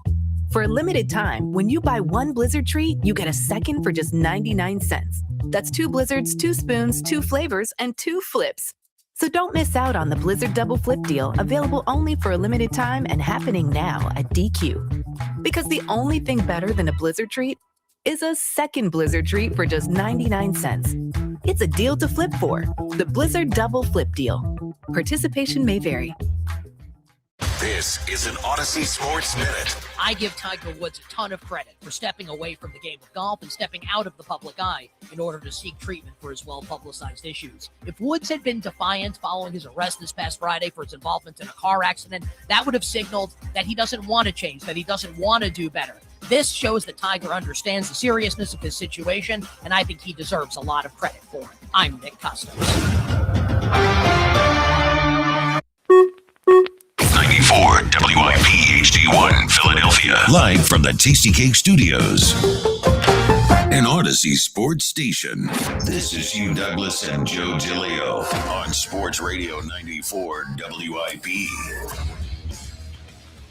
Welcome on in. It is the Midday Show. Hugh Douglas, Joe DeLeo, you guys with us. 215-592-9494. Broadcasting live from the Deborah Hart Loan Center broadcast booth at Citizens Bank Park, where the Phils will go for a series victory today after what a debut last night by Andrew Painter. 215-592-9494 to hop in. Lot to discuss. Shorter show today leading into the Phillies game. We'll have leading off. We'll get to even more. Andrew Painter, Porter Martone, some great debuts yesterday. Kyle back in the studio. Good morning, Hugh. Good morning, Joe. Good morning, Philadelphia. Hold the line. That's all I got to say. Hold the line. What line you holding today? Hold the line. Okay, hold that line. Yeah, you have certainly have. Hold the line. You have a couple lines to hold today. All right, we do have a lot to get to, and Hugh, I think it is we have to, and we should, and it's deserving to start. Just quick reaction here before we get to a brewing story here in Philadelphia. Hugh, hell of a night last night, right here in front of us. A couple hundred feet from where we sit right now on the concourse, Citizens Bank Park. How about Andrew Painter? We set expectations for him. Kind of low. He blew past them. He was awesome last night. He looked poised. He looked in command. The secondary stuff, the breaking stuff, the curve, the slider. I'll tell you this. He did not look 22 years old last night. He looked like a poised season starting pitcher. Man, when he hit 99 on that gun, woo! Yeah, he was on one, man, and he was hard to hit. And you tend to have that the first time through the rotation. But that second time through, they still couldn't get him. He got hit a little bit, but it was nothing, no major damage. He was able to work himself out of it. Defense was good behind him. Your boy, who was it, Garcia made a catch last night that Castellanos hasn't made in years. That was a big one. I wasn't comparing and contrasting. I'm just saying. You could see the upgrade last night. I saw it. He made a nice play and a home run. He made a good. He had a good run. Yep. He had a good home run, and he made a good play. So. Yeah, the defense behind him, they really stepped up for him, man. Great night. It's one we'll remember for a long time. Hamels against Cincinnati in 06. Here, Nola in 2015 against the Rays. Last night, Painter. You remember these, especially if the pitcher turns out to be a special one. So, great night for Andrew Painter. We'll talk more about it. We'll talk about his player's reaction for you afterwards. And Hugh, I tell you, when woke up this morning, I thought we would spend a lot of time to start our show on Andrew Painter before the Phillies game, and we'll spend time on him. But sometimes the story comes in, dun, dun. and it takes everyone's attention away from what is the happy story. And this morning, I saw this one, ESPN, Tim McManus, inside Eagles 2025 friction as Jalen Hurts stands at a crossroads. So, it is a very long story. I encourage all our listeners to go out there and read Tim's story. It is worth your time. It's long. I mean, it's not a short story. It's not a couple quotes. It is a longer story. It details a lot on Jalen Hurts, the offense, the coaching issues, and the relationship between Hurts and his coaches, not just in 2025, but kind of the backdrop as last year was not a good one, but even stuff that's been brewing for a while here. So, Hugh, as we react to this, and we're going to hear Jeremy Fowler on ESPN, what he took away from it. Hugh, I just want to, for everyone out there who maybe hasn't heard it yet, maybe you're just getting up, you're at work, you haven't read the story yet.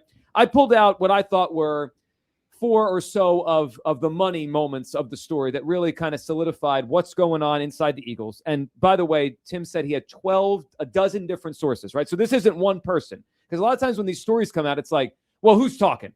According to Tim McManus, he spoke to 12 different people around the Eagles with some background on what happened with this offense, what has been going on. So, Hewitt, the story starts with the way the Eagles season ended. Last year against the 49ers, the playoff game, right? We all remember the last play of the game, the 4 verticals, the call that everyone clowned Patullo on for a week and a half or 2 weeks till they fired him.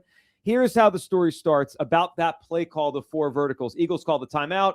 Jalen's in the huddle with Patullo and Sirianni, and they came up with that play. Quote, as one team source recalled, Hurts was the one who recommended 4 verts. A separate source with knowledge of the situation says that though the Eagles quarterback did suggest it, he was simply responding to a question about his preferences. Either way, not everyone with the offense was thrilled. I was like, oh my God, this is not happening, the team source said. We can't run 4 verts.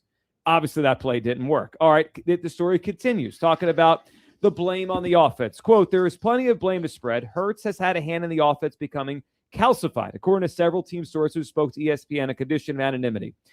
He has pushed back on changes that would diversify the scheme, sources said, including when it comes to him going under center more. He has shown a reluctance to let it rip at times, particularly against zone coverage. He diverts from the game plan and changes play calls to what some feel is an excessive degree. His strong preferences, coupled with the coach's efforts to play to his strengths, which include his deep ball accuracy and throws to the perimeter, limits the breadth to which the offense could expand, or at least that's the way it has gone in the past. Let me give you one more, and then we'll react, and there's a couple more I'll read. Quote, poor body language, not always bought in, not the most coachable, and the players notice, a team source said. A source close to Hurts said the quarterback needs coaches who will, quote, check him, opining that Hurts has had too many yes people around him this past season. Hugh, your reaction to some of those quotes, some of the stories that are now coming out about Jalen Hurts and where the Eagles offense is. You know, the unfortunate thing about you saying that, Joe, everybody's not going to hear what you're saying. So I'm going to start with this. It's like I've been saying, it's not all Jalen Hurts' fault. It's not. I'm going to start with that.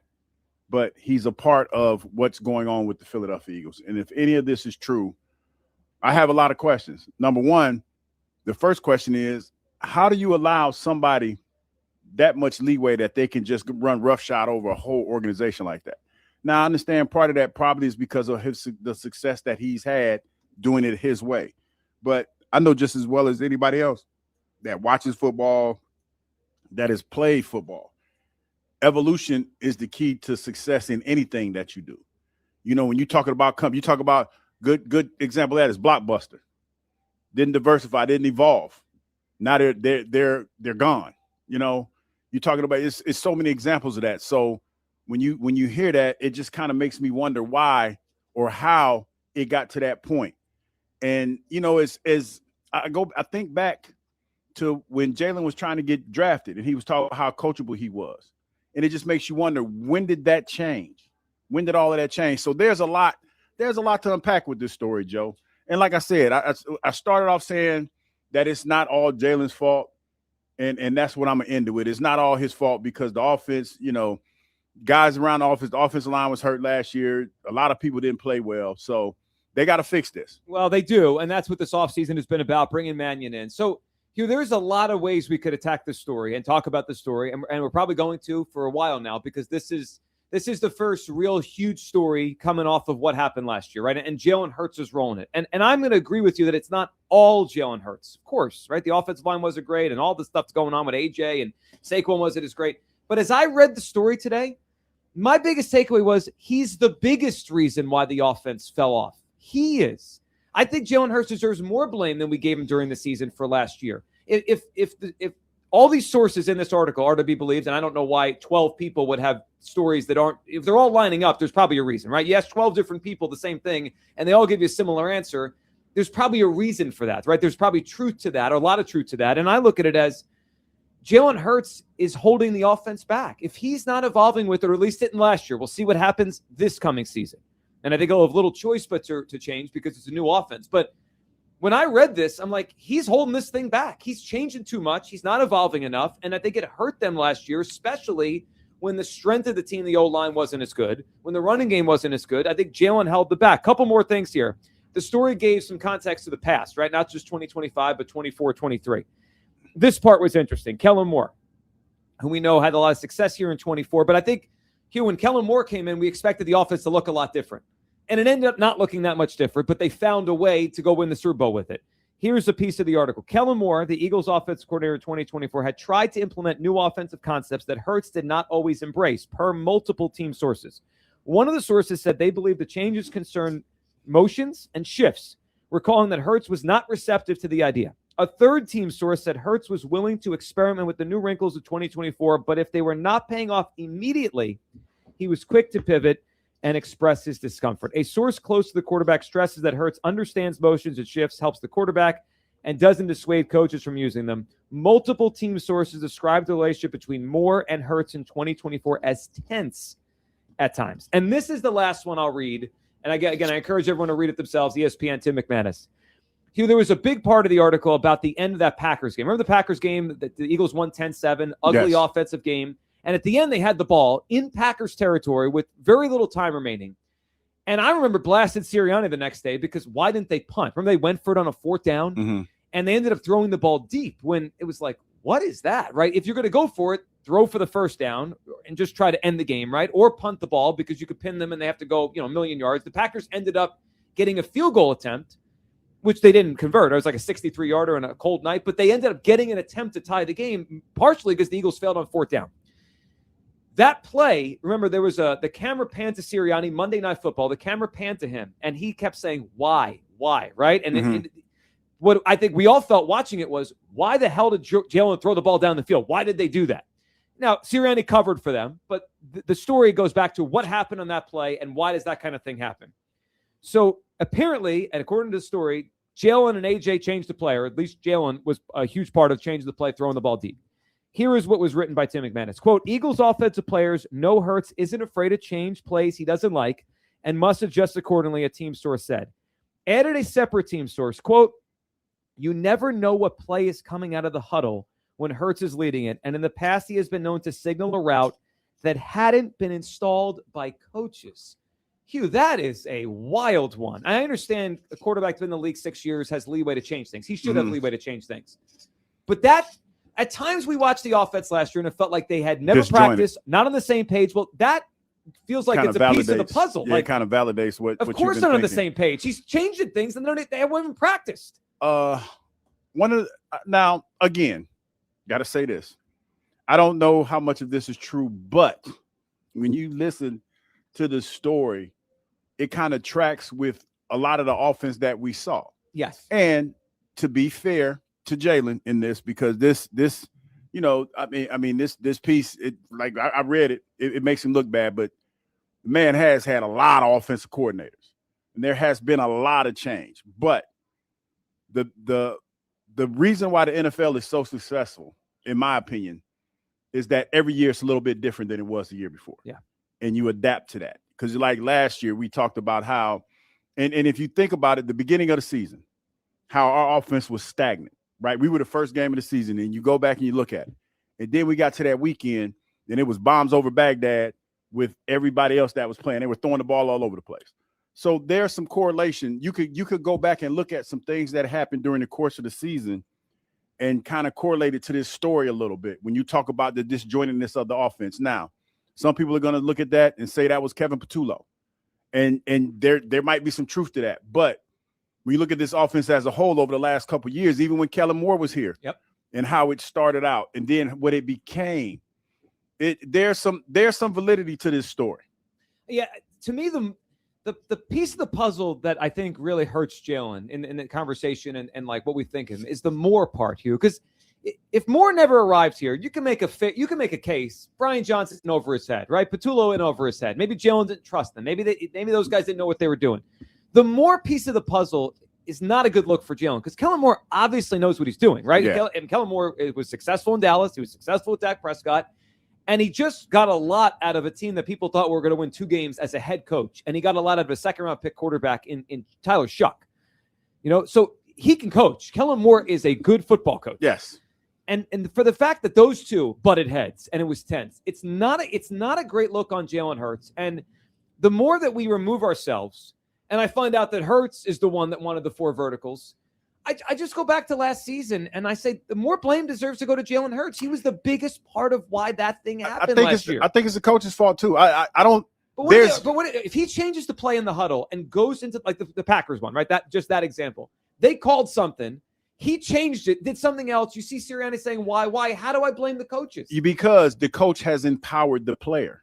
I've never been on a team where the quarterback had so much power that, the coach would go into the meeting. So, okay, say if this story is true, that the coach will go into a press conference and take that many arrows for the guy. Well, you go back to 23. Remember that play in Seattle where Jalen threw it up to AJ, interception, and Sirianni went up there looking like a fool. Again, that's on Coach Sirianni because I don't know anybody to do that. Remember the Deflategate when that hit the fan? And what did Belichick say? Hey, that's Tom Brady does that. Go ask Tom. Yeah, go ask Tom. You know what I'm saying? Yeah. And there are stories coming out of Foxborough where Coach Belichick kept his foot on his neck because he didn't want him to get too big. And you hear stories about other quarterbacks.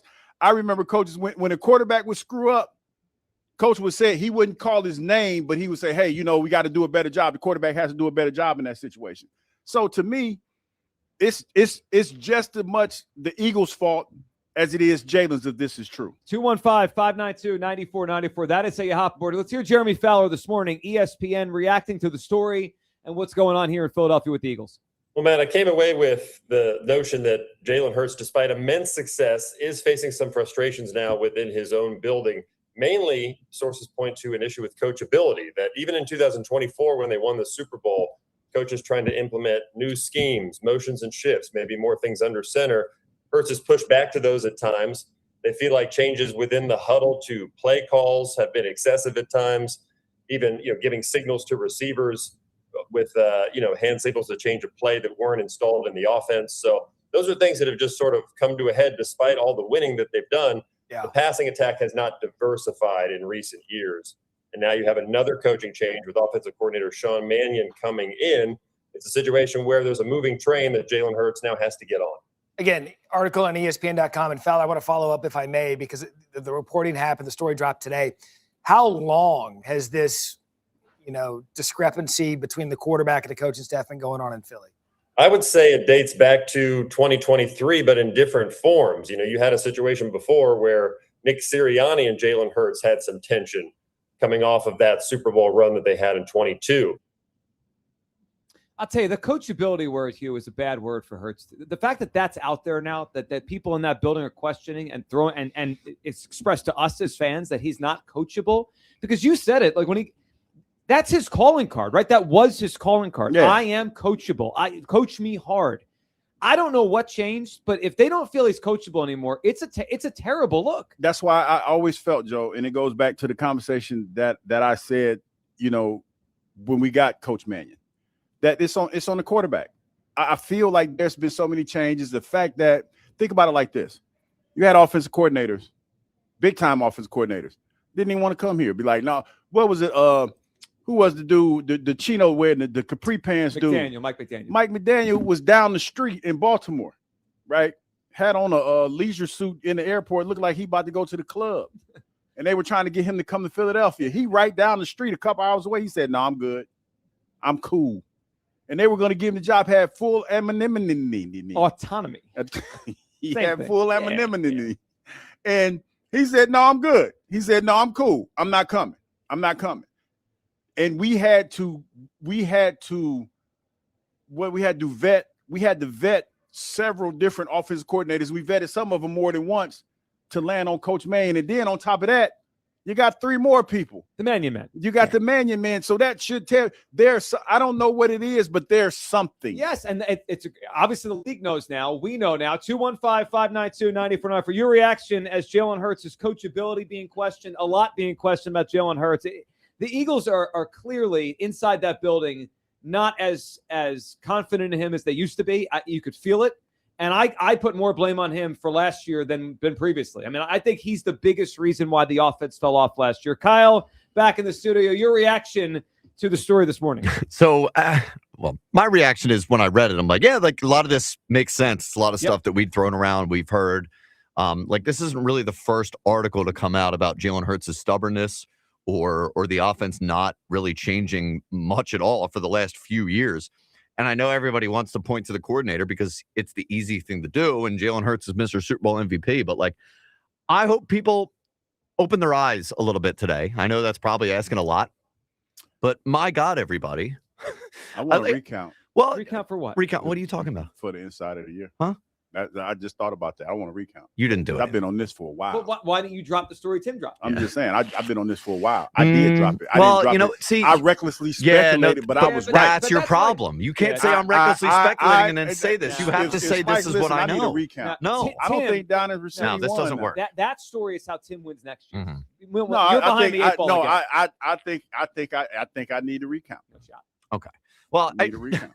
I actually think the most hilarious part of it was 4 verticals? The 4 verts thing, because that was a huge thing after the game. The loss to the Niners. Like, oh my God, look how disgusted Jalen is with this play call from stupid Patullo. He called himself. Oh my God, you all look like idiots. Idiots. Well, and the part of the story is because it was not fully confirmed. Did he call it or did he suggest it? Either way, it's not great. The play call sucked. Solid was on it from the jump. Whether he suggested it and they said, all right, Jalen, this is what you want, or he called it himself. It doesn't matter. It was a bad play call. It was a bad offensive season.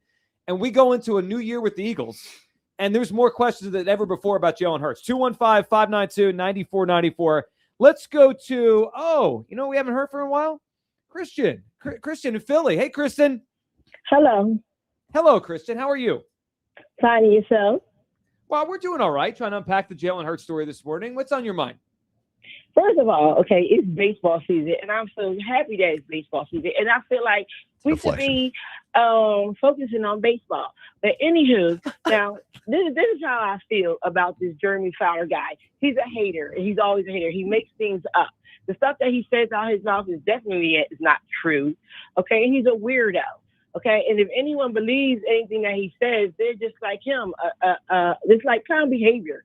Like, this is clown behavior. Just a couple quick things. Jeremy Fowler was reacting. Tim McManus wrote the story. He did have 12 sources in the story. 12 people he spoke to. That's a lot. Sources, fake sources. I can make up fake sources too. Well, that's not how journalists do things, but okay. Well, that's what most of them do. No, I don't think that's these so-called journalists. Want me to tell you who didn't say stuff like this? And who usually know everything? That woman, Diana Rossini. She didn't say this. And I don't even believe half the stuff that she said out her mouth. But she's more credible because you see her all over the place. You understand what I'm saying? So, like, I feel like people be making stuff up about Jalen Hurts that's not for true. sure. Yep. Yeah. Okay. I have a quick question. Do you remember when the story came out about Jalen Hurts, about Carson Wentz when he's here? Do you remember that story? That he wasn't coachable? Yeah. Did you believe that one or no? What was the story? Because a lot of stories came out about Carson Wentz. It was similar, that he wasn't coachable and he wasn't listening. And none of them were true. They were all made up by what I remember being on the air right after. I remember being on the air right after that, and people telling me this is made up. Sources are made up. They're lying. They weren't lying. It was behind the scenes of what was really going on. Which this is probably. But see, the same I don't thing. believe. First of all, Jalen Hurts is a person that other people said they ask questions. Hello. What does that mean? Ask questions. Yeah. They everybody say that he asks questions. He calls people up, ask questions. That means he's coachable. When he wants to know about something, he will ask. He is coachable. The difference with him and Carson Wentz was I feel like when they drafted Jalen Hurts, they threw him for a war win, and then he didn't want to really be on the team either. Right. Yeah. Jalen Hurts wants to be on the team. Jalen Hurts, like they said last year, The story about Wentz was well before he don't want to Jalen run. got He here. never Well said before. he didn't want to run. Even Nick Sirianni said he took a back seat to Saquon Barkley. That's why he didn't run much in 24. Everybody took a back seat to Saquon in 24. At 25, right? That wasn't for him to run. It wasn't him that made the decision. It was others that made the decision. Now, sure, this whole he's not. He has the coachable, ball in his that hand stuff every is play. made up. All that stuff is made up. This mhm. man, this is Jeremy Fowler. You listen to everybody. It's gossip. That's female stuff. And if these reporters want to be females, that's what they are. That's nothing but gossip. I see we're off to a roaring start with this story. That's great. It's all made up. Christian, we appreciate the phone call. I got to tell you, the amount of coping when things that we don't like come out is impossibly sad. We did this. I mean, I could take that phone call, and it wasn't her. I didn't talk to her back then. And just anyone calling WIP the day that the San Liquido story came out about Carson Wentz, liar, fake, made up quotes. No, wake up. When this stuff comes out, it's because it's been going on for a while and someone has had a breaking point. That's why these stories come out, because it is either getting worse to the point, or maybe it's evolved to a bad point, or someone's had a breaking point. Stop saying it's made up. Get out of your feelings and wake up here. The quarterback deserves more blame. 215-592-9494. We'll react more on the other side. Now, Jeff Lurie yesterday had a lot to say. Owner sat down at the owners' meetings, as he does every year. One of the things was about Jalen Hurts. Now, this was before the story, but I think it's a glimpse into how Jeff Lurie feels about Jalen Hurts. It might be a lot of way you feel about Jalen Hurts. That's next. Your phone calls on all this. We're live at Citizens Bank Park. Your reaction to Tim McManus' story on ESPN does not paint Jalen Hurts in a good light about his coachability. It's the Midday Show on Sports Radio 94 WIP. Do you owe $10,000 or more to the IRS like Mark? I've been doing home remodeling for 30 plus years, but the economy crashed. I wound up losing my home, losing my job, and on top of that, owing the IRS a ton of money. I owed the IRS $114,000. It really, truly was the worst part of my life. Then Mark found tax relief advocates. On news radio, I heard about TRA, and I thought, what's the worst that could happen? So I picked up the phone and I called them. When it was all said and done, TRA settled my $114,000 debt for $100, and I'm telling you, I was ecstatic. Could not believe it. Would recommend TRA to anyone. If you owe 10 or even hundreds of thousands of dollars to the IRS, don't lose hope. Do what Mark did and call TRA for a consultation. But TRA did. They gave me a second chance, and I'm forever grateful. Visit TRA.com or call 800-491-9914. 800-491-9914. That's 800-491-9914. There's nothing like a neighborhood pub. The familiar faces it's filled with and the community ties it has. That's McGurk's. Walls plastered with local athletes, school flags hanging around the building, and longtime friends beside you. Looking for a spot? Make it McGurk's. Living here is about more than just the headlines. It's the new restaurant opening in Fishtown. It's the playoff energy at the bank. It's the festivals that make your neighborhood feel like home. KYW News Radio brings you the pulse of the Delaware Valley. From service journalism that solves problems to stories that celebrate our culture, we cover the life you're actually living. Authentic, local, factual. KYW News Radio, Philadelphia's most trusted news source. It's springtime, so stop looking for that lawn care service and simply call Natural Lawn of America. Natural Lawn delivers great results and is safer for your family and pets, and has been growing green lawns quickly, more naturally, and with fewer weeds for over 35 years, using organic fertilizers and safer weed and insect controls, ensuring a healthier lawn season after season. Right now, take advantage of their limited time offer, free seeding every year. Call 800-FREE-SEED right now. Time is running out. Natural Lawn of America, 800-FREE-SEED. Creekside Cabaret, Montgomery County's only gentlemen's club, offers an unforgettable experience. Open Monday through Saturday, 4 p.m. to 2 a.m. Creekside Cabaret, where tonight it's amateur night with an open bar from 8 to 9 p.m. and a $500 grand prize. Creekside Cabaret, featuring adult film star Giselle Blanco on Wednesday, April 15th for 2 shows. And don't forget birthday suit night, Wednesday, April 29th, with our girls wearing nothing but a smile. Creekside Cabaret, 3225 Advanced Lane, Hatfield. CreeksideCabaret.com. Up to 50% off all window styles. Visit windownation.com for your free consultation today. No one likes having to choose. That's why with America's best lineup of hybrids from Hyundai, you get the best of both worlds. Like the reliable and efficient Tucson hybrid with America's best warranty. Or the stylish yet capable Santa Fe hybrid with power to navigate the toughest terrain. It's like having your cake and eating it too. You know, if you could drive a cake. Hybrids from Hyundai. It's the best of both worlds. Visit HyundaiUSA.com or call 562-314-4603 for more details. There's a difference between liking a house and actually getting it. Redfin is built to make up that difference and close the gap between finding and owning the home for you. Redfin agents close twice as many deals as other agents, so when you find a home you love, you're not a step behind when it's time to make an offer. That means less watching great homes disappear and more focus on the ones you'll actually move into and call home. Redfin helps turn saved listings into real addresses. Get started at redfin.com. Own the dream. My name is Christine, and I'm a widow. My husband, Ryan, was a healthy 34-year-old, and 3 months later, he was gone. Thankfully, he had life insurance. Ethos made it so easy. You can get a quote in seconds, apply in minutes, and get same-day coverage. 100% online, no medical exam. Life insurance didn't take away the loss, but it did give us the space to just grieve. Get your free quote at ethos.com/protect. Ethos.com/protect. Paid spokesperson. Time spent on application may vary. Online health questions required.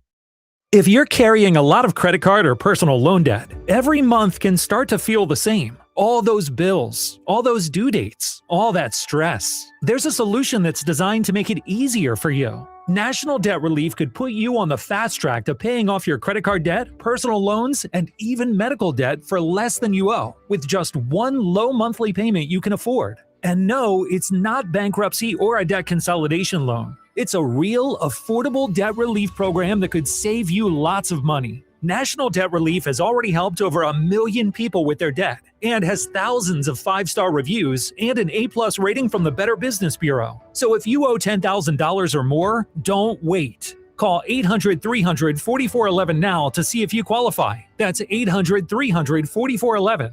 One call could help reduce what you owe and simplify your monthly payments. Call 800-300-4411 now to find out how much you could save. We get it. Attention spans just aren't what they used to be. Heads in social media and eyes on Netflix. But what do people do with their ears? Well, for one, they're listening to audio. Americans spend 4.4 hours with audio every day. Oh, and you want the proof? Well, you just sat through this ad that's now approaching 30 seconds. What could you say to a potential customer in 30 seconds? Let Odyssey put together a media plan tailor-made for your unique marketing needs. Advertise with Odyssey. Visit ads.odyssey.com. Former Eagle Hugh Douglas, current minivan driver Joe Giglio on Sports Radio 94 WIP. Welcome back to the Midday Show. Hugh Douglas and Joe Giglio. We're live today, broadcasting from the DeVore Heart Lung Center broadcast booth at Citizens Bank Park. Phillies and the Nationals today. The finale. You forgot there's baseball? No. I was trying to listen to the song. I thought he was playing Man Eater, and I was like, he was like a segment too late. That is true. I thought I heard Man Eater. That's why I was like, wait a minute, is that Man Eater? I don't know what you're trying Too to late say. for that one, Kyle. Yeah, it is. All right, so we will get more to Andrew Painter and his great start last night. Will we? We will. I promise. Also, something Jeff Lurie said a couple of things yesterday at his owner press conference. But we're talking to start the show, and you can react to Painter. It was an awesome night. We'll remember it for a long time. He was dominant. I mean, he looked the part, and he was worth the wait. Great to see Sanchez on the mound later this afternoon against the Nationals. But the story, ESPN, Tim McManus, about Jalen Hurts, and it is a huge one, and it feels like one that explains a lot. It feels like one that opens up a can of more questions. Can of worms is continuing to be open here on Jalen Hurts. And I just quickly, and then we'll go back to the phone lines, but you hear what Jeff Lurie said yesterday about Jalen Hurts. I'm just going to suggest, I'm going to implore you, everyone out there, please don't do the thing our last caller did, which is attack the person who wrote the story. It's embarrassing that when someone reports something, it's not an opinion. If I come on here and say, I don't think Jalen Hurts is that good, and you want to say, Giglio, you're annoying and bald and ugly, that's fine. That's cool. But if someone took the time to report on a story, again, that's fine. But if, like, Tim McManus had 12 sources in a story, those are quotes from people he talked to around the NFL. He vetted the story. Of course he did. He's been in this city for a long time covering the Eagles. You may not think it's as big of a deal. You may say someone's just bitter, they're exaggerating, but to pretend it's made up makes us all sound stupid. Again, the same thing happened with the Wentz thing. It is a coping mechanism. When we don't want to believe what's being said, we attack the messenger. Just stop. You could say it's not as big of a deal as I think it is or whatever, but stop with it. It's fake. It's embarrassing. No, don't stop, because it makes us look at you like you stupid. You know what I'm saying? Because listen, and I'm not attacking anybody. I am just stating how I feel about this situation. Now, in this setting that we're in, if you're a so-called professional person, like, you take everything into consideration as a professional individual, like in your professional life. You take all the information and you say, okay, that might track. As a lawyer, as a person that works in public health or anything, or talk show host, you look at it and you say, okay, there might be something to this. To sit there and the first thing come out your mouth as a professional individual is to attack the person that writes the story, that just shows how ignorant you are. And I would venture to say that there's been, I don't know Kristen from a can of paint, but I'm pretty sure when she's been out in the club a couple of times, she's probably had a couple drinks thrown on her.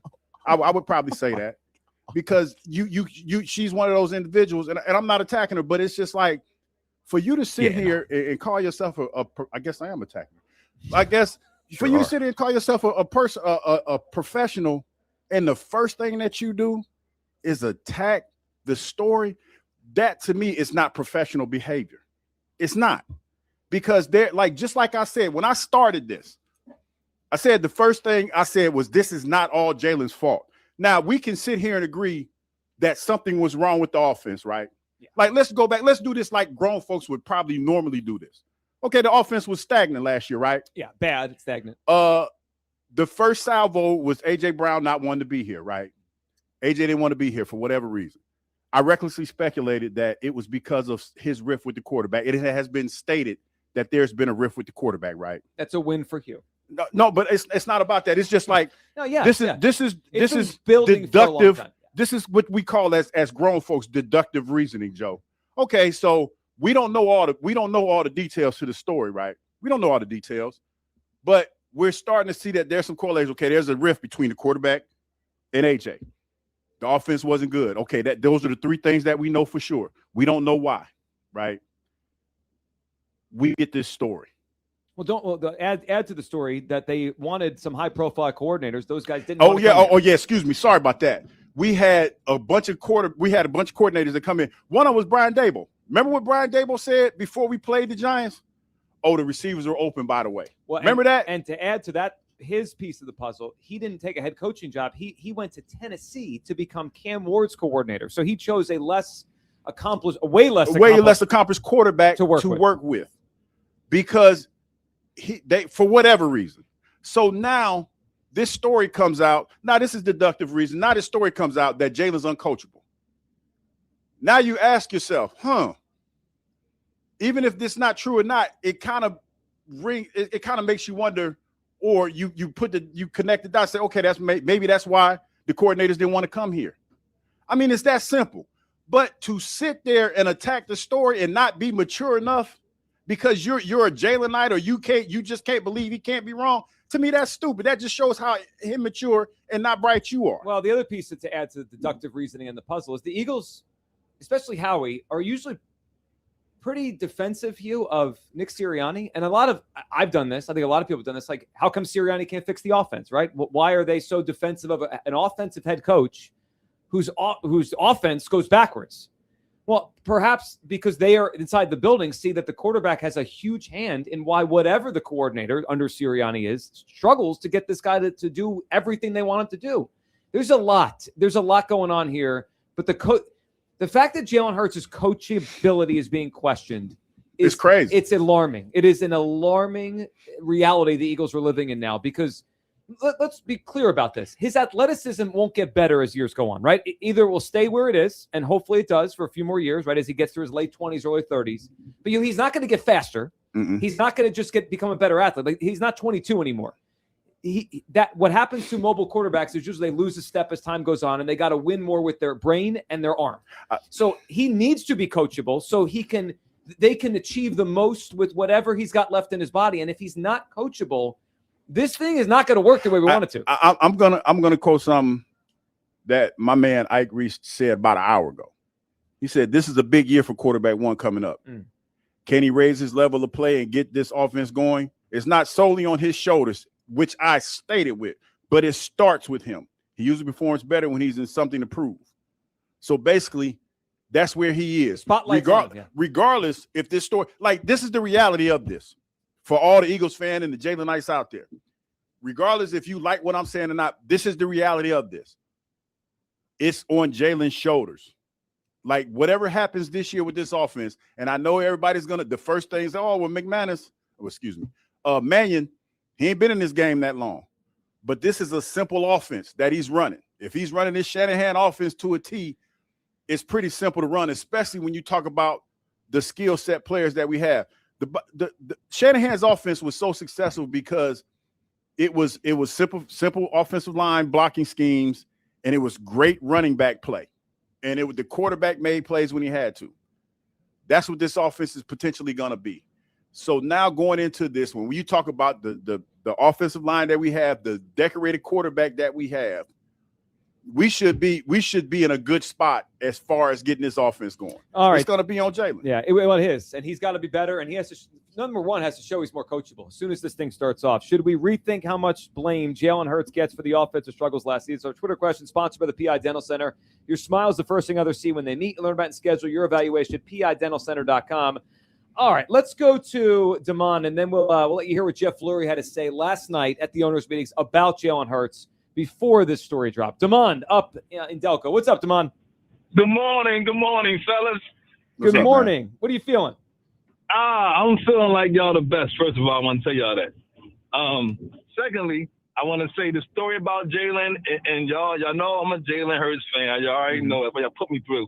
But I'm going to say this. He does get some more on his shoulders as far as last season is concerned.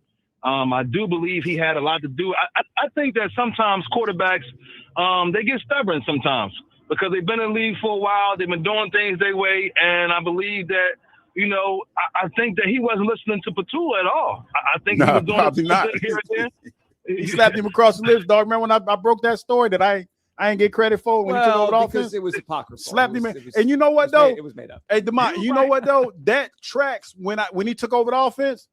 That track, I think that we need to revote for the inside of the year, dog. I'm serious because I was on this story way before anybody reported. I'm feeling some kind of way now. No one makes it about themselves like Hugh Douglas. You're right, because I call it's all about me. It's all about I. Yeah, but I think he gets some more credit, man. I just think that it came to a point where as though he got a little bit in his head too. But I will say this though. I would have been in my head too with Patula calling them plays he was calling. I would have been in my head too. Like, how can you not be in your head? And then the last thing I want to let y'all go. Think about this: for every year Jalen been here, Sirianni been here too, 6. man. And Sirianni been here too, and it's been his offense that he, brought in. Everybody else, coordinator, they tweaked it a little bit, and some got away with stuff, but for the most part, it's been Sirianni's offense, man. So, yeah, it's on Jalen. I'll put some more on Sirianni, but Batula was trash, and we know that, though. So, he may have been, but again, and Damon, good phone call. So here's my thing on that. Then we'll play Jeff Lurie for you. Hugh, you ever have a debate with someone and you want to do something one way and they want to do it another way, and you say, fine, we'll do it your way? Yes. I do that a lot. Like I'm you know what? We'll do it your way. Just to keep the peace.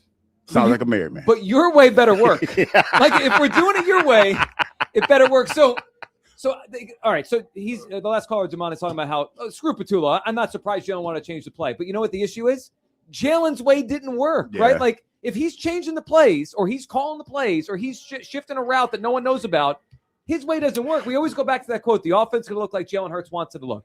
That's really cool when they're scoring 30 points and winning the games and going to the Super Bowl. It's not as cool when we have 19 points on the board against the zombie 49ers. Like then it's like, well, your way didn't work. You know what's funny? When I was reading the Tim McManus story, right? They gave a correlation between Jalen because a lot of the story talks about how Jalen didn't want to go under center. Yes. And they were talking about how the 4 games that they were under center, that they went undefeated and they scored an average of like 26.8 points or something that. Pretty good. Yeah, because he was under center. And that's just a small sampling size. But my thing is this.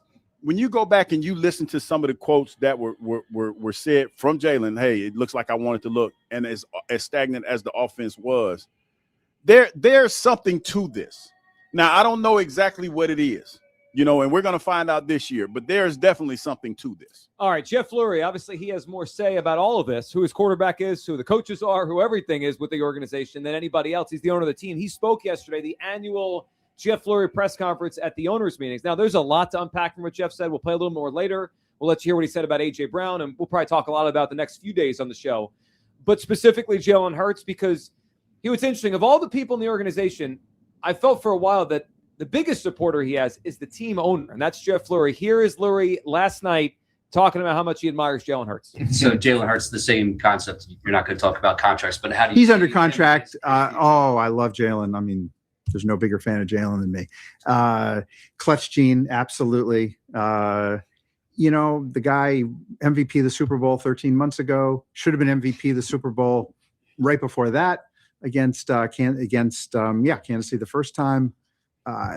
Exceptional and so dedicated. I mean, I think you probably know, spend a lot of time with Jalen, and he's as I do with most quarterbacks, and incredibly dedicated to the game, to winning, and being a huge winner. And I love everything about him. So anyway, those things take over time. We never would discuss it. He's in the middle of a new contract now. All right, so two things from that. He kind of tries to move away from the contract extension part of it, but he loves him. He loves him. No, and I think that's the most fascinating thing of this, because you could feel just by the stories and what's out there. Some people within the Eagles obviously have some more frustration with Jalen than ever before. Not him. I mean, he loves him. Yeah. I mean, and that's how it is. Because listen, man, you can feel how you want about Jalen, and you can say what you want about him, but his way has been successful for him up until this point. And I would think the owner probably is as bottom line as anyone. Yeah, hey, we're winning. Yeah. We're winning. And that's the thing. Now, moving forward, like I stated earlier, like I stated in this tweet, this is a proven year for Jalen, because like I said, and I've been saying, which I should have been an insider for the year for this, he is well within his rights to ask for that $70 million pay raise. If they give him that now off of this story. No, they're not. But if he has to go out there, he has to have a hell of a year, man. And I understand that the deck is stacked against him, but here's the thing. The same thing that made Jalen great for his whole career has the potential now to work against him. Now follow me on this. Jalen has thrived in offenses where he's had different coordinators every year, right? He's had different coordinators every year. This year is different, and the standard is set high for this Eagles team, because we already know, and it's not fair. I'm going to say that too. It's not fair, but we already know what the standard is here. Well, the owner talked about it yesterday. We talked for championships. You know what the standard is here. So Jalen's going to be measured on how he bounces back from this with a new coordinator. And the thing that is the dog that's not going to hunt this year is, well, he got a new coordinator, because he's thrived under these pressure situations before. And we're expecting Jalen to do the same thing that he's done before in the past. Because like Jeffrey Lurie said, he has the clutch gene. You know what the unfortunate thing about when you go back and listen to those cuts that Mr. Lurie said about Jalen, those are the same things that he said about him that have the potential to work against him this year. This is a big year for the quarterback, man. Well, it really, really is. I think it's as simple as this. This is the make or break year of his Eagles career. And you could say, Joe, that's crazy. He's already been to 2 Super Bowls. I'm talking about for the rest of his career. We know about his contract. We know there's not much guaranteed money after this year. If he plays really well, he adapts, he's coachable, and he thrives this new offense, they'll give him a new deal. And Hugh Douglas will try to be insider of the year for guessing how much money he gets. If he doesn't play well, more stories like this come out, or he changes things, or it doesn't work, he's out of here. They're not going to double down. If no, you talk about with the kind of money the kind of money that he's going to be looking at. Jalen is looking at probably being a $300 million quarterback easily. And they're only going to do it if he buys in and he plays well. Yeah, that's the bottom line. That's it. This is the money year. This is the generational wealth. We already got generational wealth, but you know what I mean? And then some. This is that and then some year. It's rare that there's not many quarterbacks that get the second huge contract. Yeah. Right? A lot of them get the first one because the rookie deal is up and you got to make a decision. The second one, that's when those are rare. And that's what he's up against this year. And the Eagles have to make a huge decision. And right now you could tell that just based on those quotes, a lot of people are unsure they should make it, including me. Aaron in San Diego talking about the Sky Marshal. Good morning, Aaron. Well, it's freaking morning, Philadelphia. You don't sound Aaron, too what's happy, going on? He's shook. Well, first of all, shame on Hugh Douglas. Shame, shame, shame. You know, you sit there, you can't sit there for the last year and a half and say, well, if you guys knew what I knew, then oh my gosh, but I can't say anything because I'm what a I said, man Aaron? with the Philadelphia Eagles. Now you attacking me? Is that what I'm saying? Are you attacking? I told you so, Douglas. But That Aaron, doesn't make you a front runner, Hugh. That doesn't make you a front runner in the Insider of the Year for the Eagles. That makes you gives you a starring role on the Real Housewives of Orange County. It makes me. You know what it makes me, Aaron? A visionary. And what you're not going to do, Aaron, you're not going to deflect from the Sky Marshal. That's exactly today. what he's doing. You're deflecting from the Sky Marshal. Listen, I'm not deflecting. And then on top of it, with everything going on in Philadelphia sports right now, with Bryce Harper struggling, leave it to Joe. He got a couple hits yesterday. I mean, it wasn't what we wanted, but he put the ball in play. Yes, I put the ball in play. My God. I know. He's a $300 million player. Baby steps. All right, you know what? This is deflection. Bringing up Harper when a scathing column is out there about your quarterback. Baby step. And did he want to take a shot at me? Can you believe the deflecting? Aaron, what do you think about Jalen? I have to read the article, and I will comment on my thoughts on the article. But what I will tell you, Joe, is that I don't care if he has 12 sources. How many employees are working for the Philadelphia Eagles? 300? 400 people? This is wonderful stuff. How many of those 12? How many of those 12 people? Okay, have a thing against the Eagles? What did they interview Kevin Petullo? I think Kevin Petullo has a lot of incentive. This is spill the wonderful beans stuff. We're really educating ourselves here. So now we're questioning the motives of the sources. Here's what I will say. Okay, this kid has taken us to 2 Super Bowls in 4 years. Okay, and you're throwing the jinx on it because in 21 we lost in the first round. The next year we went to the Super Bowl. In 23, we lost in the first round. In 24, we won the Super Bowl. We lost in the first round of the playoffs. This year, we're going to the Super Bowl this year, and you guys are sitting there and trying to chop the one redwood in Philadelphia down to its core. We shut up, Aaron. My God. This kid has done he's the best quarterback in the history of the Philadelphia Eagles. He is the most successful quarterback in the history of the Philadelphia Eagles. And Joe Giglio, we tearing him down, continue to do nothing but try you, Tim to knock him down a peg. You, my friend, are a hater. Hater. Okay. You done? Tim McManus. Hater. Aaron, did you read the article? No, he didn't read it yet. Okay. How about you read it and get back to us? Gotcha. You read it and get back to us. No, we're gonna throw bread at Tim McManus' house because bread's a little cleaner. And the birds are coming. No, I'm going to say good job on the story, No. Tim. You know what? I kind of you're jealous that you're not going to win 27 Eagles Insider. You're already behind the 8 ball over here. No, I tell you what. You are so behind the 8 ball.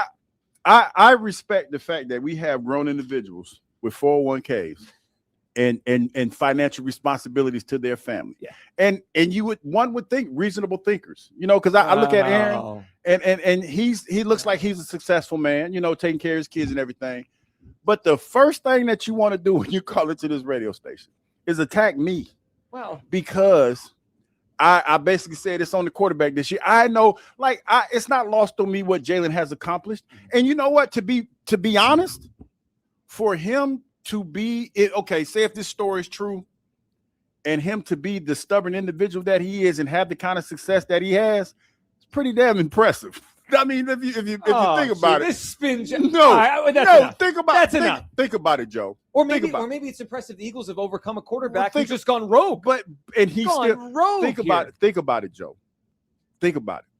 The first year when Kellen Moore was here, think about that first game and how disjointed it looked. Yeah, and then they stopped throwing the ball. Okay, and then it came together. And then he went in the Super Bowl and he went lights out. And then Kellen Moore said, I can't wait to get the hell out of there. You know what? Take the Saints job. He went into the Super Bowl and they probably had a whole game plan to run the ball. And Jalen said, you know what? I'm not doing it. I'm going to throw the ball. Yeah, worked that day. It worked. How did it work this season? And then he went. How did it work in 25? And then but Joe, it don't matter because what I'm trying to say is that image of him, the Jordan image, is burnt into our psyche. Yeah. Well, what have you done for me lately? Last year was a joke. 4 verticals to end the season. 215-592-9490 for your phone calls on all this. The Jalen Hurts story up at ESPN by Tim McManus.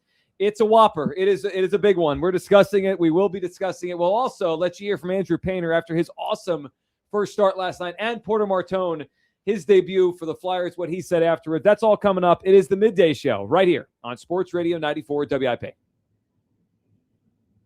Hey, we have a couple. I wasn't supposed to read that. We got a couple nationally televised games on some other pro basketball games on tonight. Let's take a look at the latest pro basketball injury reports. That's not the one. Nah, Hatfield. Okay, wait a minute. We got Hatfield. We'll see. Take your time. No worries. Ron Burgundy Douglas here. Well, no, because it's not on here. The Hatfield read is not on here. So we gotta give me a minute. We gotta come back to this. All right. You got it. Upgrade to a Carrier Infinity heat pump and enjoy reliable comfort, lower energy costs, and up to 38% reduced CO2 emissions over 15 years. Now through May 31st, save up to $2,100 in cool cash rebates and special financing on qualified systems. Don't wait. Save energy and money today. Visit nopaycarrier.com to learn more and find a trusted contractor. Carrier. That's nopaycarrier.com for a contractor near you. Powerful doesn't just happen. You have to make it happen. So the moment Total Wireless offers a free Samsung S25 FE with Galaxy AI, when you switch to Total 5G or 5G Plus Unlimited 3-month plan, you take the network as powerful as you, with unlimited 5G data that won't slow you down. Now that's a total power move. Visit your neighborhood Total Wireless store. Device taxes and fees may apply. Requires new activation on a Total 5G Unlimited 3-month plan or higher. External port-in and ID verification. Available only in Total Wireless stores. Limit to 4 devices per account. It's that time of year to address some of those nagging projects around the house you've been putting off.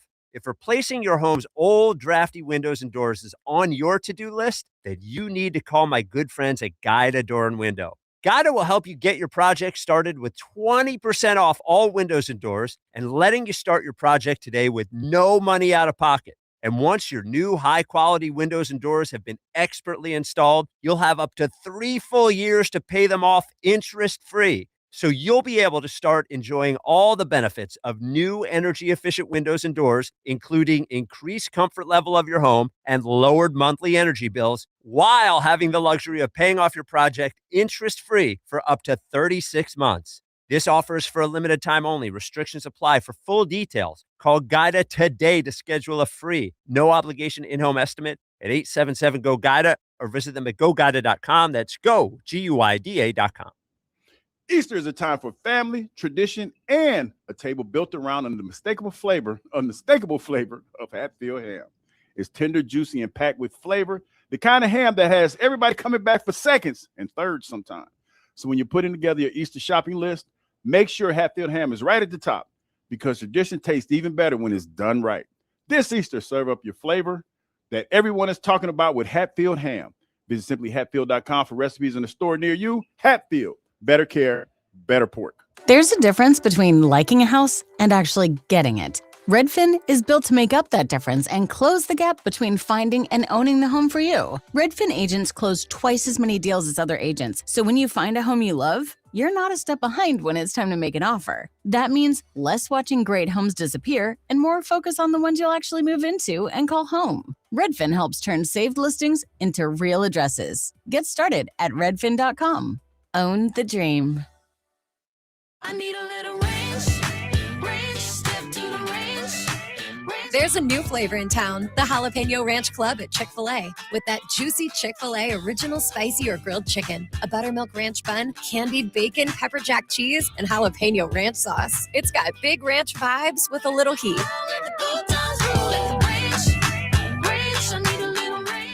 Chick-fil-A's new Jalapeno Ranch Club. Available for a limited time only. Order ahead on the Chick-fil-A app. Springfest means more sun, more fun, and more free at Lowe's. Keep your yard in line with an additional free Ego 56-volt battery when you buy a select Ego mower, trimmer, or blower. Plus, keep landscaping fresh with Stay Green 1 cubic foot garden soil, 5 bags for $10. Our best lineup is here at Lowe's. Valid through 4/8 while supplies last. Selection varies by location. Soil offer excludes Alaska and Hawaii.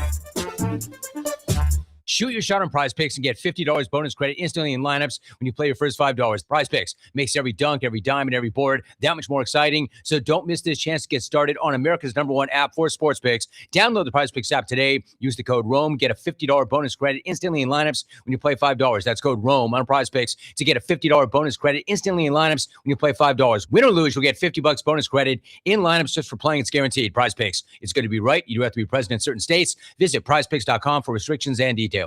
This is an Odyssey Sports Minute. A national story has been released saying that Eagles quarterback Jalen Hurts changes too many plays at the line of scrimmage and that he's been reticent to potential changes within the offensive structure. And while all of that can be true, I don't care about any of it. Hurts is 57-25 as the Eagles starting quarterback. Won a Super Bowl, could have won another. I think you take some of the nonsense if you win as many games as Hurts has. I'm Nick Costos. 94 WIP HD1 Philadelphia. Live from the Tasty Cake Studios. Sports Radio 94 WIP. An Odyssey Sports Station. Stream the screams. Catch Phillies baseball with the Odyssey app on 94 WIP. Yeah, 1-2. Swing and a miss on a high fastball. And Andrew Painter delivers just what the crowd wanted to see. 5 scoreless innings from Painter tonight. 8 strikeouts along the way. Yeah, deliver he did. What a night for Andrew Painter here at Citizens Bank Park. We are live today, midday show. Hugh Douglas, Joe Gillett broadcasting from the DeBoer Heart and Lung Center broadcast booth. We'll get you ready for the series finale. The Phillies try to win their first series of the year. Phillies Nats at 1:05 today. Christopher Sanchez. But Hugh, last night, boy, Andrew Painter was good. And he just was better than I thought he would be based on AAA last year, based on spring training this year. The stuff has been there. The stuff has always been there. He can throw super hard. He's got great breaking stuff. It was a matter of, could he mix the pitches the right way? Could he stay ahead of hitters, which he had 11 to 21 first pitch strikes? And could he land his secondary stuff, the curve, the slider for strikes? He did all that. And what caught me was just the poise he had, because there were a couple moments, especially when the ball, it seemed like Trey and Stott and Crawford all lost the ball in the, whether it be the dusk or just the lights. They just dropped the ball in center field, right? No one saw it. That was kind of one of those moments where, like, uh-oh, this is his first moment where, like, he has an uh-oh moment. Is he going to unravel a little bit? Nope, settled down, got out of the inning. I just thought he looked ahead of his years last night. I'll tell you what, man, he did a lot better than I anticipated. You know, it was one of those things where, you know, you're putting a lot on the rookie, you know, but you talk about the poise that he showed, the heat that he was throwing. Ooh. Good googly. I mean, he was throwing some heat, man, and he was throwing a plethora of different pitches. I think it was the four-seamer was his main pitch that he was throwing. Yep. But, man, he threw a bunch of different pitches. That curve he has it's beautiful. Joe, I mean, it just drops. You know what I like? I like the when they showed the selection of pitches that he had. That was a great breakdown for me. And it was one of those things, man, where you could tell that it was hard for them, the Nationals, to get a feel for what he was trying to do, because he had a nice little menu of pitches that he was throwing last night. Look, his career is just beginning, but you can see, just watching him last night, why all that hype was there, right? Like you could see it with the fastball, with the curveball, with the slider. He has the stuff to be a tremendous major league pitcher. We saw it last night. Let's hear from Topper last night on Painter and a moment they had on the mound. Put your hand on his chest. He looks like he said something. I just asked him if he enjoyed it. Well, he shook his head no, and then he said, and then he figured out what I said. And he shook his head yes. And I said, just make sure you tip the fan base when you tip your cap when you walk off.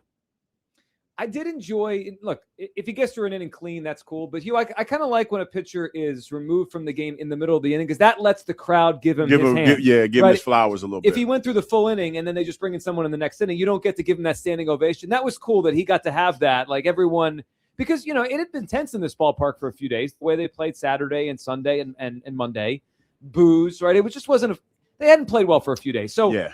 Last night was a night that people wanted to cheer. They wanted to, say they were here the night that he had his first start. It was excellent. He got that cheer. So a great night for him. Also a night we'll remember with the Flyers, hopefully, with Porter Martone, who had his debut last night. The Flyers lost that game to the Capitals, but Martone may have lost a tooth last night. That replay looked like a tooth was falling out there. Can we hear from Porter Martone on his first game last night? Yeah, I felt like it took a couple shifts to get my feet wet. You are adjusting to the NHL speed, NHL level. But, I thought when the game went on, I think, our line, created some good momentum and, got one there early in the third. And I think just got better after that. Did you feel like you were getting to the front of the net? Yeah, I felt like I was, more towards the end of the game. I felt like first period had some good chances too. Second period, a bit of special teams. But, like I said, I thought I got better as the game went on. And, it's a tough loss, but I think we can improve and come back here strong Thursday. Did the physical nature surprise you at all of how intense it is? Yeah, definitely bigger guys, but I think that's something that I could thrive in, and that's kind of the way I like to play. So you just got to get used to it and just continue to get better. Hugh, for me, when a young player, and they're both really young. I mean, Porter Martone is super young, just was playing college hockey, right? And then Painter's still only 22. One of the things I look for right away is, do they look like they belong, right? Do they look like they fit in? Do they look like they are one of the guys that's out there? And both of them, they didn't come across as they didn't fit in. They didn't come across as it was too big for them. They came across as they belong here. And that's a great first sign. Yeah, it is, man. And, Porter, if you're listening, if you need a dentist, man, I got somebody because I go to the dentist a lot. But that's a great debut for him. You're the hookup. Well, yeah, he is the official flyer of WIP. Where's 94? So. Yeah. I got the plug for the dentist though. Yeah, but that's a hell of a. You went yesterday, dentist? Oh yeah, I did. That's a hell of a debut though. Yeah. To come in and play and lose a tooth the same night. I mean, it's not like hockey players aren't known for having a whole lot. That's my of kind of player here. You know what I mean? But to lose your tooth, man, that is kind of crazy. That's an indoctrination. Yeah, it definitely is. All right, 215-592-9494. You can react to Porter Martone, of course, Andrew Painter as well. We'll talk more about Painter and today's game leading off coming up 1 hour from now. Back to the phone lines here on all this and the huge Jalen Hurts story. If you just hopped in, ESPN Tim McManus has a big story out this morning about Jalen Hurts and really inside what happened last year, what's been going on for a few years. And if I were to take out one word for the theme of it, the headline is inside the friction between Jalen Hurts and the Eagles, which is a wild story. That's it's a wild headline. I mean, it's a sizzler, right? Well, there. that gets you to click. I mean, let's be honest. I mean, it got me to. I mean, I was going to read it anyway, but it's like, ooh, what is going on here? And it's an in-depth story with 12 sources, and the word I would use is coachability is now being questioned with Jalen Hurts. Is he coachable? Is he listening? Is he doing what the team is asking him to do? And there's now questions. I think if you read the article, you'll hear them and see them on if that's actually happening and what that means for the Eagles. Will in the Northeast is up on WIP. Hey, Will. Dream team, how y'all doing today? Will, good morning. How you feeling? Oh, man, listen, man. I've been saying this for a minute, man. It's all been about coming down to the Eagles organization, man. This has been going on before Randall and all this, man. And it's like it's starting to come to a head now. It's all about them showing and developing Jalen. Developing Jalen, right? Mm-hmm. It's been 5 years. They haven't had nobody in this organization to actually sit down and have somebody to actually help Jalen to develop the quarterback to who he is, right? And well, I mean, I don't know if that's true. They've had lots I mean, listen, man, it's been going on for a long time, and it's going to keep going on. It's not just with Jalen. It is Jalen, too. Because, listen, man, I know Jalen got this big money contract and all this. And, listen, man, and I keep saying it. I said it last week. The Eagles, with these guys and this team, man, is going to be the demise of them doing anything this year. I'm telling you, man. And they got to get a handle on this, man, before the season even starts. And a lot of things going to have to be talked about with Jalen, AJ, and whoever, man. They're going to have to get this together before the season starts, man, because right now we got a team that's loaded, and we got a team that could actually make a run to the Super Bowl. And if they don't get this together within the with AJ and all this mental and all this stuff that's going on in the locker room, man, we got a long season ahead of us, man. And yeah, well, you know, and the part of getting it together, we'll go phone call. I mean, Hugh, I think what's happening here is it feels like they're saying in so many words and in so many ways to Jalen, enough is enough, right? Like, we can't do another year of this, so we need you to get on board. And that seems to be the theme the entire offseason. Get on board or else, right? Like, and it's a weird thing to say about a quarterback that's been here a long time, that they've won a lot with, that is under contract. But my sense is if he doesn't play to what they want him to do, right? Listen to the new coordinator, follow the script, for, you know, use that phrase, that they will move on at some point. We've seen 6 years ago, it's not the same, and he's a better player than Carson. Every time I bring it up, I want to make sure I say that. He is better. But the script is similar. Like, if you don't get on board and we don't score points and have success, we will find someone new. Well, I don't think it's that hostile. Because I know what you're saying. But isn't that, even if it's not as hostile as I'm saying it, isn't that the truth, though? The gist. Yeah. That's the gist of it, Joe. But I think it's more because I think about what Mr. Lurie said, Jeffrey Lurie said. He jumped out there and he made it clear. He loves Jalen. He loves the clutch genes that he has and everything like that. But this is the reality of the NFL is that every year they're taking your game to the lab.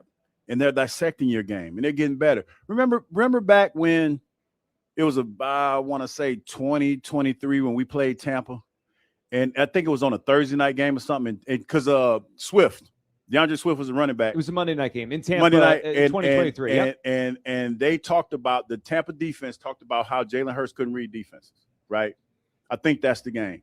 And Jalen Hurts went out there and he cut him up like against who had a good game against him, played well. They were going on old intel on Jalen, right? And Jalen made them pay for it, right? That's the NFL in a nutshell. You have to come back every year and be different. And it sounds like they've tried to evolve this offense, and Jalen wanted to stay where he was. And you know, in the NFL, you can't do that. You can't be the same person you were the year before. Just like in another example, see, this is where, you know, as a person that likes to think outside the box and not actually lay blame, but say, hey, where there's smoke, there might be fire. The same way when Robert Salah was here, and he said he went back to a few years ago, and he said he remember they ran that play before. And Jalen ran 4 verticals. What does that tell you?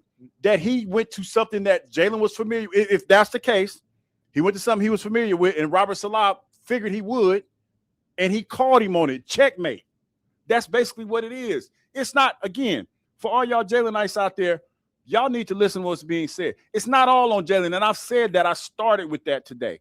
But if you're in this and you're trying to make it better, you have to be willing to adapt and change some things that you're doing. It's not all his fault. It's not. The offensive line didn't play well last year. Saquon Barkley didn't have a great season. But you are part of that. Everybody is asked to do something a little different this year in this offense. Well, and the bottom line is it's got to work. I mean, like, these stories come out when things start to go bad because everyone's frustrated. That the offense stunk last year, so we're getting these stories. I'm not surprised we're here. This segment sponsored by Cozy Jewelers. Step up to the 5th seed. That's color, cut, clarity, carrot, and Cozy. Every time I read one of these stories, every time we have one of these Jalen Hurts stories, this whole thing reminds me so much in so many ways of the Carson Wentz thing. Well, that, and also Russell Wilson in Seattle. I think their stories are so, they're weirdly similar to me. They're both quarterbacks that were not high picks, not super high, but not first-round picks. Had a lot of success.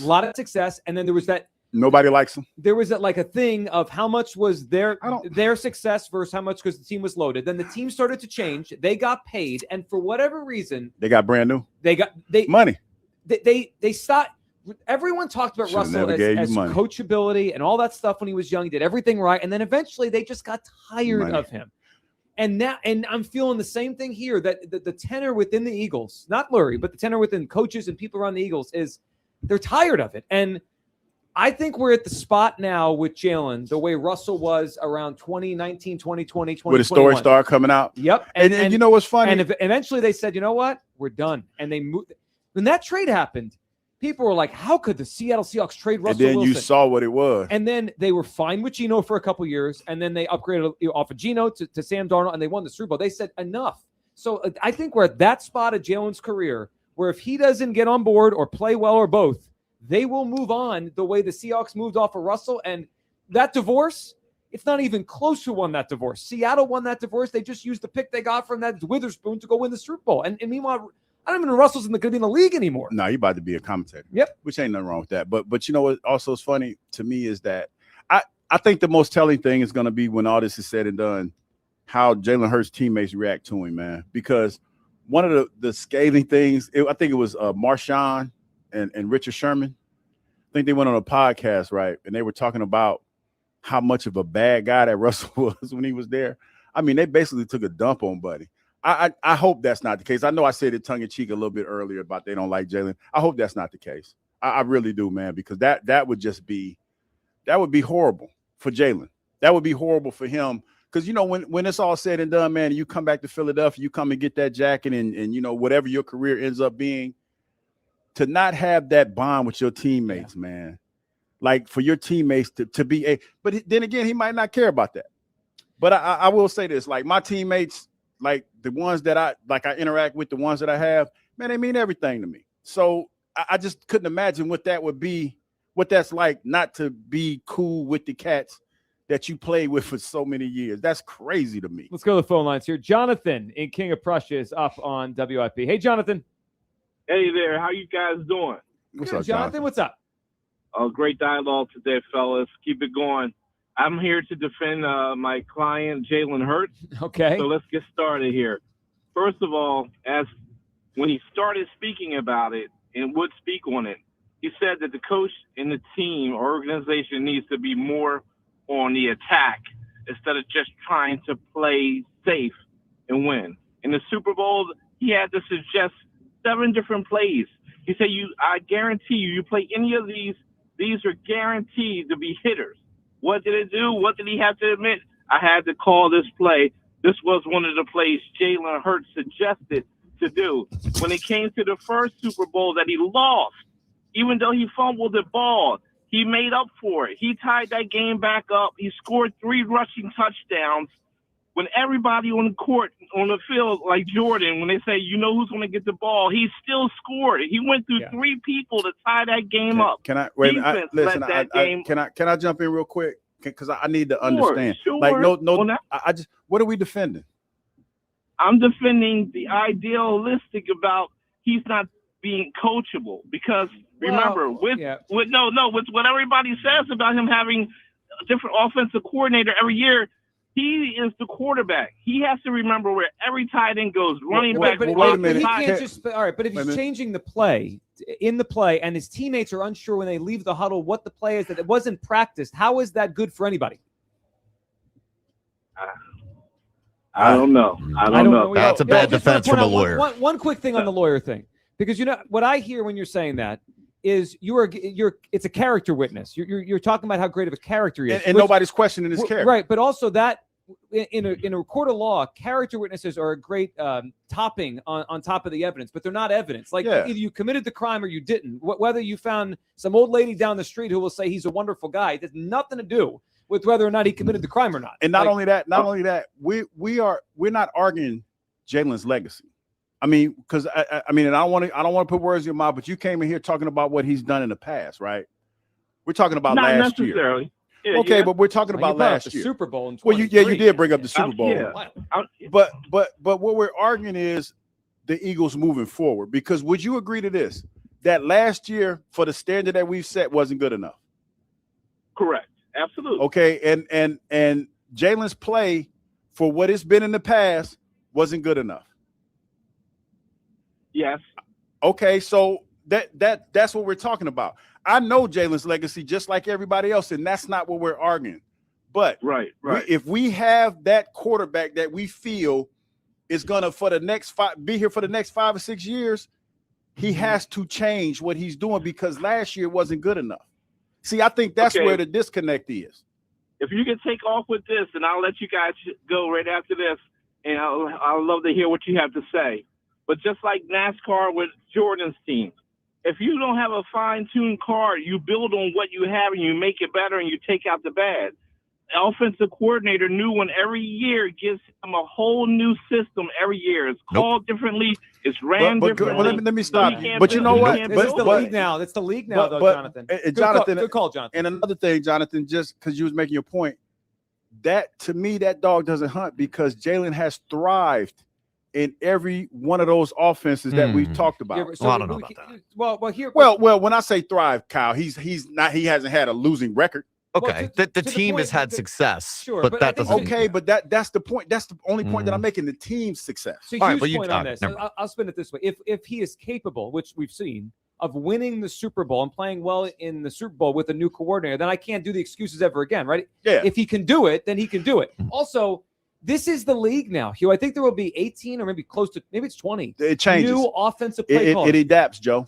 We're in an era now where maybe not so much Jeff Lurie with Nick Sirianni, but these owners are quick trigger, right? Yes. These coaches are in, they're out. It's 2 to 3 years. And that's it. These I think there's a chance that the Jalen story will become the norm the next 5 or 10 years, where these quarterbacks are just going to end up with new coordinators basically every year, every other year. So it feels like crazy to us, like Jalen's had all these new coordinators. This is football now. So it is what it is. It's like this is the world we live in. You got to play in it, and we got to stop using it as an excuse. And to piggyback on what Kyle was talking about, you're right, Kyle. Like he's had success, but not Super Bowl success. What I meant by that is he's had winning seasons. Yeah, he's had winning seasons, but that's not the standard anymore. That is not the standard. And in order, like say if Jalen's is good enough, it's not good enough for the Super Bowl. Yeah. It wasn't good enough for the Super Bowl. That's what I'm trying to say. Also, and I understand how people feel about him and everything, but it's hard to find quarterbacks. And if you got one that you think you can win with, try to win as many as you can. Yeah. I think also I'm just tired of hearing the new coordinator thing. Like the whole point of this article is to paint the picture that the scheme is largely the same because of Jalen Hurts every year. Might be a new play caller, but remember when things were going well, the offense looked great. It was Jalen Hurts is the system. That's all fun to say when it looks good and he's playing well. But when he's not, now all of a sudden it's Ken Patullo or it's whoever's new system. It's the same system. It's the Jalen Hurts system. That's what it is. Yeah, I think, it's interesting this offseason is the biggest departure they're ever going to do from offensively, right? It's going to look different. This is the first time they're bringing in a whole new kind of scheme. The Shanahan scheme, Mannion, McVay, whatever, LaFleur, it's all the derivative of the same thing. My guess is they really looked at themselves in the mirror after the season and said the Jalen Hurts way doesn't work anymore, right? Jalen could still be a quarterback. Like he could still be the person under center to run the new system. But I think they had a wake-up moment after the playoff game where they said, this way we've done it for 5 years, it doesn't work anymore. We can't let Jalen just run his offense because that was cool when we were scoring a lot of points. We don't score that many points anymore. So now, Jalen, you're welcome to be our quarterback, right? You're here. We want you to be the quarterback, but it's not your offense anymore. It's now Sean Mannion and the Eagles' offense, and you got to run it now. But the sample is there, Joe. I told you where they had the 4 games where they scored more points when he was under center. But then they didn't stop doing it. They did. Yeah, I'm not saying he can't do this, but I'm saying this is the offense now. Well, this is the thing, Joe. As a former defender, you're trying to get us guessing. Because everybody in the NFL is good. That's why cutback running, you never see anybody run straight ahead. People too fast for that. So you try to, run cutback to make sure, try to get somebody out of the gap. So the thing is this. There's a lot of tendencies in the NFL, right? And if you're a team that doesn't change your tendencies or you're doing the same thing over and over again, they'll get you. You become easy to defend. Yeah. Well, the Niners made it clear in that playoff game. You they become had easy to plumbers defend. on the field. They had guys off the street. That one linebacker hadn't played in years. Joe, you become predictable. And that's the one thing. Like when you talk about self-scouting and all the other stuff, you might run the same plays, but you run them out of a different look. You run them out of different formations and things of that nature. That's the thing. You know, you can still run your bread and butter plays, but, you know, you might put AJ in the slot position and, you know, you might run a different route with him to try to get better matchups. Right. We don't do that. We didn't run a whole lot of motion. We never do. And it's one of those things where it's like we became too predictable for whatever reason that was.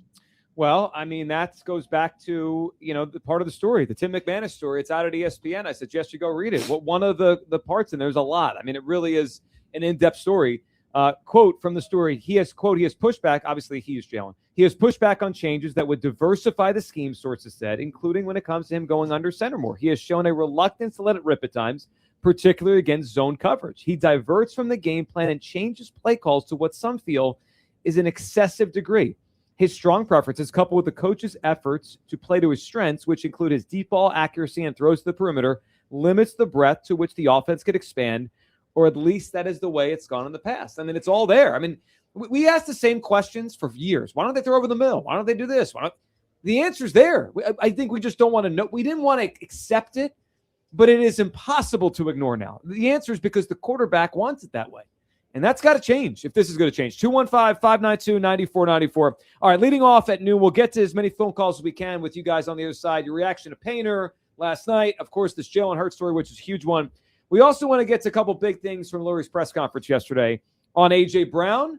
You better be ready for this answer. And could the Eagles' next stadium be somewhere other than South Philly? You'll hear from the owner next as Hugh holds the line. Midday show live from Citizens Bank Park on Sports Radio 94 WIP. Is this me? All right, we have a couple games on the nationally televised games on the docket tonight in pro basketball. Let's take a look at the latest pro basketball injury report presented by Fanatic Sportsbook. Philadelphia is back in action tonight playing at Washington. Philly's mostly healthy. Joel Embiid is a game-time decision with a finger injury, but should play tonight. For Washington, Alex Sarr is a game-time decision with a toe injury. He missed Monday's game, but they might get Keyshawn George back tonight. He's been dealing with an elbow injury. Philly needs to win this game for their playoff seeding. San Antonio takes on Golden State in the late action game tonight. San Antonio's pretty healthy and feeling good about themselves as the 2 seed as we get close to the playoffs. Golden State is trying to improve their playoff spot, but won't have Steph Curry tonight, who's out with a knee injury, so they'll have a tough time against San Antonio without him. Winning here is different with Fanatic Sportsbook, and now that we're heading into the playoffs, every game carries a little more weight. So don't wait for that what-if moment. Switch to the only sports book that protects all pro basketball player props across straights and parlays and same-game parlays across any first-half injury. That's right, people. If betting player props is your playbook, whether it's points, assists, rebounds, steals, or blocks, Fanatic Sportsbook Fair Play Insurance gives you the edge when it comes to cooking up a parlay. Some books protect your bet from the first quarter and some do nothing at all. But not at Fanatic Sportsbook, where they flip losing bets into winning bets. When every night on the court, that means if a player gets injured in the first half, boom, your bet will play on with all remaining legs, meaning a loss can be turned into a win. Other copy trends, we set the standard. Fair play keeps every first half protected. So bet with the book that always has your back. Fanatic Sportsbook. Winning hits different over here. That's today's report. Listen all season long for weekly injury updates presented by Fanatic Sportsbook, the home of fair play. Download the app today. Must be 21 plus. Gambling problem, call 1-800-GAMBLER or 1-800-MY-RESET. Gold prices are soaring, and silver is near an all-time high. If you've got gold or silver just laying around and you want top dollar, then go to the Estates Roadshow this Friday through Tuesday at TMT Casper Gold in Cherry Hill. For info, go to tmtcaspergold.com. Creekside Cabaret, Montgomery County's only gentlemen's club, offers an unforgettable experience. Open Monday through Saturday, 4 p.m. to 2 a.m. Creekside Cabaret, where tonight is amateur night with an open bar from 8 to 9 p.m. and a $500 grand prize. Creekside Cabaret, featuring adult film star Giselle Blanco on Wednesday, April 15th for 2 shows. And don't forget birthday suit night, Wednesday, April 29th, with our girls wearing nothing but a smile. Creekside Cabaret, 3225 Advanced Lane, Hatfield. CreeksideCabaret.com. The problem with radio is we can't show you our new box packed with a KFC snacker, 5 nuggets, fries, and a drink for just $7. So you'll just have to trust us when we say the crispy golden fried breading will make your mouth water.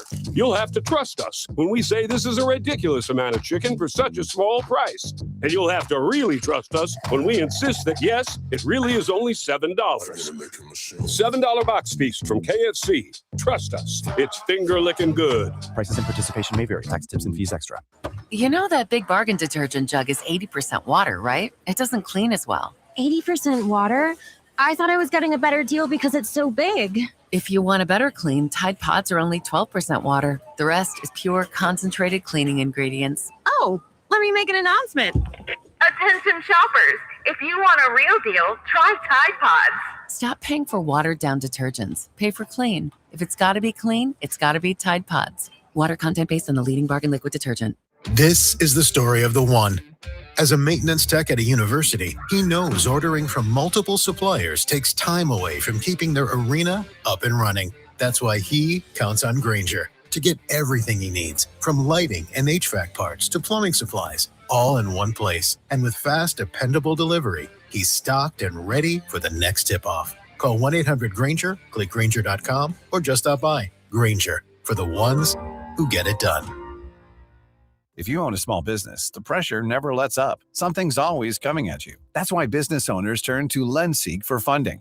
I don't need promises. I need options. LendSeek's AI platform showed me real funding choices. Now I can cover payroll, handle taxes, and go after growth opportunities without the daily stress. Up to $5 million with funding in as fast as 24 hours. No upfront costs. No prepayment penalties. Start ready, stay ready. LendSeek.com. LENDSEEK.com. Something with a few late day showers and storms. I-82. Weather brought to you by Duke's Mayo. Welcome to Duke's Mayo country, where the mayo is so smooth and creamy, it makes every bite better. Duke's Mayo. Look for the yellow lid. There's a difference between liking a house and actually getting it. Redfin is built to make up that difference and close the gap between finding and owning the home for you. Redfin agents close twice as many deals as other agents, so when you find a home you love, you're not a step behind when it's time to make an offer. That means less watching great homes disappear and more focus on the ones you'll actually move into and call home. Redfin helps turn saved listings into real addresses. Get started at redfin.com. Own the dream. Introducing Home Care Plus, a new subscription service from Lowe's that helps make life easier by giving members a hand with home maintenance. Let Lowe's tackle the tasks you keep meaning to do, like electric dryer vent cleaning, replacing hard-to-reach light bulbs, and more. Subscribe to Home Care Plus for just $99 a year and consider your to-do list done. Members get more at Lowe's. Available in select zip codes only. Cancel anytime. Non-refundable fee. Product purchase required. Terms and service restrictions apply. Details at lowes.com/terms. Subject to change. Hugh Douglas. Shark meat is not good because they pee through their skin. And Joe Giglio. Well, you could have told me that before I ate the shark. On Sports Radio 94 W.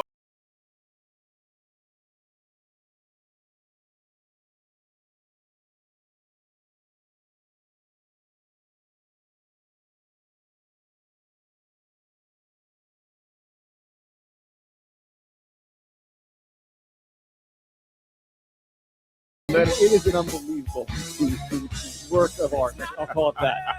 All right. Shout out to my man Tuck, man. He gave me hair. He did a great job with that. All right. 215-592-9494. 12 o'clock, we will have leading off. More on Andrew Painter. Today's series finale, the Phillies and the Nats, as the Phillies try to go for their first series win of the year before a day off tomorrow, and then off to Colorado this weekend. And San Francisco early next week. We're going to get back on that. We're going to get back in the winning ways in Colorado. Need a win today to get a series starts victory. Today. It starts with Christmas Sanchez. It always does. Okay, we'll get to that coming up at 12.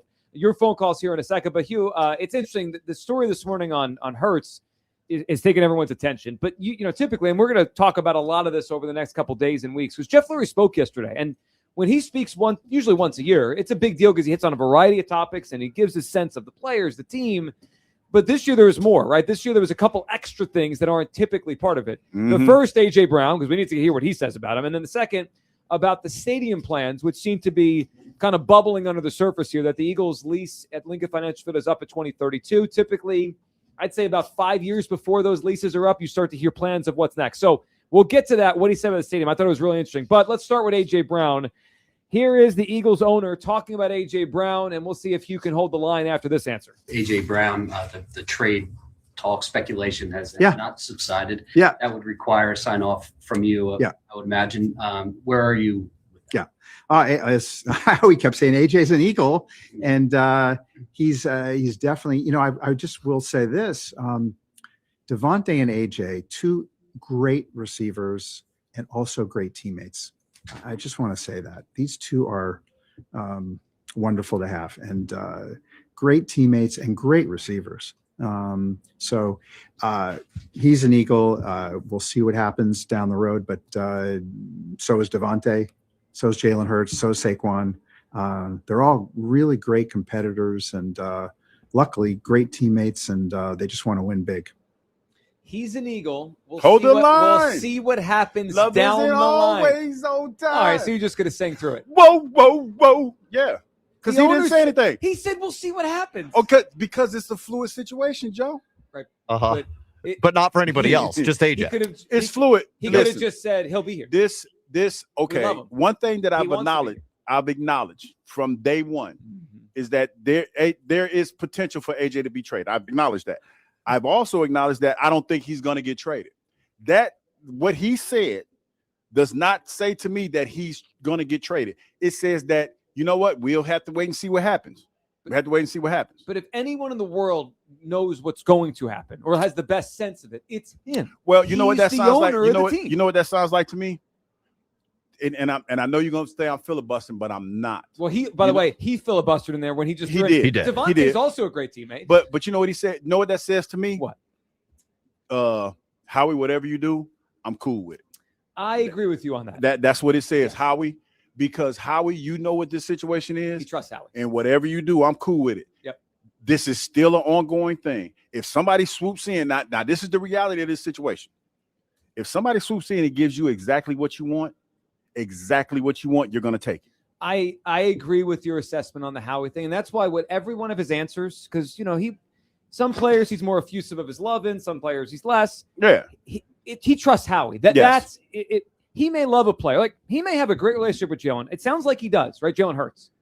But if Howie at some point says to him, we should take this quarterback in the draft, he's going to say, okay, Howie. Like, he trusts him, as he should, to build the football team. So that was interesting. The other one, before we go back to the phone lines, you know, he was asked about the stadium stuff, right? Because that story came out last year that they had a kind of a town hall kind of thing with asking questions and whatnot. Yep, gauging interest, opinions on a potential new stadium or a renovation at some point of Lincoln Financial Field.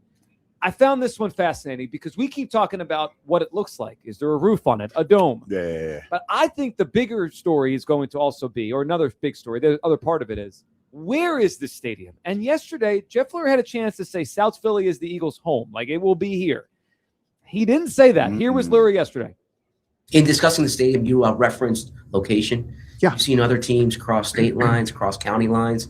Is there consideration to move beyond South Philadelphia? Whatever's best for the fans. I mean, we don't really go on a geographical basis. It's whatever's best for the fans. And, you know, I can't tell you where Cleveland is, Barcelona is. I don't know. It's just, it's whatever. Honestly, the bottom line is whatever's best for the fans. That was very non-committal to keeping the stadium where we are right now. It might end up here, but if you had asked me to guess what he would have said before that, like when I heard the question being asked, I would have guessed something of, we would love to stay in South Florida. That's our home. You know, we'll see what happens. But he basically said geography's not even, like, it doesn't matter. Yeah, because he's a businessman. This is eerily similar to what I want to say, 98, 99, when there was some conversation about the Eagles moving to LA. And, you know, there was, you know, thoughts that, you know, we were moving to LA. And, you know, he was talking about that. And, you know, people were a little nervous because he was, at that time, he was dabbling in films and everything. And there was some talk about him going out there. So when you're in a situation like that, you can't say a whole lot because you want to operate from a position of power. And right now, the stadium's in the city. And I'm pretty sure he would like to stay in the city. But if not, he's in a position that he can do a hard pivot. So you don't want to alienate anybody that you could potentially be doing business with in this situation. He also talked about the fan experience. And it's interesting to me because when I think of football stadiums, I think of more outside is the experience and inside you watch the game. Like we're at Citizens Bank Park, right? Baseball stadiums have a fan experience because the game is slower. It's different. You don't have to watch every pitch. You can walk around. This is a great, where we are at Citizens Bank Park is a great walk around stadium, especially if you have kids, right? You take them to the play areas, right? You move, you get some food. You can still see the game. Football's not typically like that. If you have a ticket to a game and they're very expensive, you want to watch the game. You don't want to miss any plays. So when he talked about amenities and fan experience, I started to think about the Patriots moved 40 minutes outside of Boston, and it's not just a stadium there. They created a whole area. They got a little shopping area. They got a nice hotels, little, I can't remember the name of the restaurants. restaurant, but it's a nice little restaurant where the patio Lebec Finn looks across the stadium. It might be They moved Lebec. there? That's where they moved. It's Lebec Finn. So perhaps that is a tell that they have an idea of maybe it's a stadium in an area that is not a lot going on, right? There's space, and they can create Eaglesville. Like they could create a whole area where people go to that is beyond just a football stadium. Look, they could end up staying here. They could get what they want right behind us. But I think there's a real chance they're not here. I tell you what, man, like this reminds me of like at Mercedes-Benz Stadium in Atlanta. It's a stadium that's built for soccer and football. But the thing that I remember is some of the common areas in there, it's like for lounging, sitting around, and just hanging out. Like they have some nice little restaurant spots there. They even have bars so you can sit at the bar and kind of watch the game and sit at the bar. So that's what I think he's talking about when he talks about fan experience. I don't know how well that would play in Philadelphia because we are so locked into football. Right. But I tell you what, if you have things like that where say you could, like say if you got young kids and they're getting unruly or something, and they got a little extra energy. If you put a plate, just for example, a playpen or something in the stadium, Eagles playpen or whatever, just to take their mind off everything, and you can still watch the game. Why not? Like that's where everything is moving to. Because I remember just being in Atlanta, and we would do like the pregame show from inside the building, but across from us was like a sitting area and an area where it was like an interactive video board and things of that nature, man. And the one thing that got me was they had infinite soda drinking. Like you could, as long as you bought the cup, you could fill your cup up with as much soda as you wanted to anytime. So yeah, the way that people watch games is starting to change. 215-592-9494. It's going to be a huge story in the next year or two. Not only will there be a roof on it, will it be a dome, retractable or not, where that stadium is. And yesterday I took away, there's a real chance it's not where it has been for a very long time. All right, back to your phone calls. We'll have leading off coming up at 12 o'clock with the Phils and the Nationals, the finale of the 3 games. That's Sanchez on the mound. Chris in Middletown is up. What's up, Chris? Middleton, congrats. Hey, guys. Well, I'm here at Citizens Bank Park. What's up, Chris? What do you feel? Guys, it's a very happy hump day. We're almost there, Hugh. Guys, let me touch on the Phils since you guys are there. The whole painter experience from last night. Chris is on the air. Yeah. Okay. Lock in, Hugh. My bad, Chris. Last segment, brother. Hang in there. You're almost done. When I get home. Yeah. Okay. Let's put this train back on the tracks here. So, the painter experience last night. Awesome. It was good. Fastball velocity. Yeah, that was better than that. And strikeouts, 1 walk. Oh, I think he's because it was a Nationals. Joe, the velocity on the fastball started to fall. That was our concern. Are we going to go back to those kind of days? Movement was pretty good. He wasn't as accurate as I would have liked him to be. A lot of over pitching. You have no idea what you're talking about. Yeah. So Kyle, anyway, let him talk. Moving on. The thing that was very, very pleasing to see is a young man at 22 pitch, and I mean pitch the way he pitched. He didn't pitch like a young power pitcher that's just going to go out there and dominate. He pitched like a veteran using all of his different pitches, and that to me was the most amazing thing. And mustache, that's why I overall feel really great about him, because I'm so glad that you feel really great about Painter. Painter. To be fixed along the season, but the ability that a 22-year-old can pitch in that style. Let's move on to more important topics. Please, here. yeah. Guys, can I tell you, I was super impressed with Aaron's call today. I mean, he was just spitting hard facts. The guy was finally locked in. He was just nothing but truth and wisdom coming from that San Diego guy. I was proud, and of course, happy April Fool's Day. Because listen, the reality is, Aaron and the rest of you low IQ Jalenites, if you guys want to heavy breathe all day and be fools, the reality is, congratulations, we gave you your own day. Today is your day for you fools. Okay, this offense looks abysmal. It's been stuck in jail and mud for years. You tried going on the airwaves and telling you Jalenites that he's hot garbage, but you don't listen. Jalen told you all, this is his offense. It looks the way he wants it to look, but you guys turn your ears off because apparently you can't hear. You're deaf and not too bright at the same time. The truth is starting to come out because here's what's going on, man. This is the end of an era. It's coming near to the conclusion for Carson Hurts, and he can go. He has to go under center, and he's telling us he doesn't like to go under center because he don't like putting his hands under stinky, sweaty, like rear ends of offensive linemen. Which, but here's the reality: Jalen, grow up. Stop acting like a child. Because guess what? It's your job. It's your job to go under center. And you know what the organization did? The organization sent him a message by hiring Mannion, who runs a heavy under center offense. So they're saying, we don't care you don't like it. We're going to go bring in a coordinator that's what his offense is based on. And you know what? That's like you saying he doesn't like talking into microphones all day because other stanky breathed coworkers come in there and yell into them and spit all over them. But you know what Hugh does? Hugh shows up every day. Every day. He does show up every day like a professional, even when he doesn't want to, like yesterday. And he does his job. So you know what, Jalen Wilson? Lock in and do your damn job. Do your job. You got it, Chris. Do your job, Bubba. Well, he recovered there from the beginning of that phone call. Yeah, he did. Well, I do think the hiring of Mannion, now, you were talking earlier about deductive reasoning and putting things together. Like the puzzle comes together, right? Yeah.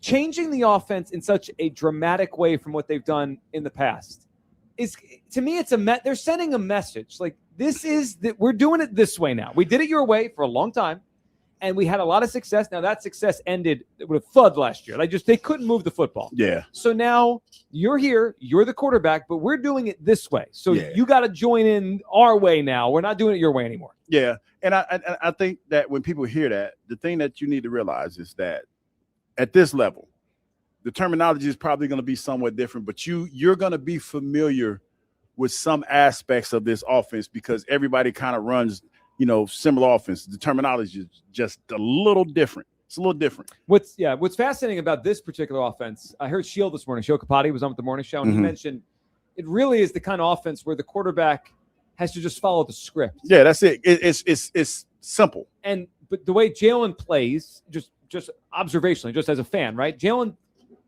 not a script quarterback. Jalen is more of an off-script quarterback. Improvisation. Perfect word, improvisational. And at times, it's been brilliant, right? When he used to run a lot, he was a tremendous runner. And ran a lot of yards and touchdowns.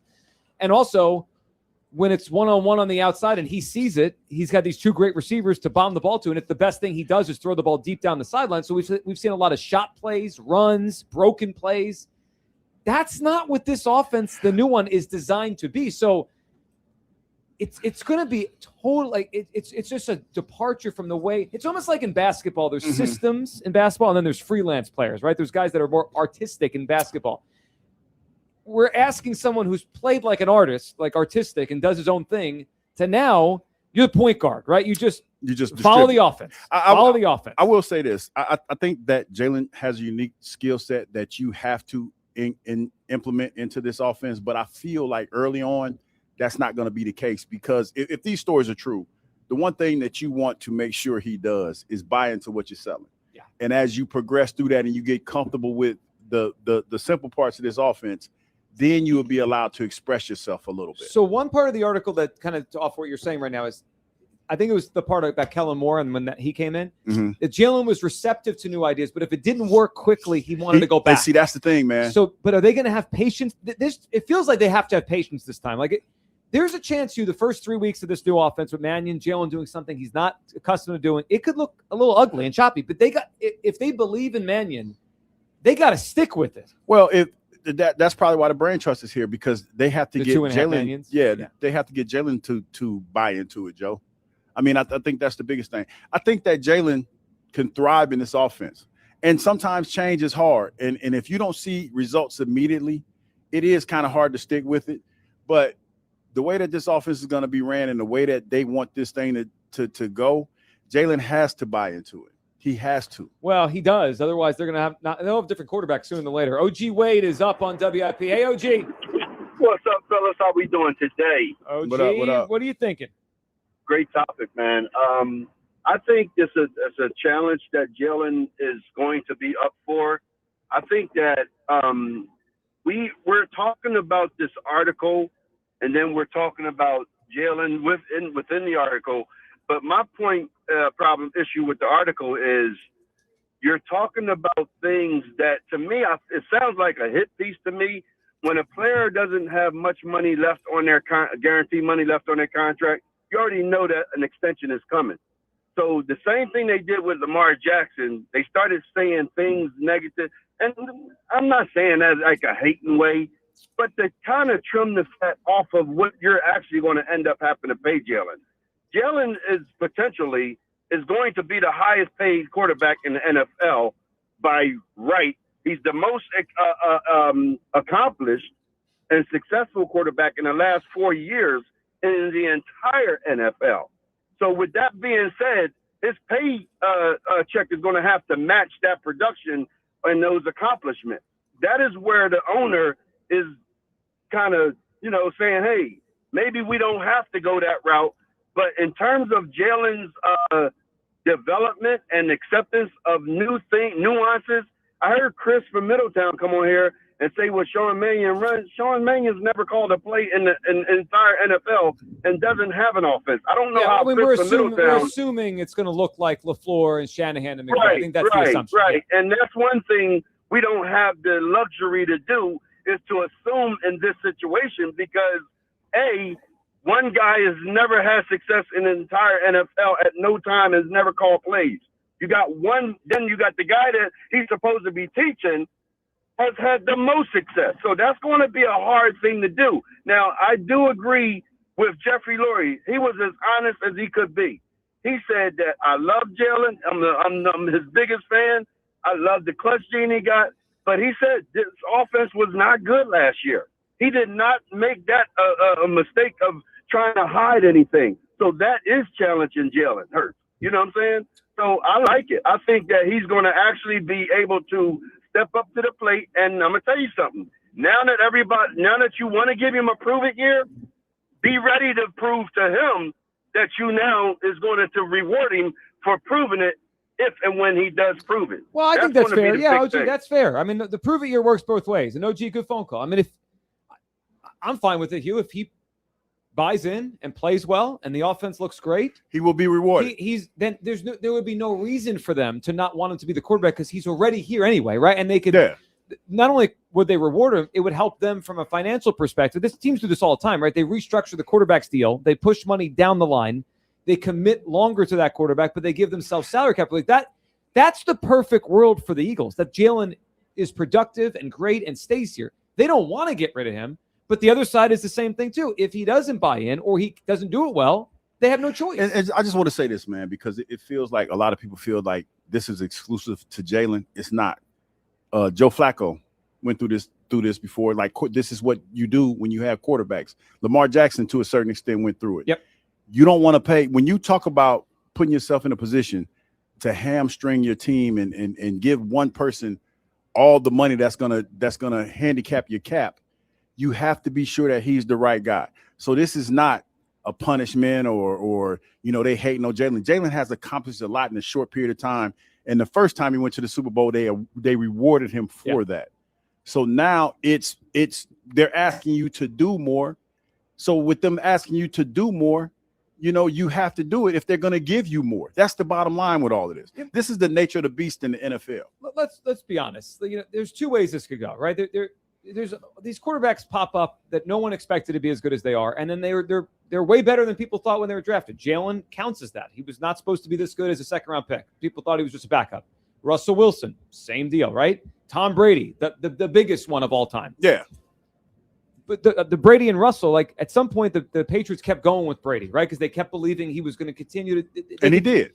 And Russell, at some point, they said no more. Yeah, it was a wrap. So we're at that stage of Jalen where he's either it's gonna take off from here and we'll look back and say he evolved, or it's going to end. I mean, that's the bottom line. All right, 215-592-9494. On the other side, leading off, more and Andrew Painter, his dominant I thought it was dominant. I thought it was great last night. His debut for his first day out, Man. for his first time out, Yep. Joe. That's a hell of a performance. He was awesome. Damn what Chris from Middletown. Yeah, no, that guy in April Fools. All right, we'll come back leading off, get you ready for the game today. Lineups for the game. The Phillies go for their first series victory of the year behind Christopher Sanchez. That is next, live at Citizens Bank Park. It's the midday show on Sports Radio 94 WIP. I want to tell you about the people over at a great local company that I partner with. I'm talking about Pella Windows and Doors. When it comes to replacing your windows and doors, experience, it matters. At Pella Windows and Doors, their expert consultants help you find the perfect fit for your home and your budget with flexible pricing, financing options, all designed around you. You'll get energy-efficient products backed by some of the best warranties in the business, including installation. And if you ever sell your home, this is a big deal. Those warranties transfer to the new homeowner. So it's not like you wasted it or you got them and you know, now what? No, they'll transfer over. You could use that on the value of your home. That's why your neighbors trust Pella. Right now, get 50% off installation or 0% APR for 48 months. Book a free in-home consultation today by calling 877-98-PELLA.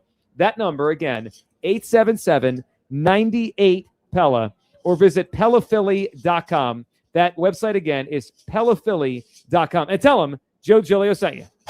Before the picks are in and the future of the bird starts to take shape, we're kicking things off big with an unforgettable invite-only concert. Odyssey's The Night Before. Wednesday, April 22nd at Rivers Casino Event Center in Pittsburgh. Featuring Jason Aldean, John Morgan, and Shane Prophet. With round-trip flights, 2-night hotel stay, and tickets to the show. Hey, let's get it started. Here we go. For your shot at this national contest, win your way in at Odyssey.com/the night before. Staples presents That Was Easy. So I opened a restaurant and needed everything. Menus, signage, catering brochures. Everything and then some. I went to Staples. They printed it all and even suggested takeout menus. One money pit with a side of fries. But now at Staples, you get up to $125 off custom print orders. $125 off. Now you're cooking. Brand your business in a big way at Staples. That was easy. Shop Staples in store, online, or in the app by 4/18 to unlock. Exclusions apply. Visit staples.com/print for details. Xfinity Tech Support, Matthew speaking. Hi, I live in a pretty remote place, like Jurassic Park remote. No! Wow. Will Xfinity Mobile work out here? Yep, the combination of reliable Wi-Fi and 5G makes it so that you can stay connected in all kinds of places. Plus, you get access to ultra-fast speeds and coverage, whether you're poolside or out live streaming with a T-Rex. Hold still. You're about to go viral.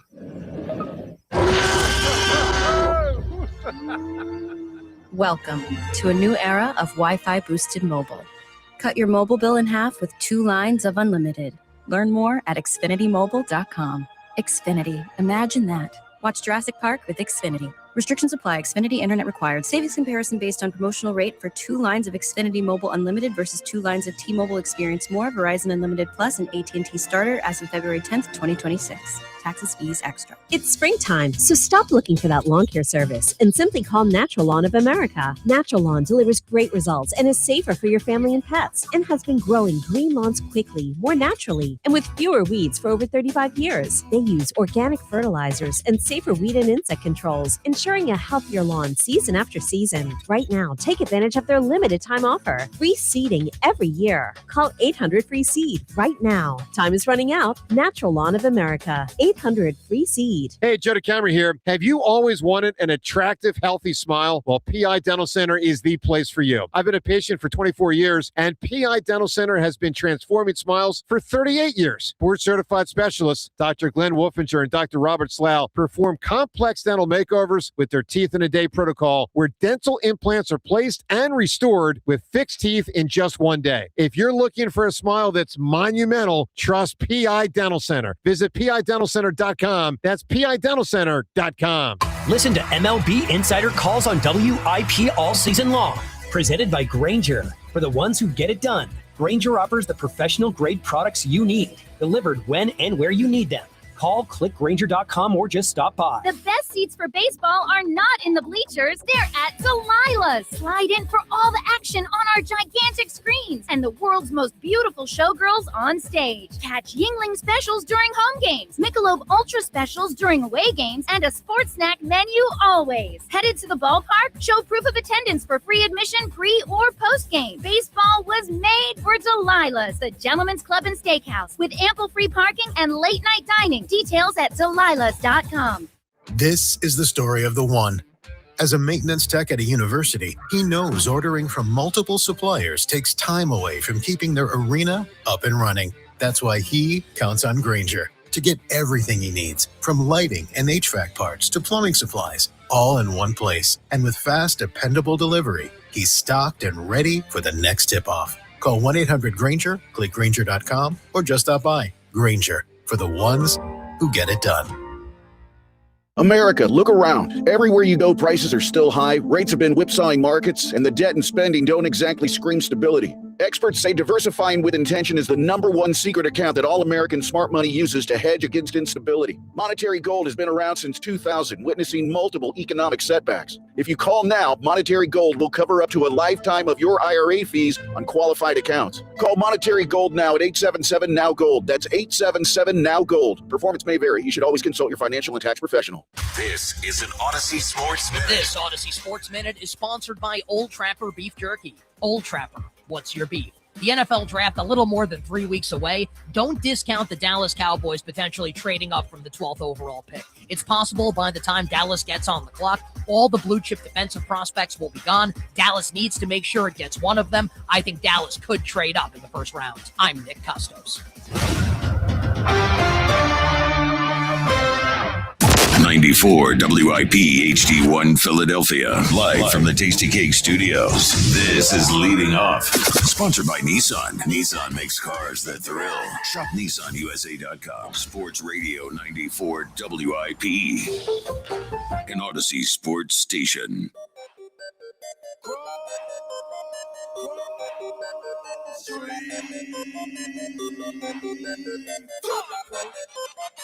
Welcome on in. It is I got a whole lot of money. Radio 94 WIP. Hugh Douglas, Joe Gilly, get you ready. Live at Citizens Bank Park here for the finale of the 3-game set between the Phillies and the Nationals. Phillies going for their first series victory of the year. Phillies coming at 2-3, Nationals at 3-2. Hugh off a good night, and we needed that last night. We called it a must-win yesterday on the show. Well, you called it. Well, it was. I mean, they played like it. It was a try your best. It was No, like do your best. no, we went over this yesterday. Do your best. I'm trying my best. Well, Andrew Painter did more than his best Yes, he yesterday. did. He was awesome. He gave them a lift on a night. Let's be honest, the offense wasn't great again. Right? I mean, they scored 3 runs. They had a couple of home runs, one by Schwarber to get the party started. Adolis Garcia hits his first home run as a Philly. Both great things. And Garcia's been hitting the ball hard, so that's good to see him coming around. They scored the 3rd run, kind of a soft. It got a little hairy towards the end. It got a little hairy. But the pitching is why they won last night. Yes. And what you saw last night watching it is the best version of how the Phillies could win a lot of games, even if they're low-scoring games. It's basically the starter going into the 6th or 7th, handing it over to the bullpen, especially Keller. We haven't got to see it much, but their formula, Hugh, really feels like starting pitcher for 6 or 7, get it to Brad Keller and Duran, and they should win a lot of games. Yeah. It was an exciting game to see. The thing that jumped out to me, Joe, was that there was some attempts to play small ball. I forgot who was the outfielder for I think it was the second baseman for the Nationals that caught that one Justin Crawford hit. That was a hell of a play. I think it was Abrams' shortstop. Oh, shortstop. Yeah. But their second baseman also caught one that was a hard hit. Man, that was a hell of a play, man. So there's a concerted effort to try to keep the ball in play, and I think that was the biggest thing last night. They were just trying to get the ball in play. But you're right.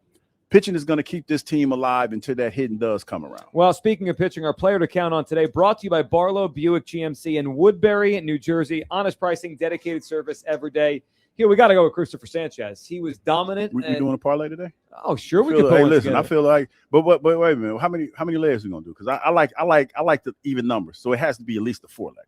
What's wrong with the 3 or 5? I don't like that. It just sounds odd numbers. I don't We like learn more about you every day. It has to. So you would rather add a leg, gives you less chance to win. Since we're here, that's why I added the last leg with the pitching the other day, and you guys were beating me up about, Yeah, Well, it doesn't really help your No, odds. what I beat you up about was that I said 6 strikeouts for Painter. He actually had 8, and you went to 3. It felt like a direct shot at my prediction. No, it wasn't. It was. I don't just was- believe you. No, We'll go with 3. I was playing it safe. Too safe. I was playing it Sure, safe. we could go with a parlay. Well, we need to get a parlay. We need to get a All full right. Well, parlay. I think Christopher Sanchez should be a big part of it. Oh yeah, 'cause definitely. How many?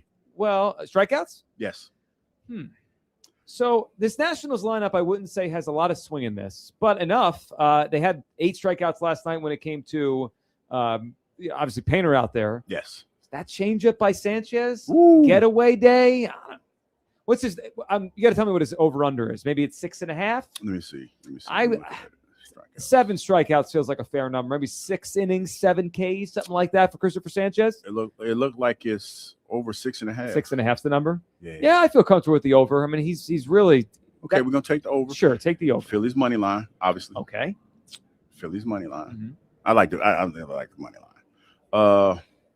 Schwarber left me hanging last night. Not Schwarber, but Harper. Excuse me. I Harper's had been leaving everyone hanging the entire season. He left me hanging last night. Yeah, he has. All right, as we continue to workshop that, let's grab a phone call here on Leading Off. Let's go to Jeff in Wilmington, who we know wanted to talk about Andrew Painter and that debut last night. What's up, Jeff?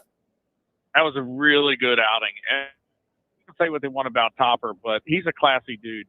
He let him go out for the 6th inning so he could come off the mound and acknowledge the crowd. I thought that was a pretty big deal for a young Jeff, kid. I like agree. that. I think it's really cool when it happens. I mean, sometimes you can't force it, right? If an inning is over and the guy has a certain amount of pitches, he's just done. But when they have the opportunity to let someone have that kind of ovation, especially a starting pitcher deep into the game, that was cool for him to do that. Not only does this kid throw hard, he seems to have command of all of his pitches. You can't just go out there and throw hard because these guys are going to hit it. Major league hitters are going to hit fastballs. You got to be able to have command of your off-speed stuff, and he had it last night. That's for sure.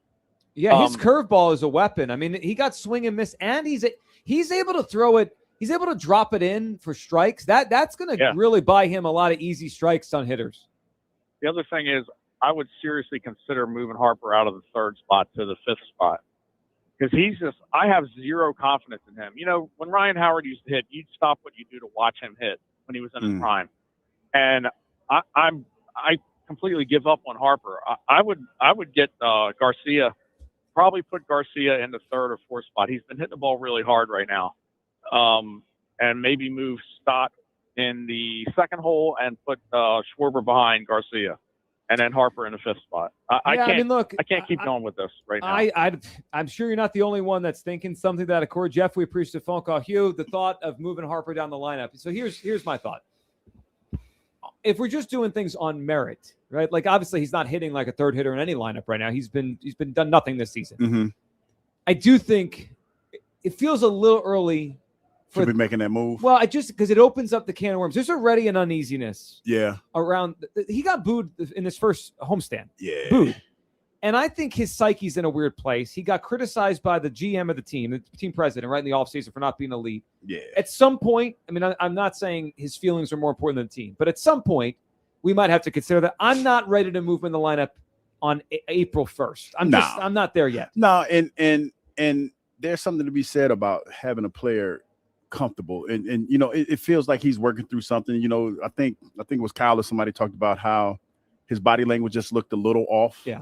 So yeah, I don't think it would be smart to try to start making moves when it comes to Bryce Harper moving him up and down the order just yet. Not yet. I mean, again, if he continues to hit like this for another 2 weeks, I mean, it's a problem, and no offense can overcome the 3rd hitter just having zeros up there most nights. So he's got to get going.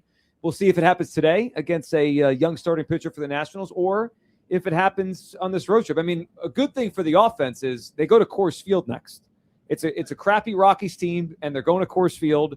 You know, that trip every year is a chance for these hitters to wake up, and they get to have it early this season. Dylan is up on WIP talking Bryce Harper. What's up, Dylan? Dude, good morning, guys. How you all doing? What's going on? Hey, Dylan, what's up? I'm sorry, guys. All right, I want to talk on Painter. Painter, he was like that smoke show in college that finally did modeling his senior year. I mean, we've been waiting all year for him to finally show up. You worked that enough. He did. That He wasn't had that the ready. bad one. That wasn't the bad one. We'll give you that one. But we're going to show me the baby, and I'm going to see how good he is this year. I hope he does great. He's a youth. He's young talent. And then I don't even want to get started on Harper. I lost so much money on betting him to get a home run. I'm scared to bet him to get a hit anymore. Bases loaded yesterday, and he couldn't even get a hit. he got on base because of an error. Yeah. And even if he did catch that ball, he would have got on base because of a fielder's choice. He's terrible. I see him out there with the hood on because he's too cold. He gets paid too much to be too cold, guys. He needs to take the bat and gloves off, feel the hurt of the sting of the wood when he swings, and he'll be better. Oh, yeah, he works out. Yeah, that's, you know what, Dylan, that's a Hugh Douglas take. profound. He gets paid too much to be cold. That feels like something you would say. Yeah, I mean, that was a good call. You might want to ask him if you could steal that line. Yeah, I might have to go ahead and take. If it's take cold that this one. weekend in Yeah, you Colorado, can't. we You don't get hit. paid too much. Yeah. Well, you were the one that actually was giving them. Well, I'm just saying it's kind of like, with You Jesse and the Body Ruben. Ventura. I ain't got time to bleed when he was in Predator. Can't got time to bleed.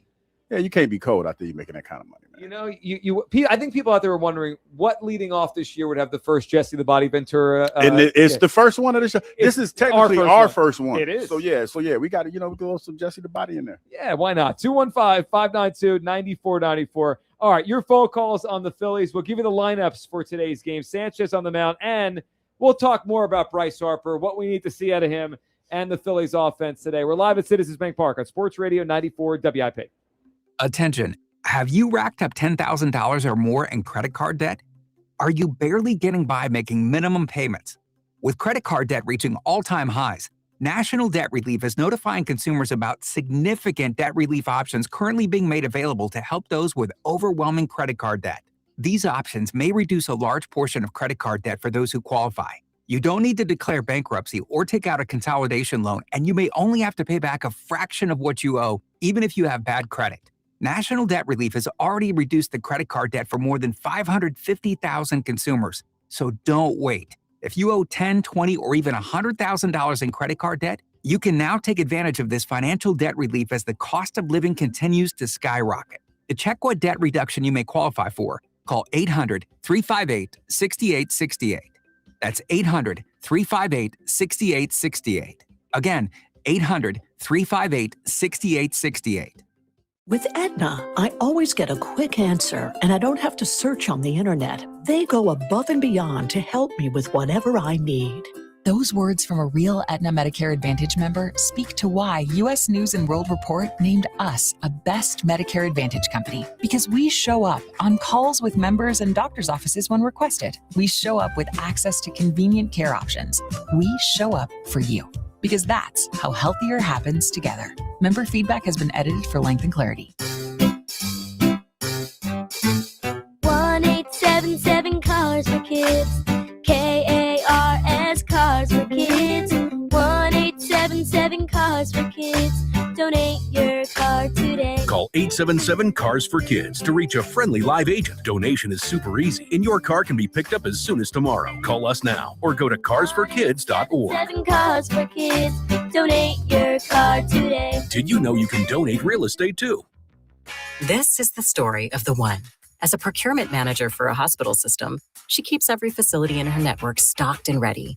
That's why she counts on Grainger to be her single source for thousands of products, from disinfectants to lighting, air filters, and more.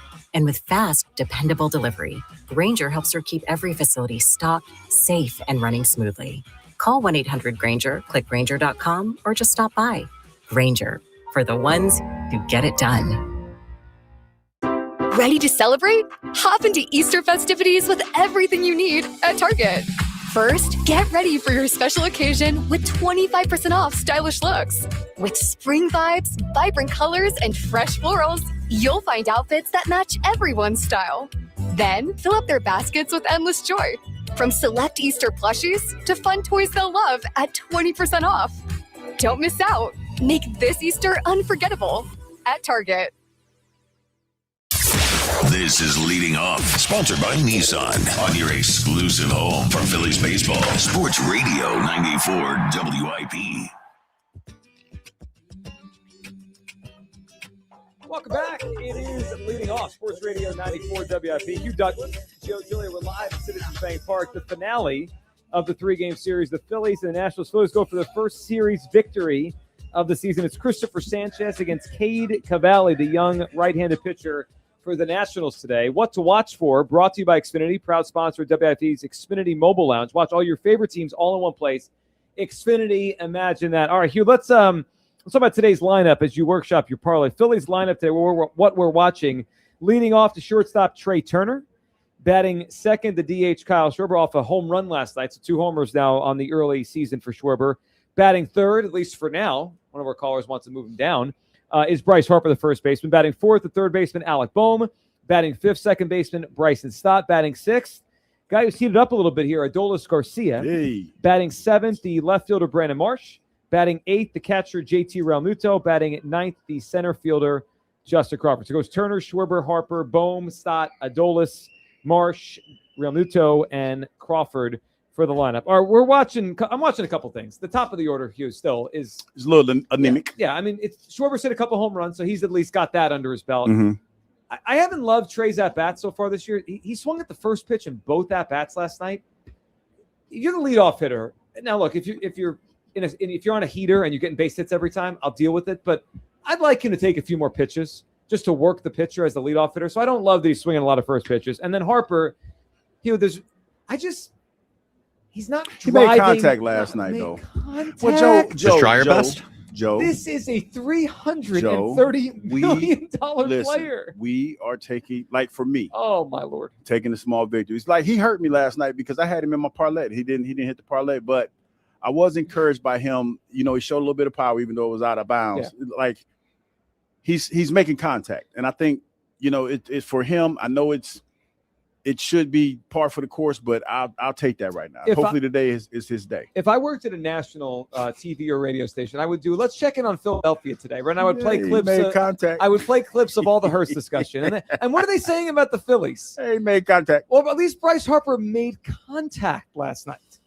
And I need more than contact. Well, I need him to drive the baseball. This is why the reason why I say it like that is because a couple of days ago we were talking about him looking like his bat speed was a little slow. Yes. So he made contact. So that's encouraging. That means it's, you know, he's starting to lock in a little bit. Yeah. You ain't buying it. Like, come on. This is when I hear people, baseball folks, like, shut up, Hugh Douglas. We don't want to hear that stuff today. We don't want to hear that. I'm just saying, man, you got to start somewhere. That's all I'm saying. That's it. That's it. It starts with watching. I'm being optimistic. It starts with making contact. Again, the but to be honest, Joe. Player. But to be honest, Joe, but like sitting here talking to you every day, from the World Baseball Classic to the first couple games of the season to now, contact is an improvement. Like, I mean, I know it's not where we want him to be. When do we start expecting results? Today. Okay, I just want to make sure. Starts today. It starts in the it notebook? Starts today. It's in the notebook. I wrote that down last night. Okay. Even though I didn't put him in my parlay. Something tells me Friday is going to say it starts in Coors Field. It starts this weekend. Well, you know, that Coors Field could potentially be a slump buster. Yes, it can. It could potentially be a slump All buster. right, one more guy I'm keeping an eye on. Now, I think we know what he is at this stage of his career. He's not here anymore for his offense. He used to be. He used to be offense and defense. Now it's mostly just defense and game calling. You know who's kind of thrown on the radar? Who's JT to start the season. Realmuto. He's not hitting. Again, I don't expect a lot. I think we reached that stage of his career where he's just not close to the offense player's speed. He needs to hit a little bit. I mean, he's off to a very slow start. I think it's been masked by Trey, by Bryce, by the losses. He's hitting eighth. It's not as big of a deal as it used to be. But Hugh, it has been a very slow start offensively for JT. I hear you, Joe, but I think the way that he framed some of those pitches for Painter last night. I know. No, that's really what his value is. Yeah, because when you and I get what you're saying, but there's the good and the bad with JT. Like yesterday, the one thing that I noticed that every pitch that he called for Painter to throw, I don't think he shook off any of them. Yeah, they trust him. They wholeheartedly trust him. And to me, that's the biggest thing that he brings to the table, man. Because when we had a chance to talk to Will and those guys, how much trust they have in him. I don't need him to be an all-star hitter anymore. I don't even need him to be a good one. Can he be an average hitter? Okay, I give you that. Yeah. I give you that. But for me, the reason why it wasn't too much to say about him because the way he was framing those pitches for Painter last night, I thought that was phenomenal. Yeah, and look, if Trey's hitting and Bryce is hitting, JT batting eighth and struggling is not a big deal, right? Yeah. But again, it's one of those things now because the top of the order is doing so bad, and I think Kyle talked about it the other day. That you don't even trust the top of the order. You're more excited about what potentially could happen in the bottom of that order before you are about the top. Well, early on, their two most productive guys have been Garcia and Marsh when you just look at the numbers overall. Yeah. So, yeah, my eyes on JT. I mean, I hope he could be a league average hitter. We'll see if he's close to it. 215-592-9494. On the other side, the weather for today's game and an injury update on Zach Wheeler, who continues his rehab. That's up next. It is Leading Off on Sports Radio 94 WIP. I'm Bob Burke, founder and chairman of Burke America Parts Group, a family of brands that includes RepairClinic.com, an appliance and HVAC parts solution company that's grown into an international brand. Before AmericanEagle.com, we partially launched a new technology platform developed by another firm. American Eagle helped take our technology to a whole new level with digital marketing, software development, and business insights into our key markets, appliances, HVAC, and outdoor power equipment, and did so both on time and on budget. AmericanEagle.com has the resources, experience, and talent needed to produce solutions. Our new technology platform, developed by AmericanEagle.com, has produced tremendous results with higher traffic, conversion, engagement, and online revenue. If you have any home repairs you need to take care of, check us out at RepairClinic.com. If you need a world-class website or technology project, then I would highly recommend AmericanEagle.com. Call AmericanEagle.com at 773-NETWORK. That's AmericanEagle.com, 773-NETWORK. A happy place comes in many colors. Whatever your color, bring happiness home with CertaPro Painters and make your happy place your home. CertaPro Painters, that's painting happy. During our spring sales event, get 10% off any home painting project, $2,500 or more. When you schedule before May 15th at participating locations, get started today at CertaPro.com. Each CertaPro Painters business is independently owned and operated. Home improvement contractor registration numbers are available at CertaPro.com. WIP guests prepare for their segments in the Xfinity Mobile Lounge. Watch all your favorite teams all in one place. Xfinity. Imagine that. Wawa's $6 meal deal is back, and it's all you. Make it yours with a built-to-order sandwich, fountain drink, and Hers chips, all for $6. Get the hoagie, chicken sandwich, or wrap you crave. Pour your favorite fountain drink and grab a Hers chips to complete the meal. Big taste, real value, no compromise. The $6 meal deal is back for a limited time only. Gotta have a Wawa. Another app for inventory, one for CRM. Oh, don't forget accounting. Wait, which login was that? Or you could use Odoo, one fully integrated system that does it all without the hassle. Ditch the app overload. Get everything your business needs on one platform. Try Odoo free today at odoo.com. That's ODOO.com. There's a difference between liking a house and actually getting it. Redfin is built to make up that difference and close the gap between finding and owning the home for you. Redfin agents close twice as many deals as other agents, so when you find a home you love, you're not a step behind when it's time to make an offer. That means less watching great homes disappear and more focus on the ones you'll actually move into and call home. Redfin helps turn saved listings into real addresses. Get started at redfin.com. Own the dream. This is Leading Off, sponsored by Nissan. Sports Radio 94 WIP.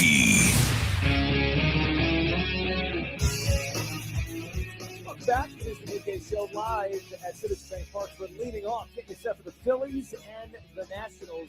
105 first pitch. Christopher Sanchez on the mound. Phillies go for their first series victory of the year. Here, look, it's one game over 162. There is a difference to me, though, of the feeling we're going to have as the Phillies end their first homestand, go on the road this weekend. 2-4 and 3-3 feel totally different. Like, if they win today, which they should, with Sanchez on the mound, I think we'll just take a little deep breath and say, all right, the first week wasn't great, but it was an anomaly. It was a hiccup. They're 3-3. Let's go win some games in Colorado and San Francisco. Two teams one team's bad, the other team's just fine. But a loss today, 2-4 is an ugly start to the season at home. Like, today's one of those swing games that changes kind of how you feel entering the first road trip. No, I totally agree with what you're saying, but I will say this, and I felt like this last night, and I was reluctant to say anything about it today because I know what you're probably gonna look at me and say you're ridiculous. Mm-hmm. The Nationals have a pretty decent young squad. So they're definitely rebuilding. Yes. Some of those guys will make it. Yeah. Yes. I mean, they have some athleticism on their squad, man. But they're mostly AAA guys. See, I thought it would be Joe. So you thought you were in a safe James space, Wood, and I wasn't James listening. Wood is a real player. Okay, they're leadoff. Yeah, Abrams probably too. too. Field a little bit. I'm not sure how many hitters they have. No, I'm not talking about hitters. I'm just saying athletes. Yes, they have some young athletes on their squad. Sure. And that's the thing, especially when you talk about defensively, because they played some pretty good defense last night. I agree. So I was surprised it was Kyle. I thought it would be you more with the pushback. Well, the way you framed it, you're right. They have some athletic young players. That's all. I didn't say hit. I didn't say anything about hit. And they're going to win It's a 65 little games. Spanish. You know what he's doing? He's greasing the skids if we lose today. No, because I'm the not. Nationals had athletes. There's no question. See, I hate the fact that y'all can let me finish it. But no, I was just like, okay, they're pretty. They played tough. Let's say that they played tough last night. But to your point, you have a favorable schedule early on that you pointed out every day before the season started. So you have to take advantage of the situation that you're in. Go to Colorado, play that farm team, and try to stack you some wins. So here's my question now. What's the excuse next week? So it was cold against the Rangers. Is it going to be cold in Colorado? The Nationals have athletes. Is the air too thin in Colorado? What do you think? What do he's got for us next week? I try to sit there and I try to watch the games and I try to pull out these little nuggets that's going to allow me to sound, profound on the radio, right? Yeah. And you and Kyle just cut them up. Y'all just poo-poo everything that come out my mouth, man. What's going on? That's not true. Well, yeah, it is. It's just when it spins. When it spins, we got to call it That's out. not BS. They do have some. But it's not BS, but it's a spin. That's what it is. It's not a spin. Well, it was also not track and field. It was one of the things that I looked at and I was like, wow, they got some pretty athletic guys. They're young and can run. Yeah. You're not. See, I agree. I agree with you, but I have to give you the other side. All right. Today's weather report brought to you by Pella Windows and Doors of Philadelphia. For windows and doors that go beyond, visit the pros at PellaPhilly.com. Weather today.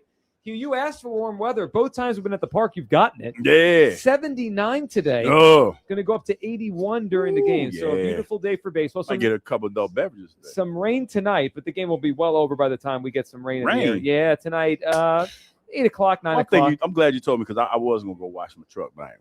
Yeah, and that's going to rain today and tomorrow and a little bit on Friday. So just get ready for that. But the game will be good weather today for the Phillies. All right, quick update on Zach Wheeler. And it does involve when we may see him back here in Philadelphia. So according to Todd Zalecki, Zach Wheeler will make his second rehab start on Friday in Durham.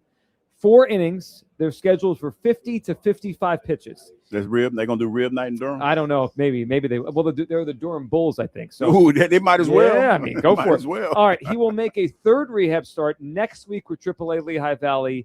Will he get a fourth start? According to Todd, TBD. So it all depends on how he looks, huh? Yeah, but if we're doing the math, so Friday will be his second rehab start. I would guess maybe next Thursday would be his fourth, or next Friday, whatever the off days are. I'm thinking 2 weeks. He could be back here in 2 weeks. So now you have to help me do the math. How many starts is that for Taijuan Walker? He'll definitely get one this week. I would think at least one more, at least 2 more. Okay. And then maybe that third time, I guess it'd be the fourth time through for Taijuan in the Phillies rotation. Maybe Wheeler's back to take that spot. Okay, gotcha. We're getting close. Now, obviously, you said it depends how he's going to feel, how he comes out of these starts. But the idea that to be determined 3 starts from now on Wheeler tells me that they think that might be super close. Yeah, I got you. And that is super exciting if we get Zach Wheeler back because the first run through the rotation wasn't great. I'll put it this way: 2 really good ones, Sanchez and Painter. The other one's not so good. Mm-hmm. Hopefully today we get a great Sanchez outing. I'm at the point now as we hand it over and get ready for this Phillies game. I just expect excellence out of Christopher Sanchez, right? Yeah. I'm gonna, especially when he started the season. Yeah. I mean, that's not lofty. I go into every start. Like, I'm surprised when he gives up a bunch of runs, or if he does, right? That's the way I expect it. Yeah. And we're excited to watch him today. Christopher Sanchez on the mound for his second start of the year as the Phillies go for their first series victory. All right, Hugh, do you have your parlay together? I got my parlay. You want to see my parlay, Joe? Let me pull my parlay up. Give me a couple seconds. You got to grab that. I got to tell everyone what you're it's people want to ride with you on this. I'm taking the money line. Definitely taking the money line. Always. I couldn't there was some other stuff that Kyle was telling me about that I really couldn't take as far as my. You put that Justin Crawford stolen base in there. I'm feeling it today. I put the Justin Crawford stolen base in there. Plus 470. And I had now this one I don't feel really good about. I had under total under 6.5 runs for today. Well, Sanchez is pitching. Yeah, I mean, but I feel like it might be more than that. All right, you know what? We'll workshop this off the air. You guys have a great rest of your day. Phillies are coming up next. Greg Murphy will be on right here in the booth. We'll talk to you tomorrow on Sports Radio 94 WIP.